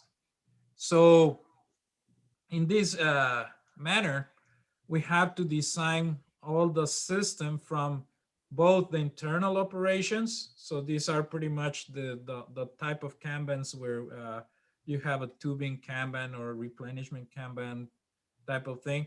And then the inter-facility flow where you're pretty much going into the use or combination of the ERP system to place orders whenever you see that a certain level has been approaching the allocated inventory. So this is a rate-based explosion where pretty much at the speed of consumption is how we're going to be addressing the material requirements. So there are other characteristics that we can use in the comparison here. For example, the schedules in the just-in-time are fixed, where in the bucket-less and time-phased are not fixed. And well, as you remember, that's part of the approach that we mentioned when we addressed just-in-time, that the system had to be certainly to major extent predictable so that we can actually create that rotation of these Kanbans. The use of WIP to aid planning is very high in a time phase, whereas it's not in the just-in-time, because that's what we're trying to eliminate, the accumulation of inventories. The periodicity of how we are going to manage the materials or the updating of the requirements, it goes from a daily to weekly basis in a time phase as to a weekly or monthly basis into the rate base. We have these other 3 elements, which are the inventory netting, lead time offsetting, and lot sizing. If you remember, these are strategies that we use in order to come up with an accountable way to compensate for any fluctuations into the system. So all of these 3 strategies are used in the time phase. the lead time offsetting is used in the bucket list, but sometimes you wouldn't use the other two, and they're never used into the rate-based system. Safety stock and lead time are usually considered in the first two, even though it suggests that it's not considered into a just-in-time system. I have not seen ever one organization that doesn't have a safety stock or consider safety lead time, even when they use just-in-time. It's just usually when there's more like, let's just frame it as micro logistics, that probably would not be considered. But when you have to move, when instead of a Kanban, we use the let's just say the mode of transport, there's always some level of stock into one of the echelons of the supply chain. Obviously, for these logistics, we need to consider container size into the just-in-time, because we are depending more on inventories. We don't care much into the time phase and bucket list. And the bill of materials are used in several levels when we deal with the first two approaches compared to the third one. The last point here, I just got, oh, okay. That's not a question for me, I guess. When we're dealing with the shop floor operations, the strategies could get a little bit more messy. And in here, basically, we are going to be using these two approaches, just the two extremes of MRP or the JIT. And the control basis is by, in an MRP system, we usually use the utilization by work center, wherein just-in-time is the overall flow time, so the complete lead time.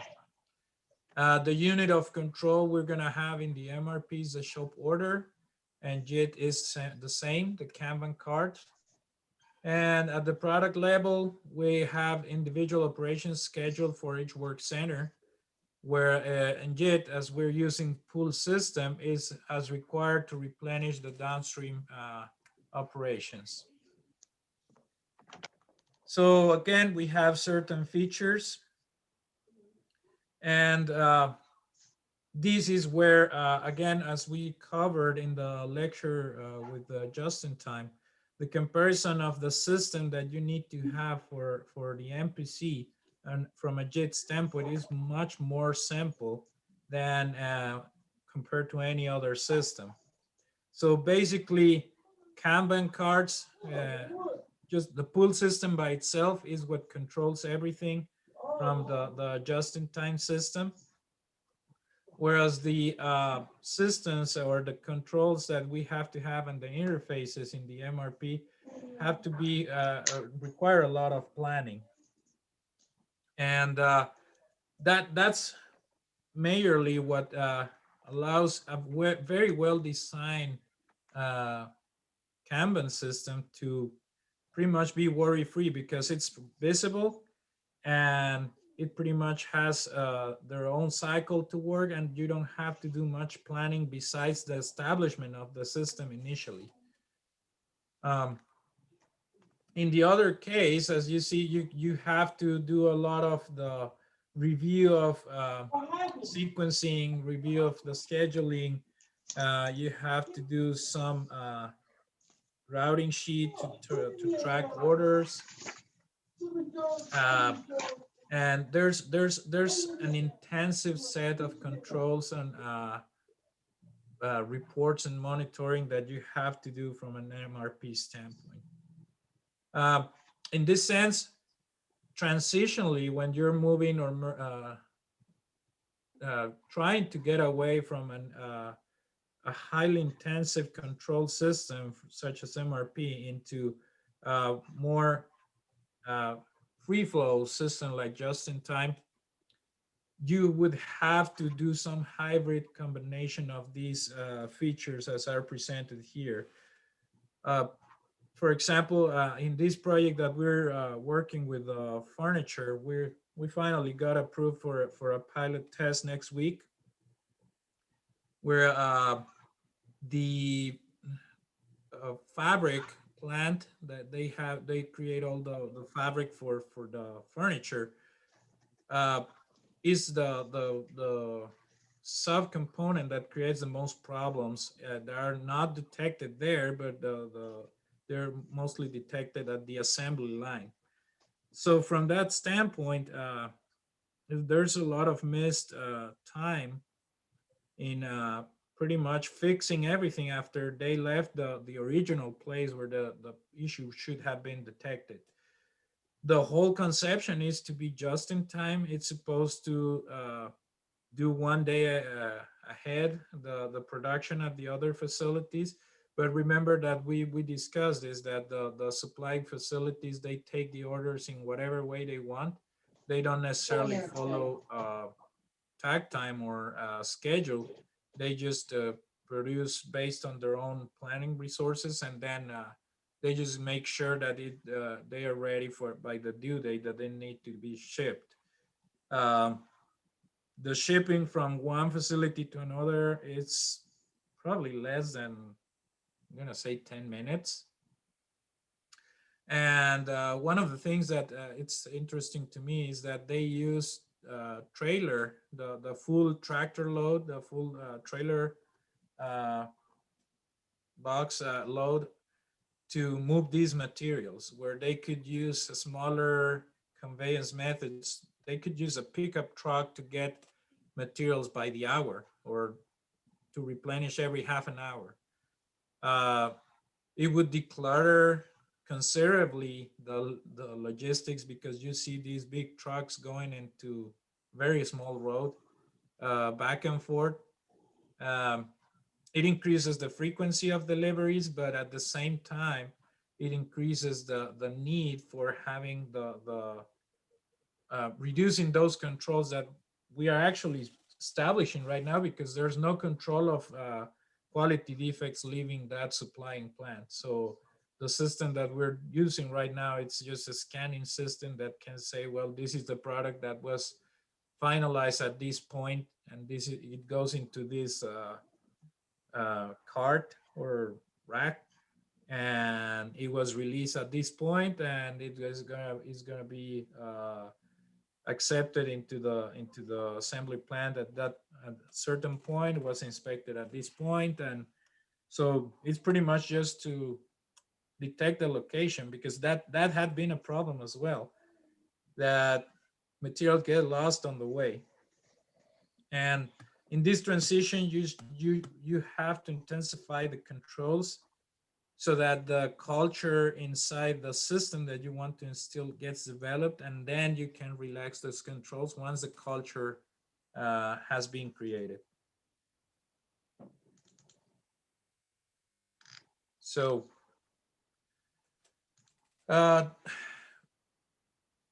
one more option that we can introduce here is the theory of constraints.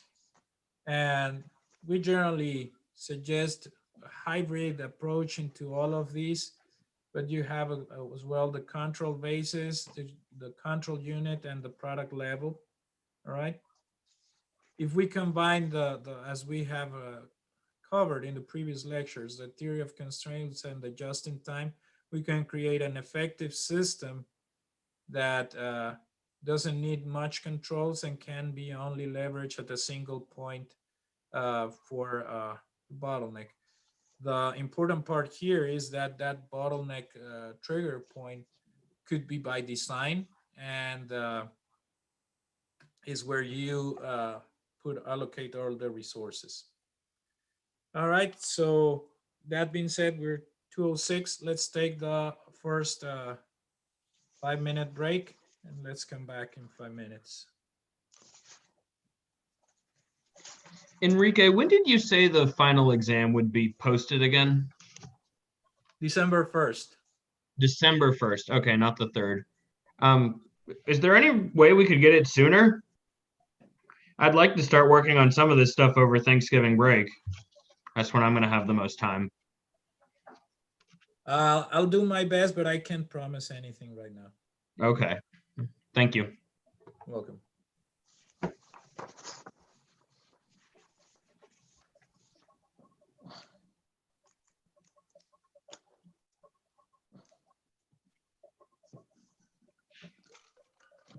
And Enrique, I'm sorry, what did you say the benefit was to winning the current simulation, or the reward was?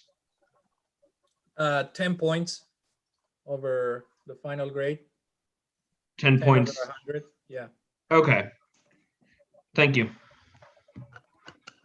The reason that being that you can still turn in the final activities and get those 10 points, or you can decide to not do one of them.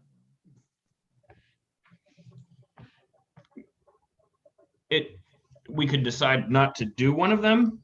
I mean, you have 10 points if you win. So you have multiple choices, strategies. So it's just 10 points added on to the final grade for the class. So if we have a 80, then it bumps our whole entire class grade up to a 90? Correct. Okay, thank you.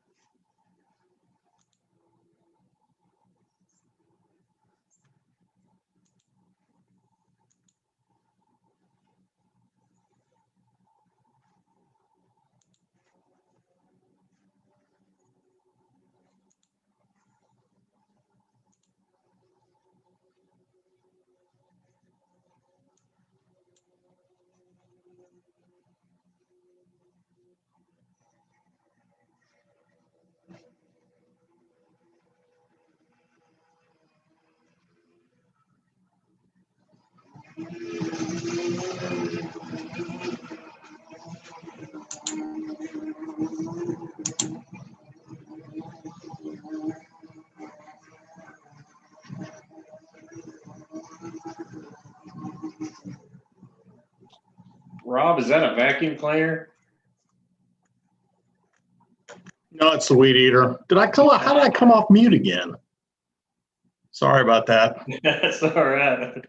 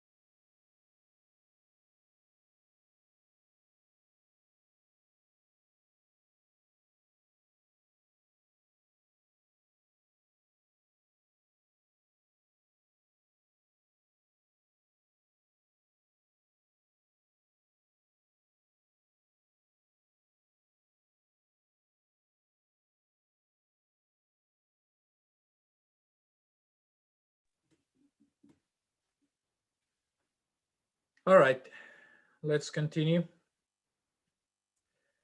So again, from the shop floor system, with these other features, we can, and I apologize, this is supposed to go in a straight line following the argument or the statement here.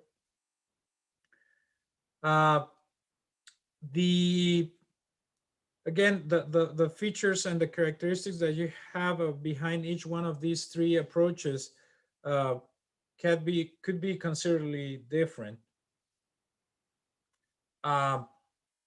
Yet again, as we said, just-in-time is not for everyone, although it has multiple benefits.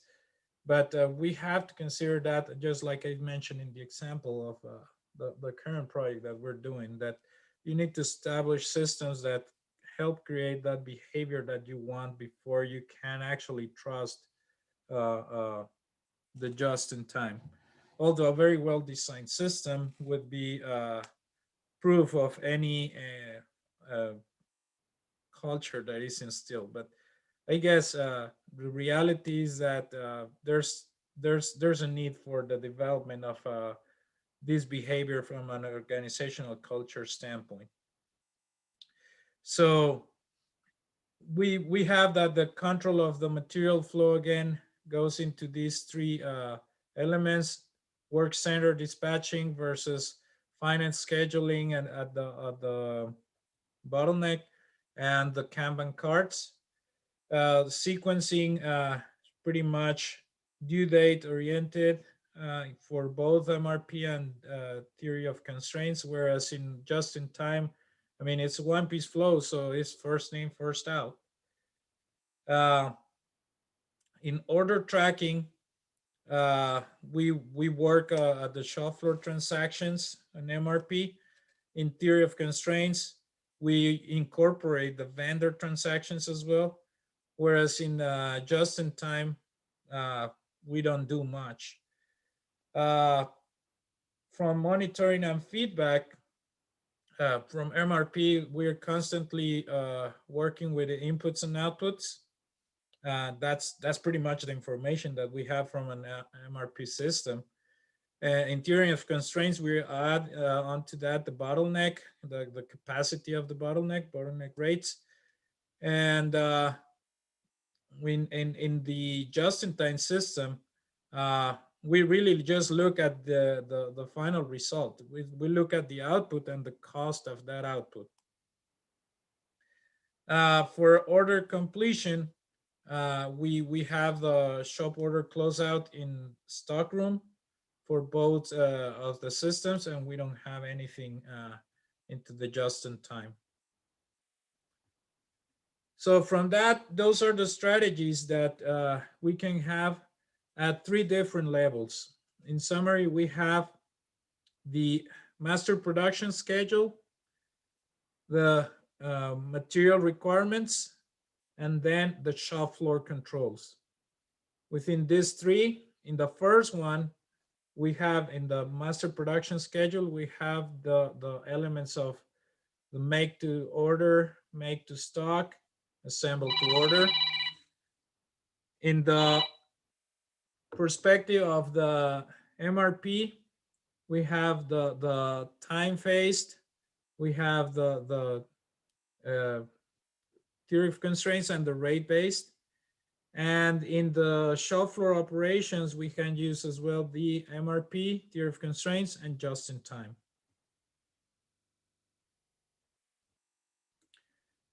So the next question is, how do we select the options?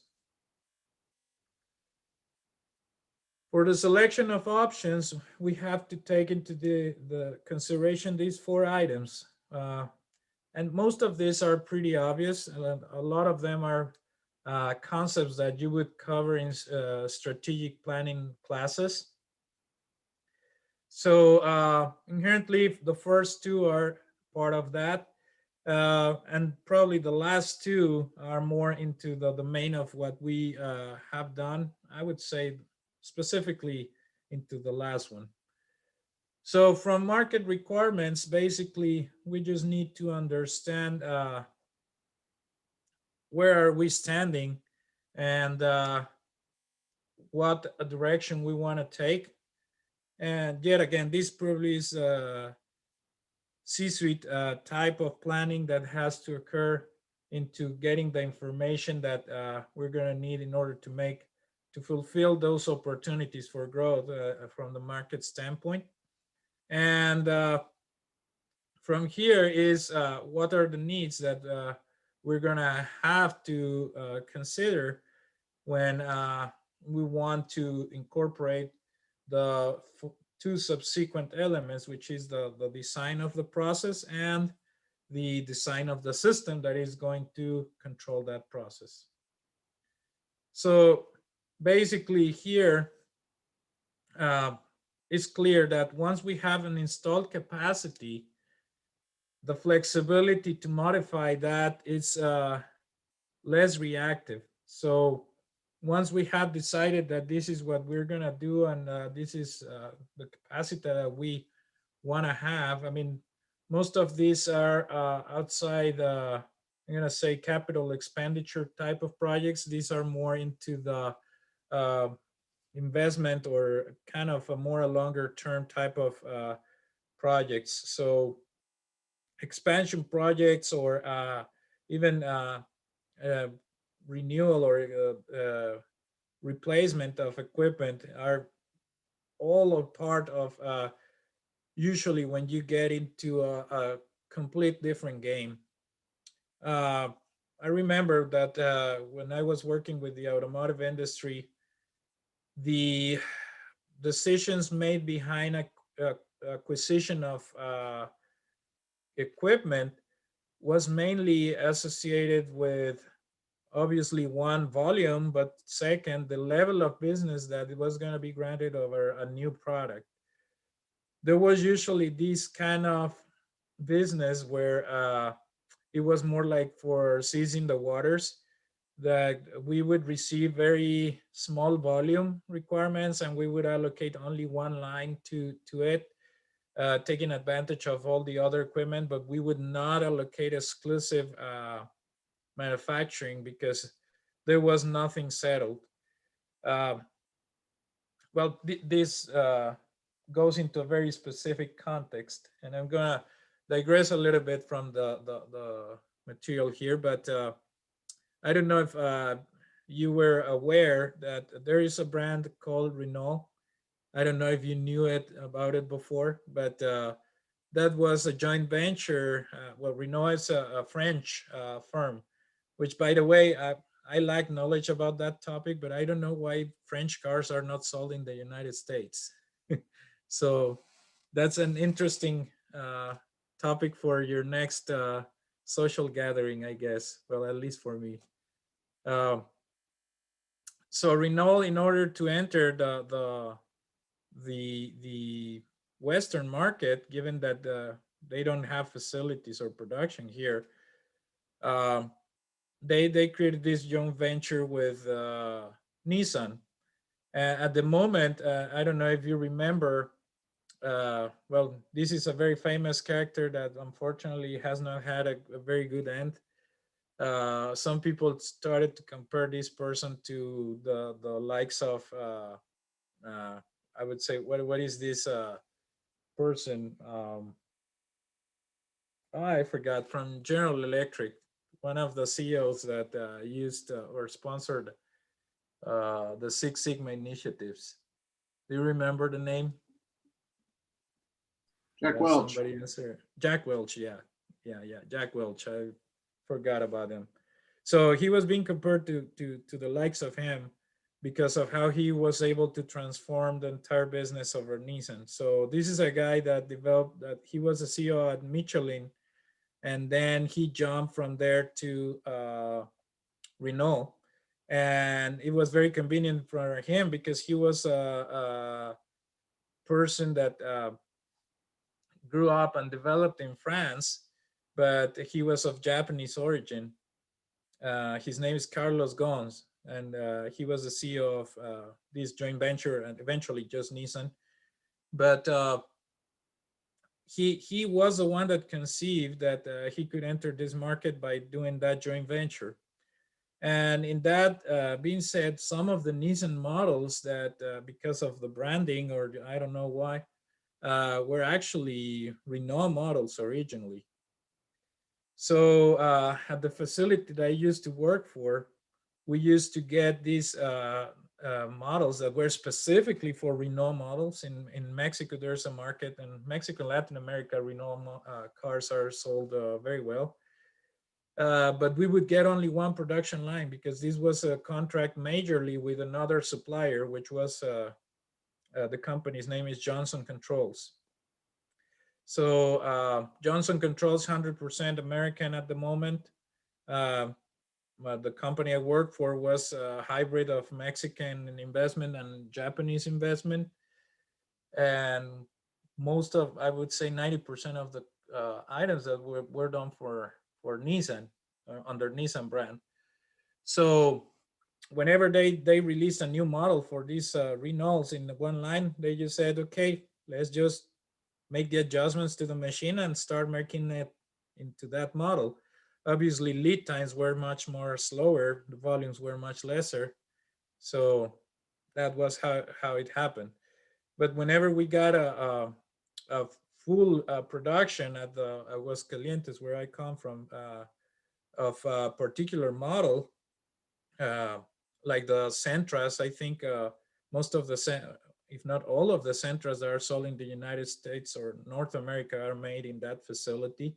So that's when the investment was justified to define the manufacturing process. And it was a complete clear out of the machines that you had, buy new machines, new robots, design the assembly line, and define the capacity and how it was going to be the entire internal flow of manufacturing and how you want to establish the controls. I mean, pretty much inter-facility controls were the same. Maybe only the change in the skid that you had to put the seats on because of the configuration of that line at Nissan. But besides that, the major transformation was into the manufacturing process. And yet again, it was all justifying the return on investment because there were new contracts. So that's basically when this change in manufacturing happens. And I'm talking about that the project from initial planning until the piloting of these, the first samples, it was probably a 3-year period. So 3 years in order to ramp up the pilots. I guess nowadays it's a lot more flexible and faster in automotive, but you can see that drastic changes to models is not something that is generally a feature into especially Eastern type of cars. You can, I mean, for example, the Kias, all the Korean, the Optimus had the same model for, I don't know, almost 9 years, 10 years, just changing small features here and there. But that's how they design the strategy, how they cut costs and make a profit. So once we know all of these requirements, that's how the MPC system comes into play. It has to be designed in parallel, but it has to be associated with the nature of the business. Again, we mentioned this several times. JIT is not for everybody. You have to be aware of what elements can you use. So how do you choose, I'm going to show you the matrices at the 3 levels, at the master production schedule, at the material requirements planning, and at the shop floor control. So from the master production schedule, we understand the market requirements basically on these strategic variables: product design, product variety, individual product volume per period, delivery speed, and delivery reliability, all right? And depending on how you answer any of these questions, you're gonna have the specific approach, either the make to order, assemble to order, or make to stock, All right. When you're dealing with this, you actually don't have much game into the assemble to order. You're dealing within the make to order or make to stock. But when we are addressing the delivery speed, remember that we are using the product families in order to strategize into reducing the delivery lead time. So that's the assemble to order. All right. From a manufacturing standpoint, we have to address two items, which are the process choice and managing the fluctuations into the sales. And yet again, if we have the low volume batch, that's a make to order. If we have high volume batch line, then that's a make to stock. From the fluctuations, we have the through order backlog. That's the same thing that we mentioned before. And as we go through the systems and make the stock is to finished goods inventory. All right. So I hope these matrices are pretty much handing all the options that you could have at the answers that you need to get in order to design the system. I know that to a certain extent, this is something more of strategic planning at a much higher level into a much larger scope, but you can use internally into your work areas as well these same conceptions so that you can land into what exactly you're going to be using in designing your material planning, manufacturing planning and control. So from a material standpoint, again, the variables are the same for medical requirements and for manufacturing, but these are the elements that we need to pay attention to. The time phase and the bucket list, it's going to be pretty much the same in both. For product design has to be custom, product variety going to be wide. The individual product volume per period is going to be low. The ability to cope with changes has a high potential. Delivery speed is going to be through scheduling or excess capacity, and the changes are going to be difficult. The process choice has to be batch, and we're not going to be using cost reduction, but into the capacity utilization, right? So we want to maximize capacity. From a rate-based standpoint, then our product design has to be standard. We have to have a very small variety of products. The volumes have to be high, and there's going to be limited ability to cope with changes in the mix of products. The speed is through the inventory, and the delivery schedule are straightforward. So pretty much any changes, we just have to address them as they come. The process of choice is an assembly line. That's the whole basis of lean and just-in-time systems. And we have the option to do cost reduction by overhead reduction or inventory reduction. And here is where we can come up with those strategies to deciding to either chasing production or chasing the minimum requirements. Chasing inventory, a stable inventory, sorry.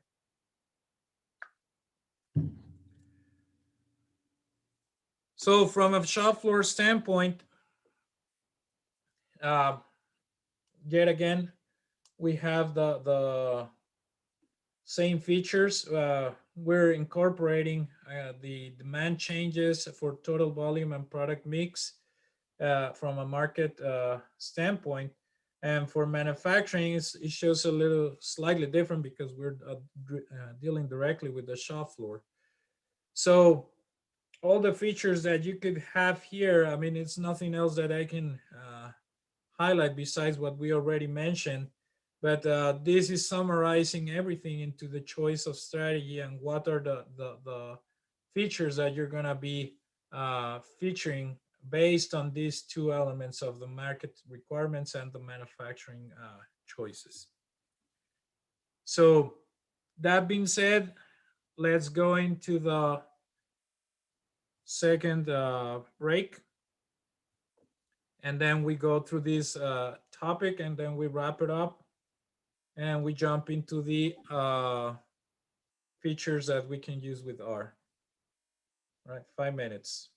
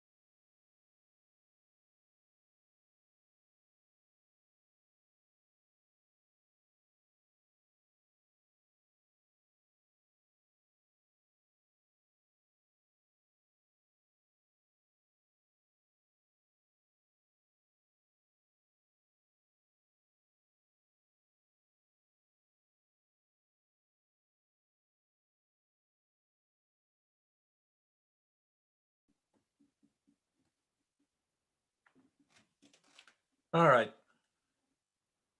So we're back. Before we move on to the integration of MRP and just-in-time as a strategy, I just want to ask a general question. just to see how much the today's concept has stuck with the group.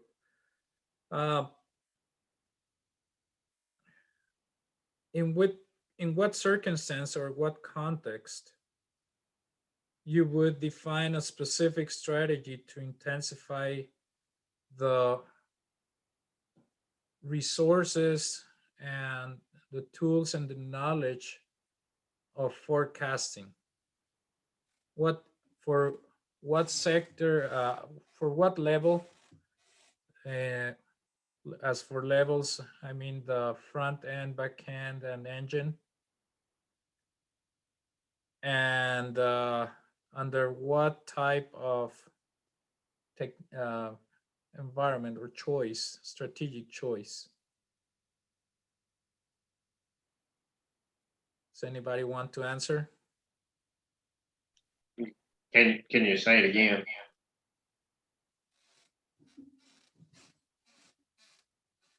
If Are you want us to choose for something in our everyday situations?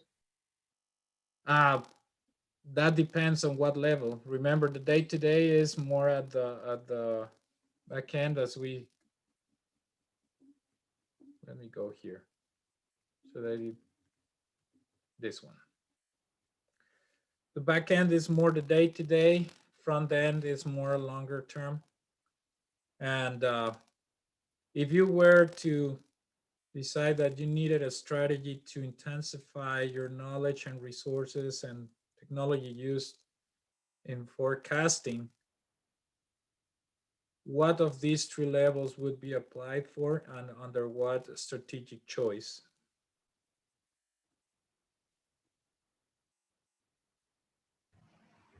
Be the back end, right? Sorry? It'd be the back end, right? Well, it actually I got that wrong. Okay. goes at the front end. So when we're dealing with the master production scheduling and we're dealing with the strategic choice of doing make to stock, most of our decisions have to go around forecasting, right? So that's where we would intensify the resources that we want into developing forecasters and having a unit of forecasting and all the controls around forecasting. So we want to make sure. Now, yet forecasting can be used at any level. So don't get me wrong. That could be used in pretty much any level of the organization. The point being made here, and to come back to Eric's point, is that you could use forecasting as an aiding tool at the back end for shop floor controls and for daily management. But generally speaking, on the daily management, you get an order where it tells you what to do on that day, right? So this is more based on to a plan that needs to be executed because it came down for the entire breakdown and explosion that was initially triggered by the master production schedule. And the forecasting is more directly connected to what's going to happen outside my organization, because that's where the uncertainty comes, right? I don't know how much demand I'm going to have, but I can predict it.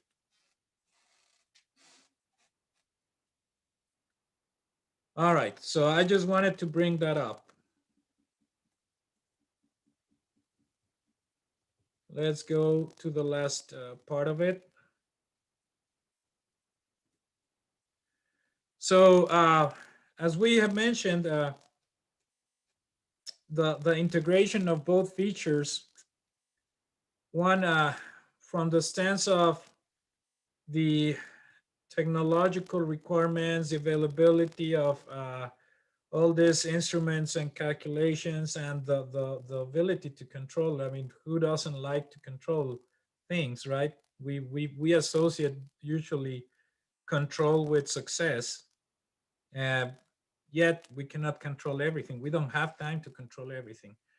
So MRP approaches are usually from that sense, but it's usually the deployment of an MRP system is generally a push system. And the just-in-time is total opposite. So we already have gone through that in your other lectures. So, but in reality is that we're never gonna have one system that is purely in one side or the other. We're gonna have certain combination of both.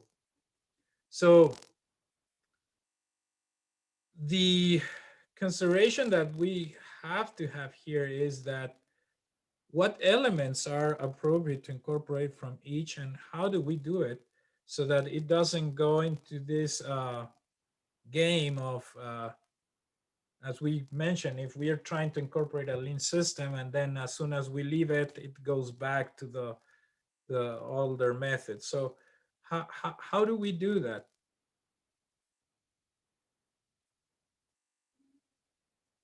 Well, one of the elements that is suggested is that we actually start by making physical changes. And that goes associated with changes in the layout. So if you remember the TPS chart that we had from Munden's book, the entire objective of just-in-time system can only be approached if we go through all these other elements, such as the workload or run leveling, one-piece flow, the redesign of the layout, visual management, all these sort of things. So those are prerequisites in order to establish just-in-time. And one of the most visible things that you can have is both the visual management, and usually that's associated by integrating processes into assembly lines or manufacturing cells. So by making these changes is how you physically design the system to be successful from a stamp of just-in-time system. The other thing is that we can incorporate these tracing material or tracing route sheets or bills that are basically associated with not the transactions, but by the routing of these materials, and they can only be used at certain trigger points. For example, Denso releases their in the production line that we were working at. They pretty much had only the bill of material as the aggregate, because obviously we're dealing with electronics, so the electronics by themselves have to have an individual stamp. And part of the process was to print the stamp along with the route sheet that it was going to go with that particular part. So they go into the aggregates. You don't have a specific transactions that are associated into the we took it from this material or that material or whatever it is. But at the end of the day, you get the totals of what happened on that day and how much of the orders were fulfilled based on the plan that was supposed to happen. Now, as we have mentioned before, in some of these cases, the system becomes very intensive into making it happen for what it was supposed to be the order of the day. So if we said that in that line, I think they were producing in the somewhere between 800 to 1200 pieces per day. So if they said that then any given day they were going to produce 1200 and they didn't, they had to make it up either the same day or allocated for a Saturday day of work, but it could not go beyond 1 week. And here's where that flexibility comes, that the shipment was going to be just only taken in a weekly basis. So you have that full week to compensate for any fluctuations through the day, right? So if you lag behind, is not big of a deal, but you cannot go beyond that week to fulfill the order. And as we said, DENSA's policy has never been to come down into their delivery or the service level. So they come up into it at a very, very high level, the 98% or 99%. So how do you compensate with that? It's usually by overtime. It's overtime all the time. So that being said, a lot of it is already common sense to you now, since well, this is your second to last semester. The integration that we have with the overall system, with the external for the strategies, is pretty much those connections that we mentioned in the last lecture that we have with suppliers and customers. This MPC has to be tied up after we run an exercise with both ends. For that, I mean, that's again something that doesn't happen in a short time frame. Most of the decisions for a strategic allocation of operations come across the combination of the customer base. Is usually triggered by where you're going to be selling that product.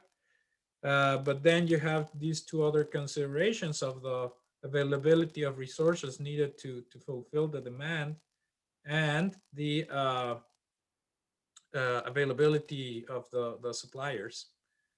Well, in the university that I used to work for, we used to get engaged into several exercises of benchmarking, where large major corporations were coming to make these type of studies where they were assessing where to put major operations. And the last one I remember was from Hewlett Packard. And they came to us and they were pretty much a very, very thorough exercise where they even required us to do some sampling on the students, because they wanted to know if we were going to have the sufficient level of engineering that they needed to fulfill the growth that particular facility that they were planning to establish was going to have. And at the end of the entire exercise, sadly, we didn't get the allocation of that facility. The facility was allocated, it was going to be mostly focused in Latin American operations, and it was allocated in Buenos Aires, Argentina. And the main reason they said it was the qualifications into supplier and the market conditions and all that stuff were pretty good in both instances. But the part that we were not able to fulfill at that moment was the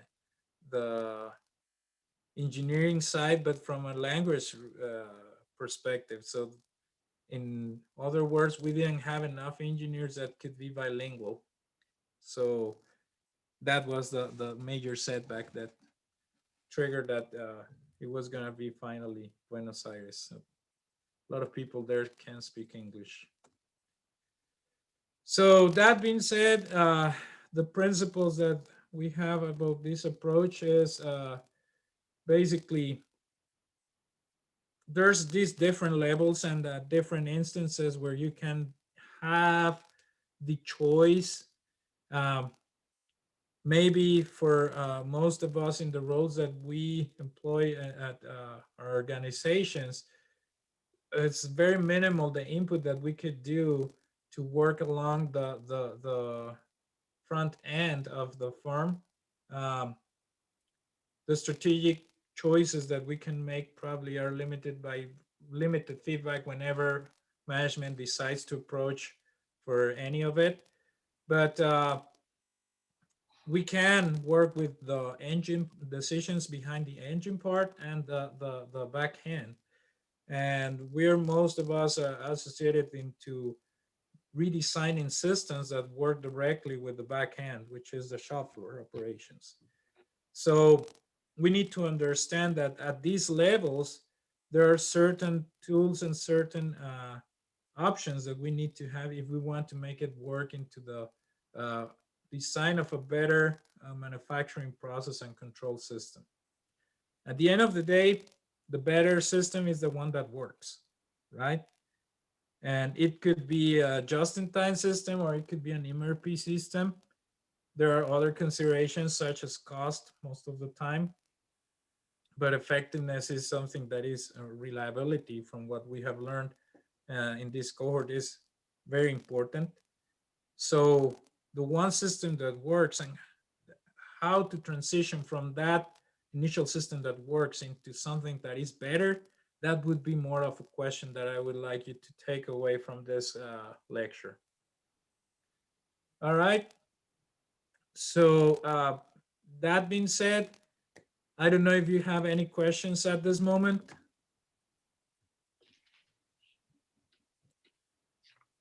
This is pretty much it for this topic.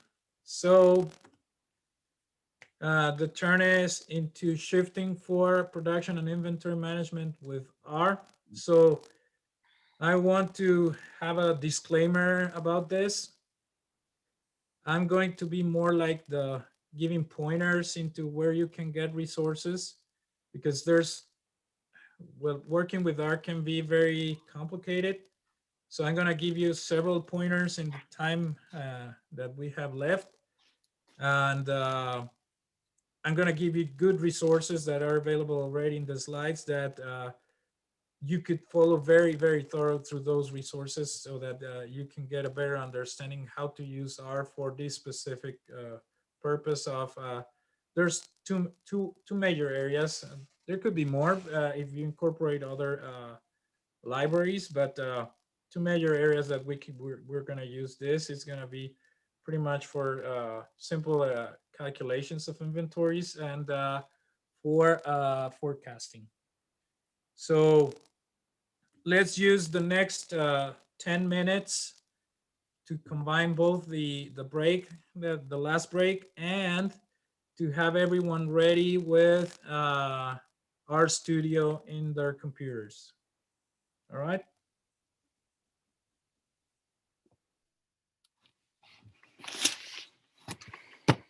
Enrique, there's not a file to download, right? It's just the RStudio itself. Yeah, just open RStudio. That would be good enough.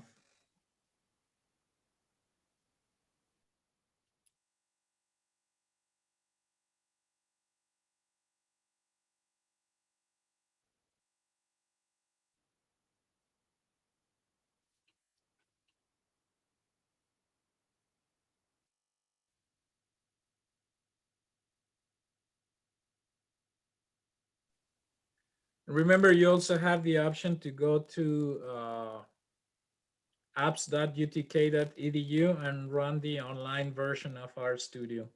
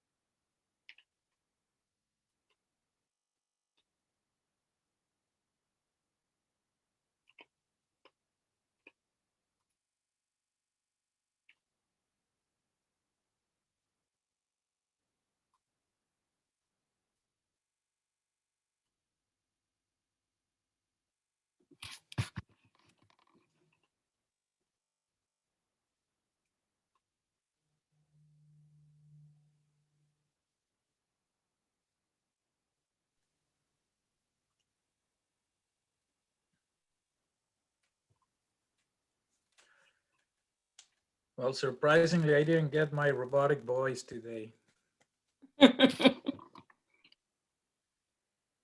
That's good. That's good. Day's not over yet.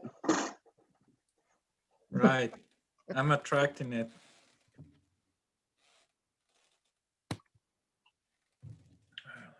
I haven't even checked what.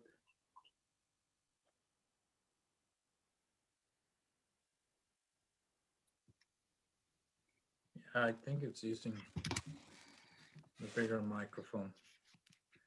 But anyways. So can everybody see my screen now? Good. All right, so I'm gonna be going back and forth several places. The first thing that I want you to do is, once you have opened this, go to this, the bottom right box, click over packages.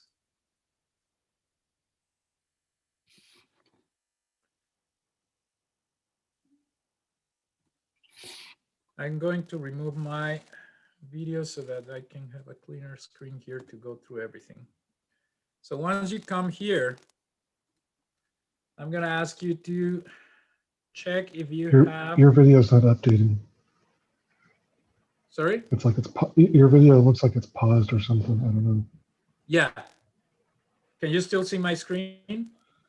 Now we can see it. Oh, there it goes. Now it's in packages.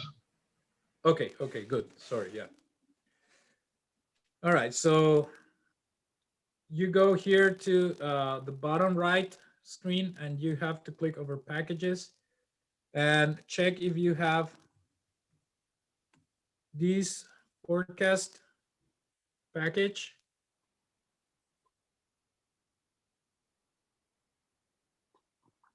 And not necessarily all the others, but this one, FPP3. If you don't have them, what you can do, if you don't know how to get them, you just click here in install, right here. It's gonna pop up this screen. And then over here, repository CRAN, that's online. You just type forecast and select that one and click install, and then install dependencies.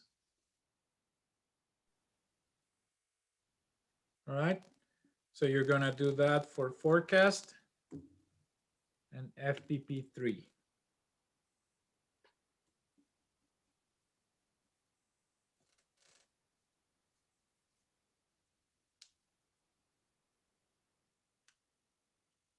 All right, so while that's being installed, let me go back to here. Basically, I found, well, there's many resources that you find online about using forecasting and basically methods for supply chain in R.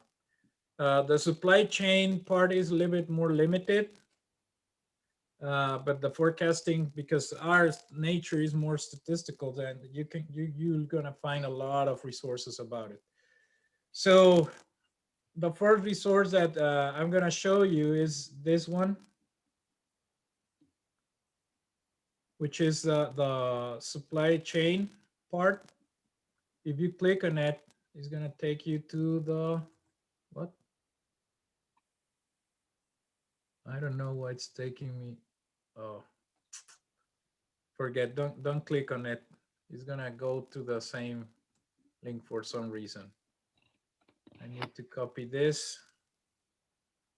Let me do one thing. I'll make that correction in the slides. So the link is not taking, I have to copy this. And then edit link, okay. Copy this, edit link, okay. All right, now it should work. That one is okay. All right, so we go to this supply chain. This is pretty much the information inside the same environment within R. So you're gonna find for every library, there's gonna be a description. That's something you can get directly from the bottom right window. So for example, these for forecast, if I click over forecast, then it gives me a description of all the variables that you're gonna have. So something similar here, description file and user guides, right? So if I go back here, there is this reference manual. Every time that you try to use a library from R, I encourage you to go through this one because it's gonna give you outside of the RStudio the information that you need, which is, for example, here all the functions that we can use. So some of these functions that we have here are the economic order quantity, economic production quantity, the newsboy vendor system, the reorder point, safety stock, and then if you remember that we covered in the class, the Wagner within algorithm that we said it was too complicated to do without a computer, so you can do it directly in R, all right? So these three elements are included in the library. If you want to see what is the parameter, the command that you need to use, and what are the units or arguments you need to include. So EOQ is this formula right here. You just pretty much can copy paste that and replace demand per unit of time in the D, K, the order and fixed cost per order, H, the holding cost, and B, the shortage penalty cost per unit. So if you wanted to see a little bit more about it, you can click on that link in the slides. Same information. Sorry, let me go back here. And there you go. And it can you can get an example of it and how to do it. So you need to call a library as well in here, and this library is the scperf. I'm not planning to go through this one today because it's very simple commands. You just put the formula, replace the parameters with the numbers, and then you're gonna get the result. This is something that you could easily do in Excel. Perhaps the one that is very useful to do here is this one, the Wagner-Wittin. And again, the approach is the same,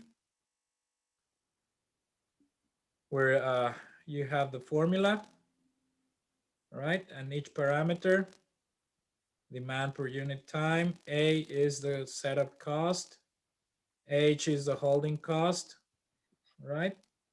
And the method to use the algorithm either backward or forward, if you remember, we mentioned that. So you just have to call the same library, provide the units and the parameters, and then you just call the formula and it will give you the result. All right. So that being said, that's going to be it about that. I wanted to focus more on the forecasting elements. And for that, we have the forecast library here. Again, if we go into that one, let me close all the other windows. You're going to have the same structure, and you have here the reference manual. If you click into that one, you're going to get all the elements on the forecast package. All right. So it explains every formula, and it explains how to use those formulas. Now, there are some updates because this is, remember, this is open source. So some of these libraries get modified all the time. Some libraries might not be up to date, or some libraries have been overridden over some of the examples. And we're gonna come across one of those cases. So I'm gonna show you that in a minute. A very good reference. Well, let me just go back here. If we go here to the forecast package, the author of this package is this person, Rob. I don't know how to pronounce it, but Heinemann. And well, there's multiple collaborators, but this same person is the one, along with Thanasopoulos, that created this particular reference, which was the one that was shown initially. And this is very comprehensive. It's an online book, and that's why you loaded the FPP3 library, because that library goes along all the examples that we have in this particular book. So if you want to go through the graphics, there's a whole section here. If you want to go to the decomposition, a whole section here. Some of the features, specific methods that we have, and all sorts of things that you can get out of this reference. So pretty much this goes hand in hand to the one in the library. So it's highly recommended, but this is a little easier to digest, which is the little book of R. And this goes from how to install R and all that sort of thing, and into the using R for time series analysis. So I'm gonna go here using R for time series analysis. All right. So what I have planning to explaining today, very quickly, let's see if we can get enough time, but everything is very detailed in there. Importing data, you can have online files. That's what we're gonna do today, but also you can bring some information that is directly, if we call importing, there are instructions into how to bring most of the data that you're gonna deal with. It's in a spreadsheet or in a text file.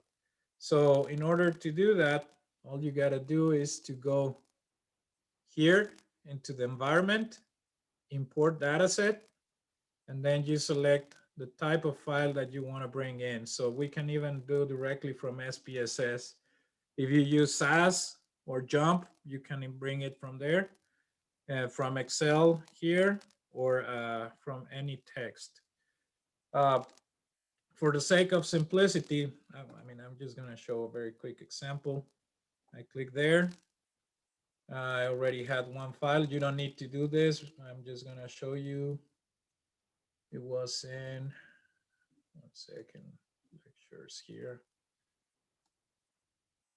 You can have either Excel file or comma separated file. It is recommended that you work with comma separated files. Oh, I didn't bring it. So let's go directly to the, all right, there you go. But for some reason, it's recommended that you use with comma separated files, but I guess the choice has to be to select by text that you import this. I just have numbers, so you can have a header and you can have the rest. If I uncheck this, it makes the first data point the first box in my file.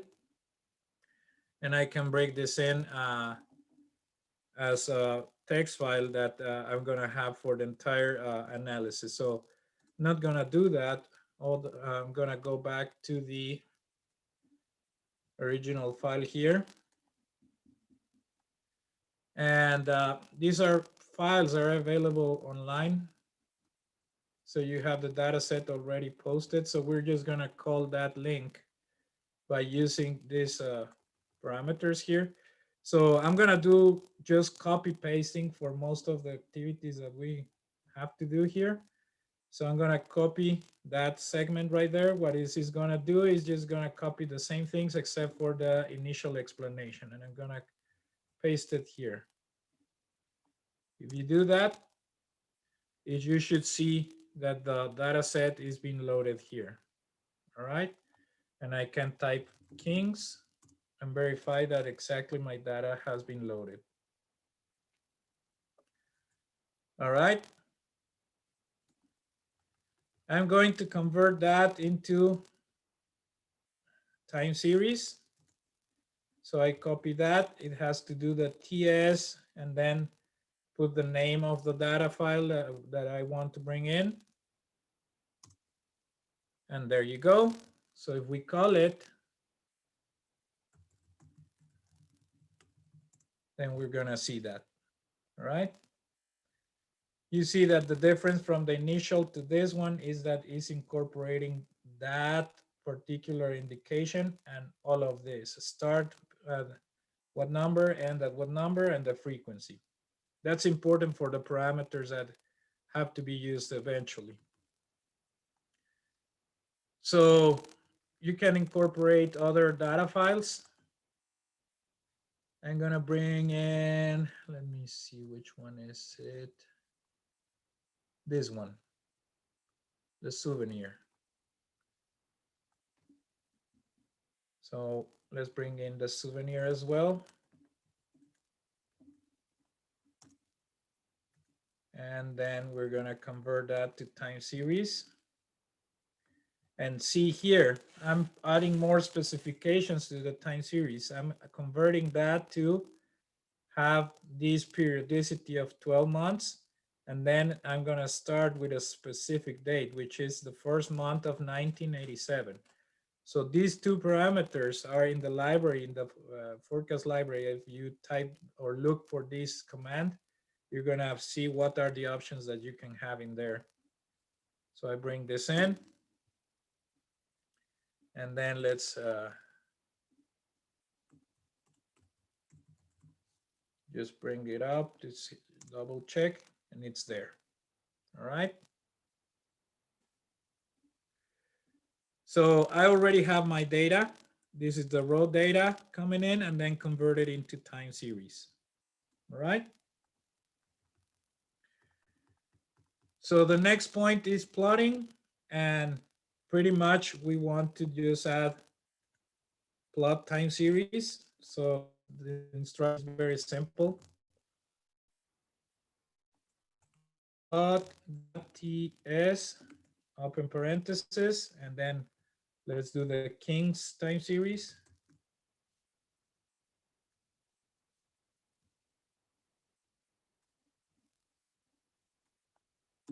Enter, and you can see the plot on the top, on the bottom right.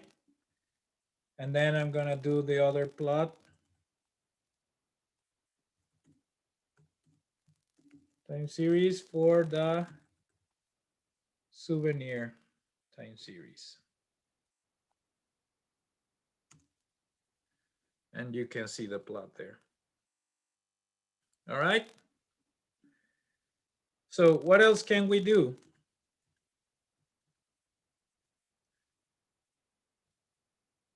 Where we can do decomposition, and we can show the decomposition with numbers, or we can show a plot with a decomposition.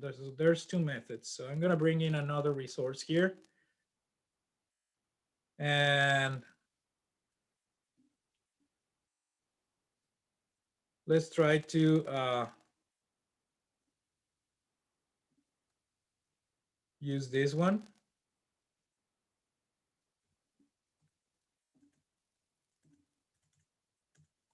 Let's see if it works.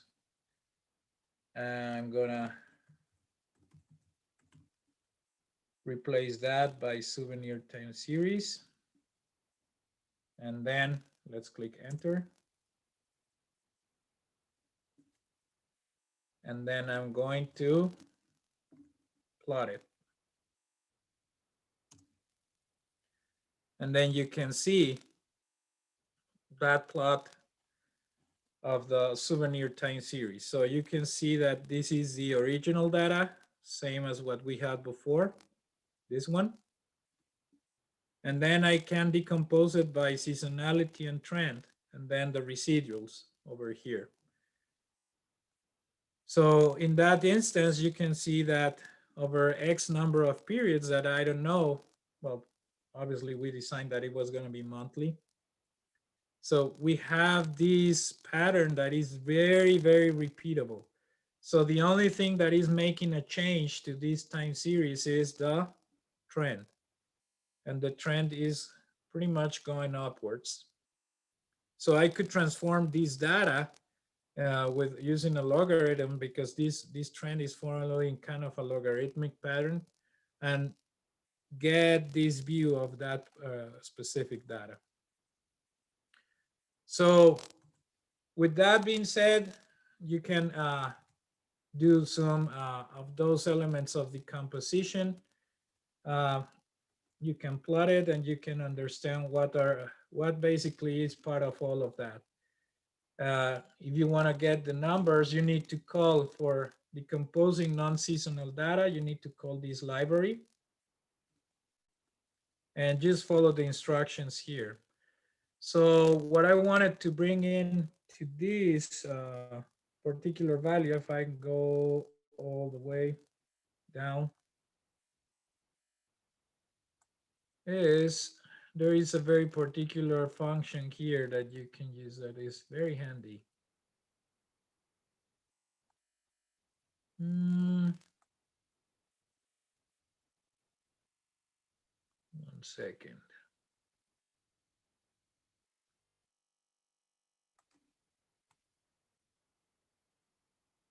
It's the AutoArima function. All right, here it is. So AutoArima, we need to call the library forecast.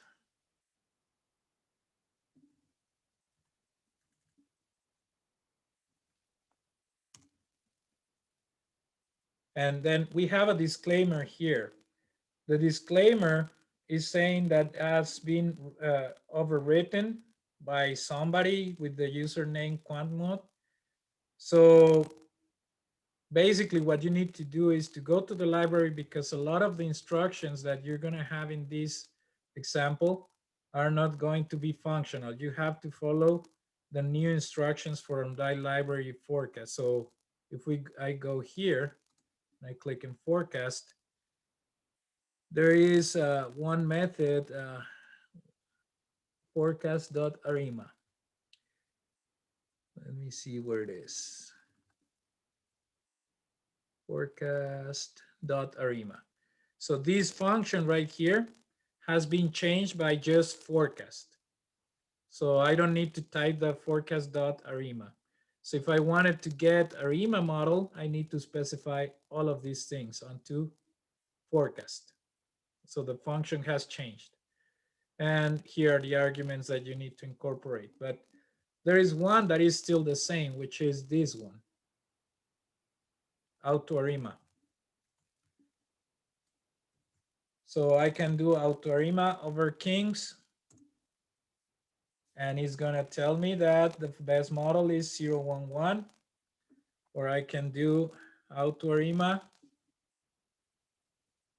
over Souvenir. Let's see if it works with that one. And there you go. It gives me the 111 and then 011 for the seasonality with seasonality of 12. All right. I could even do the raw one, which is without understanding seasonality, which is Souvenir. And then it just gives me 012. All right, with specific drift. So that being said, I can pretty much create the forecast for all of this. Where is it? following the instructions here. Let's do this one. We already know that is 011 the best model.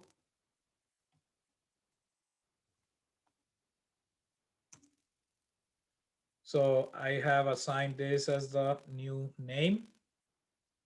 So if I bring this up, should give me those parameters, which are similar to the ones that we have over here. And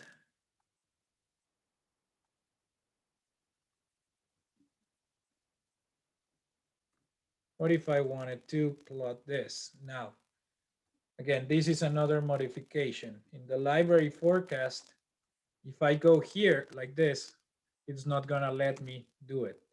So the instruction has to be plot.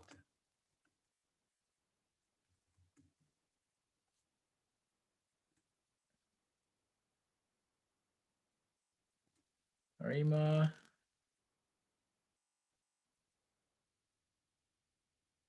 Let me just go.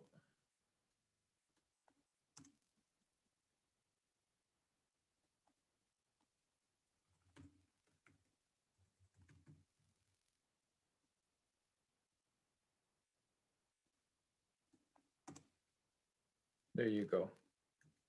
So if you wanted to bring this in, oh, sorry, I forgot to do this one.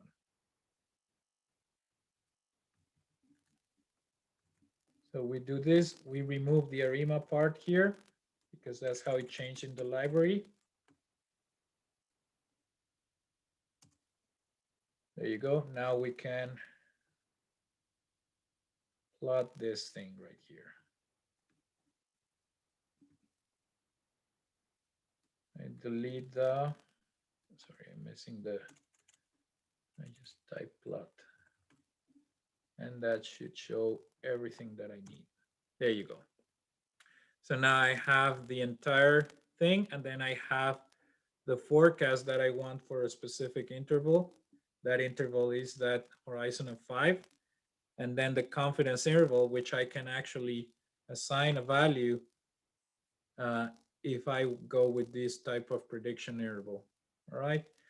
So that's pretty much it. We run out of time, but all I wanted to do is that if you follow the examples here, paying attention that some of the names in the libraries have changed, this would be a much better indication of how to use R with the resources that I have shared with you.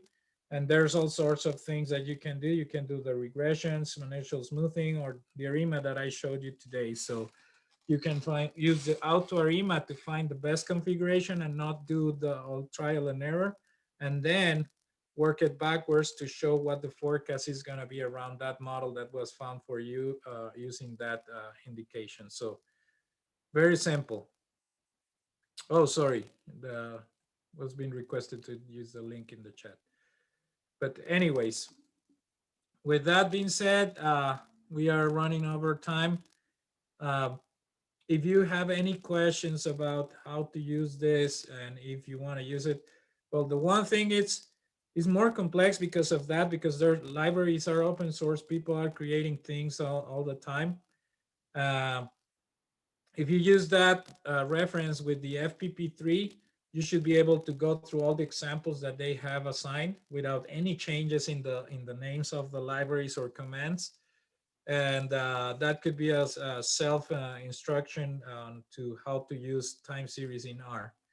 The best advantage of R, I guess, it's you get the advantage of having it for free. The disadvantage that you need to learn the language on specific libraries, but all that information is available. So once you get familiar with one library and you start pretty much getting acquainted with it, you can go through it and use it anytime. And the advantage of open source is pretty much nobody's gonna say no to having something for free. All right. So 30 minutes is very, very, very little to go through the potential that R has, but I just wanted to bring I guess, again, with the disclaimer, the pointers into where you can find the resources and how to do it. Just make sure that every time that you're playing with it, you copy only the command. You don't copy this, the sign, the greater than, because otherwise the instruction is not going to work. And if every time you get an error, go back to the library that is been calling that command and see if there's been any changes for that command. All right. Okay. So that being said, well, I wish you a very good end of the semester. If you have any questions of anything that's pending, send me an email and we'll be happy to respond as soon as possible. All right, guys, been a pleasure. By the way, for those of you who have not met Dr. Sonny or made an appointment in order to go through your validation of the senior design project, I would send him an email and start scheduling these appointments. All right. Try to do that before we go on holidays. So the holidays begin for us on December 19th. So try to get, if you're working individually or by teams, try to get the okay by Dr. Sonny. Send him an email asking him for some time to discuss what you're doing. Some of you may already have, but if you haven't, just find the time before the 19th. Okay. All right, guys. Thank you. Thank you.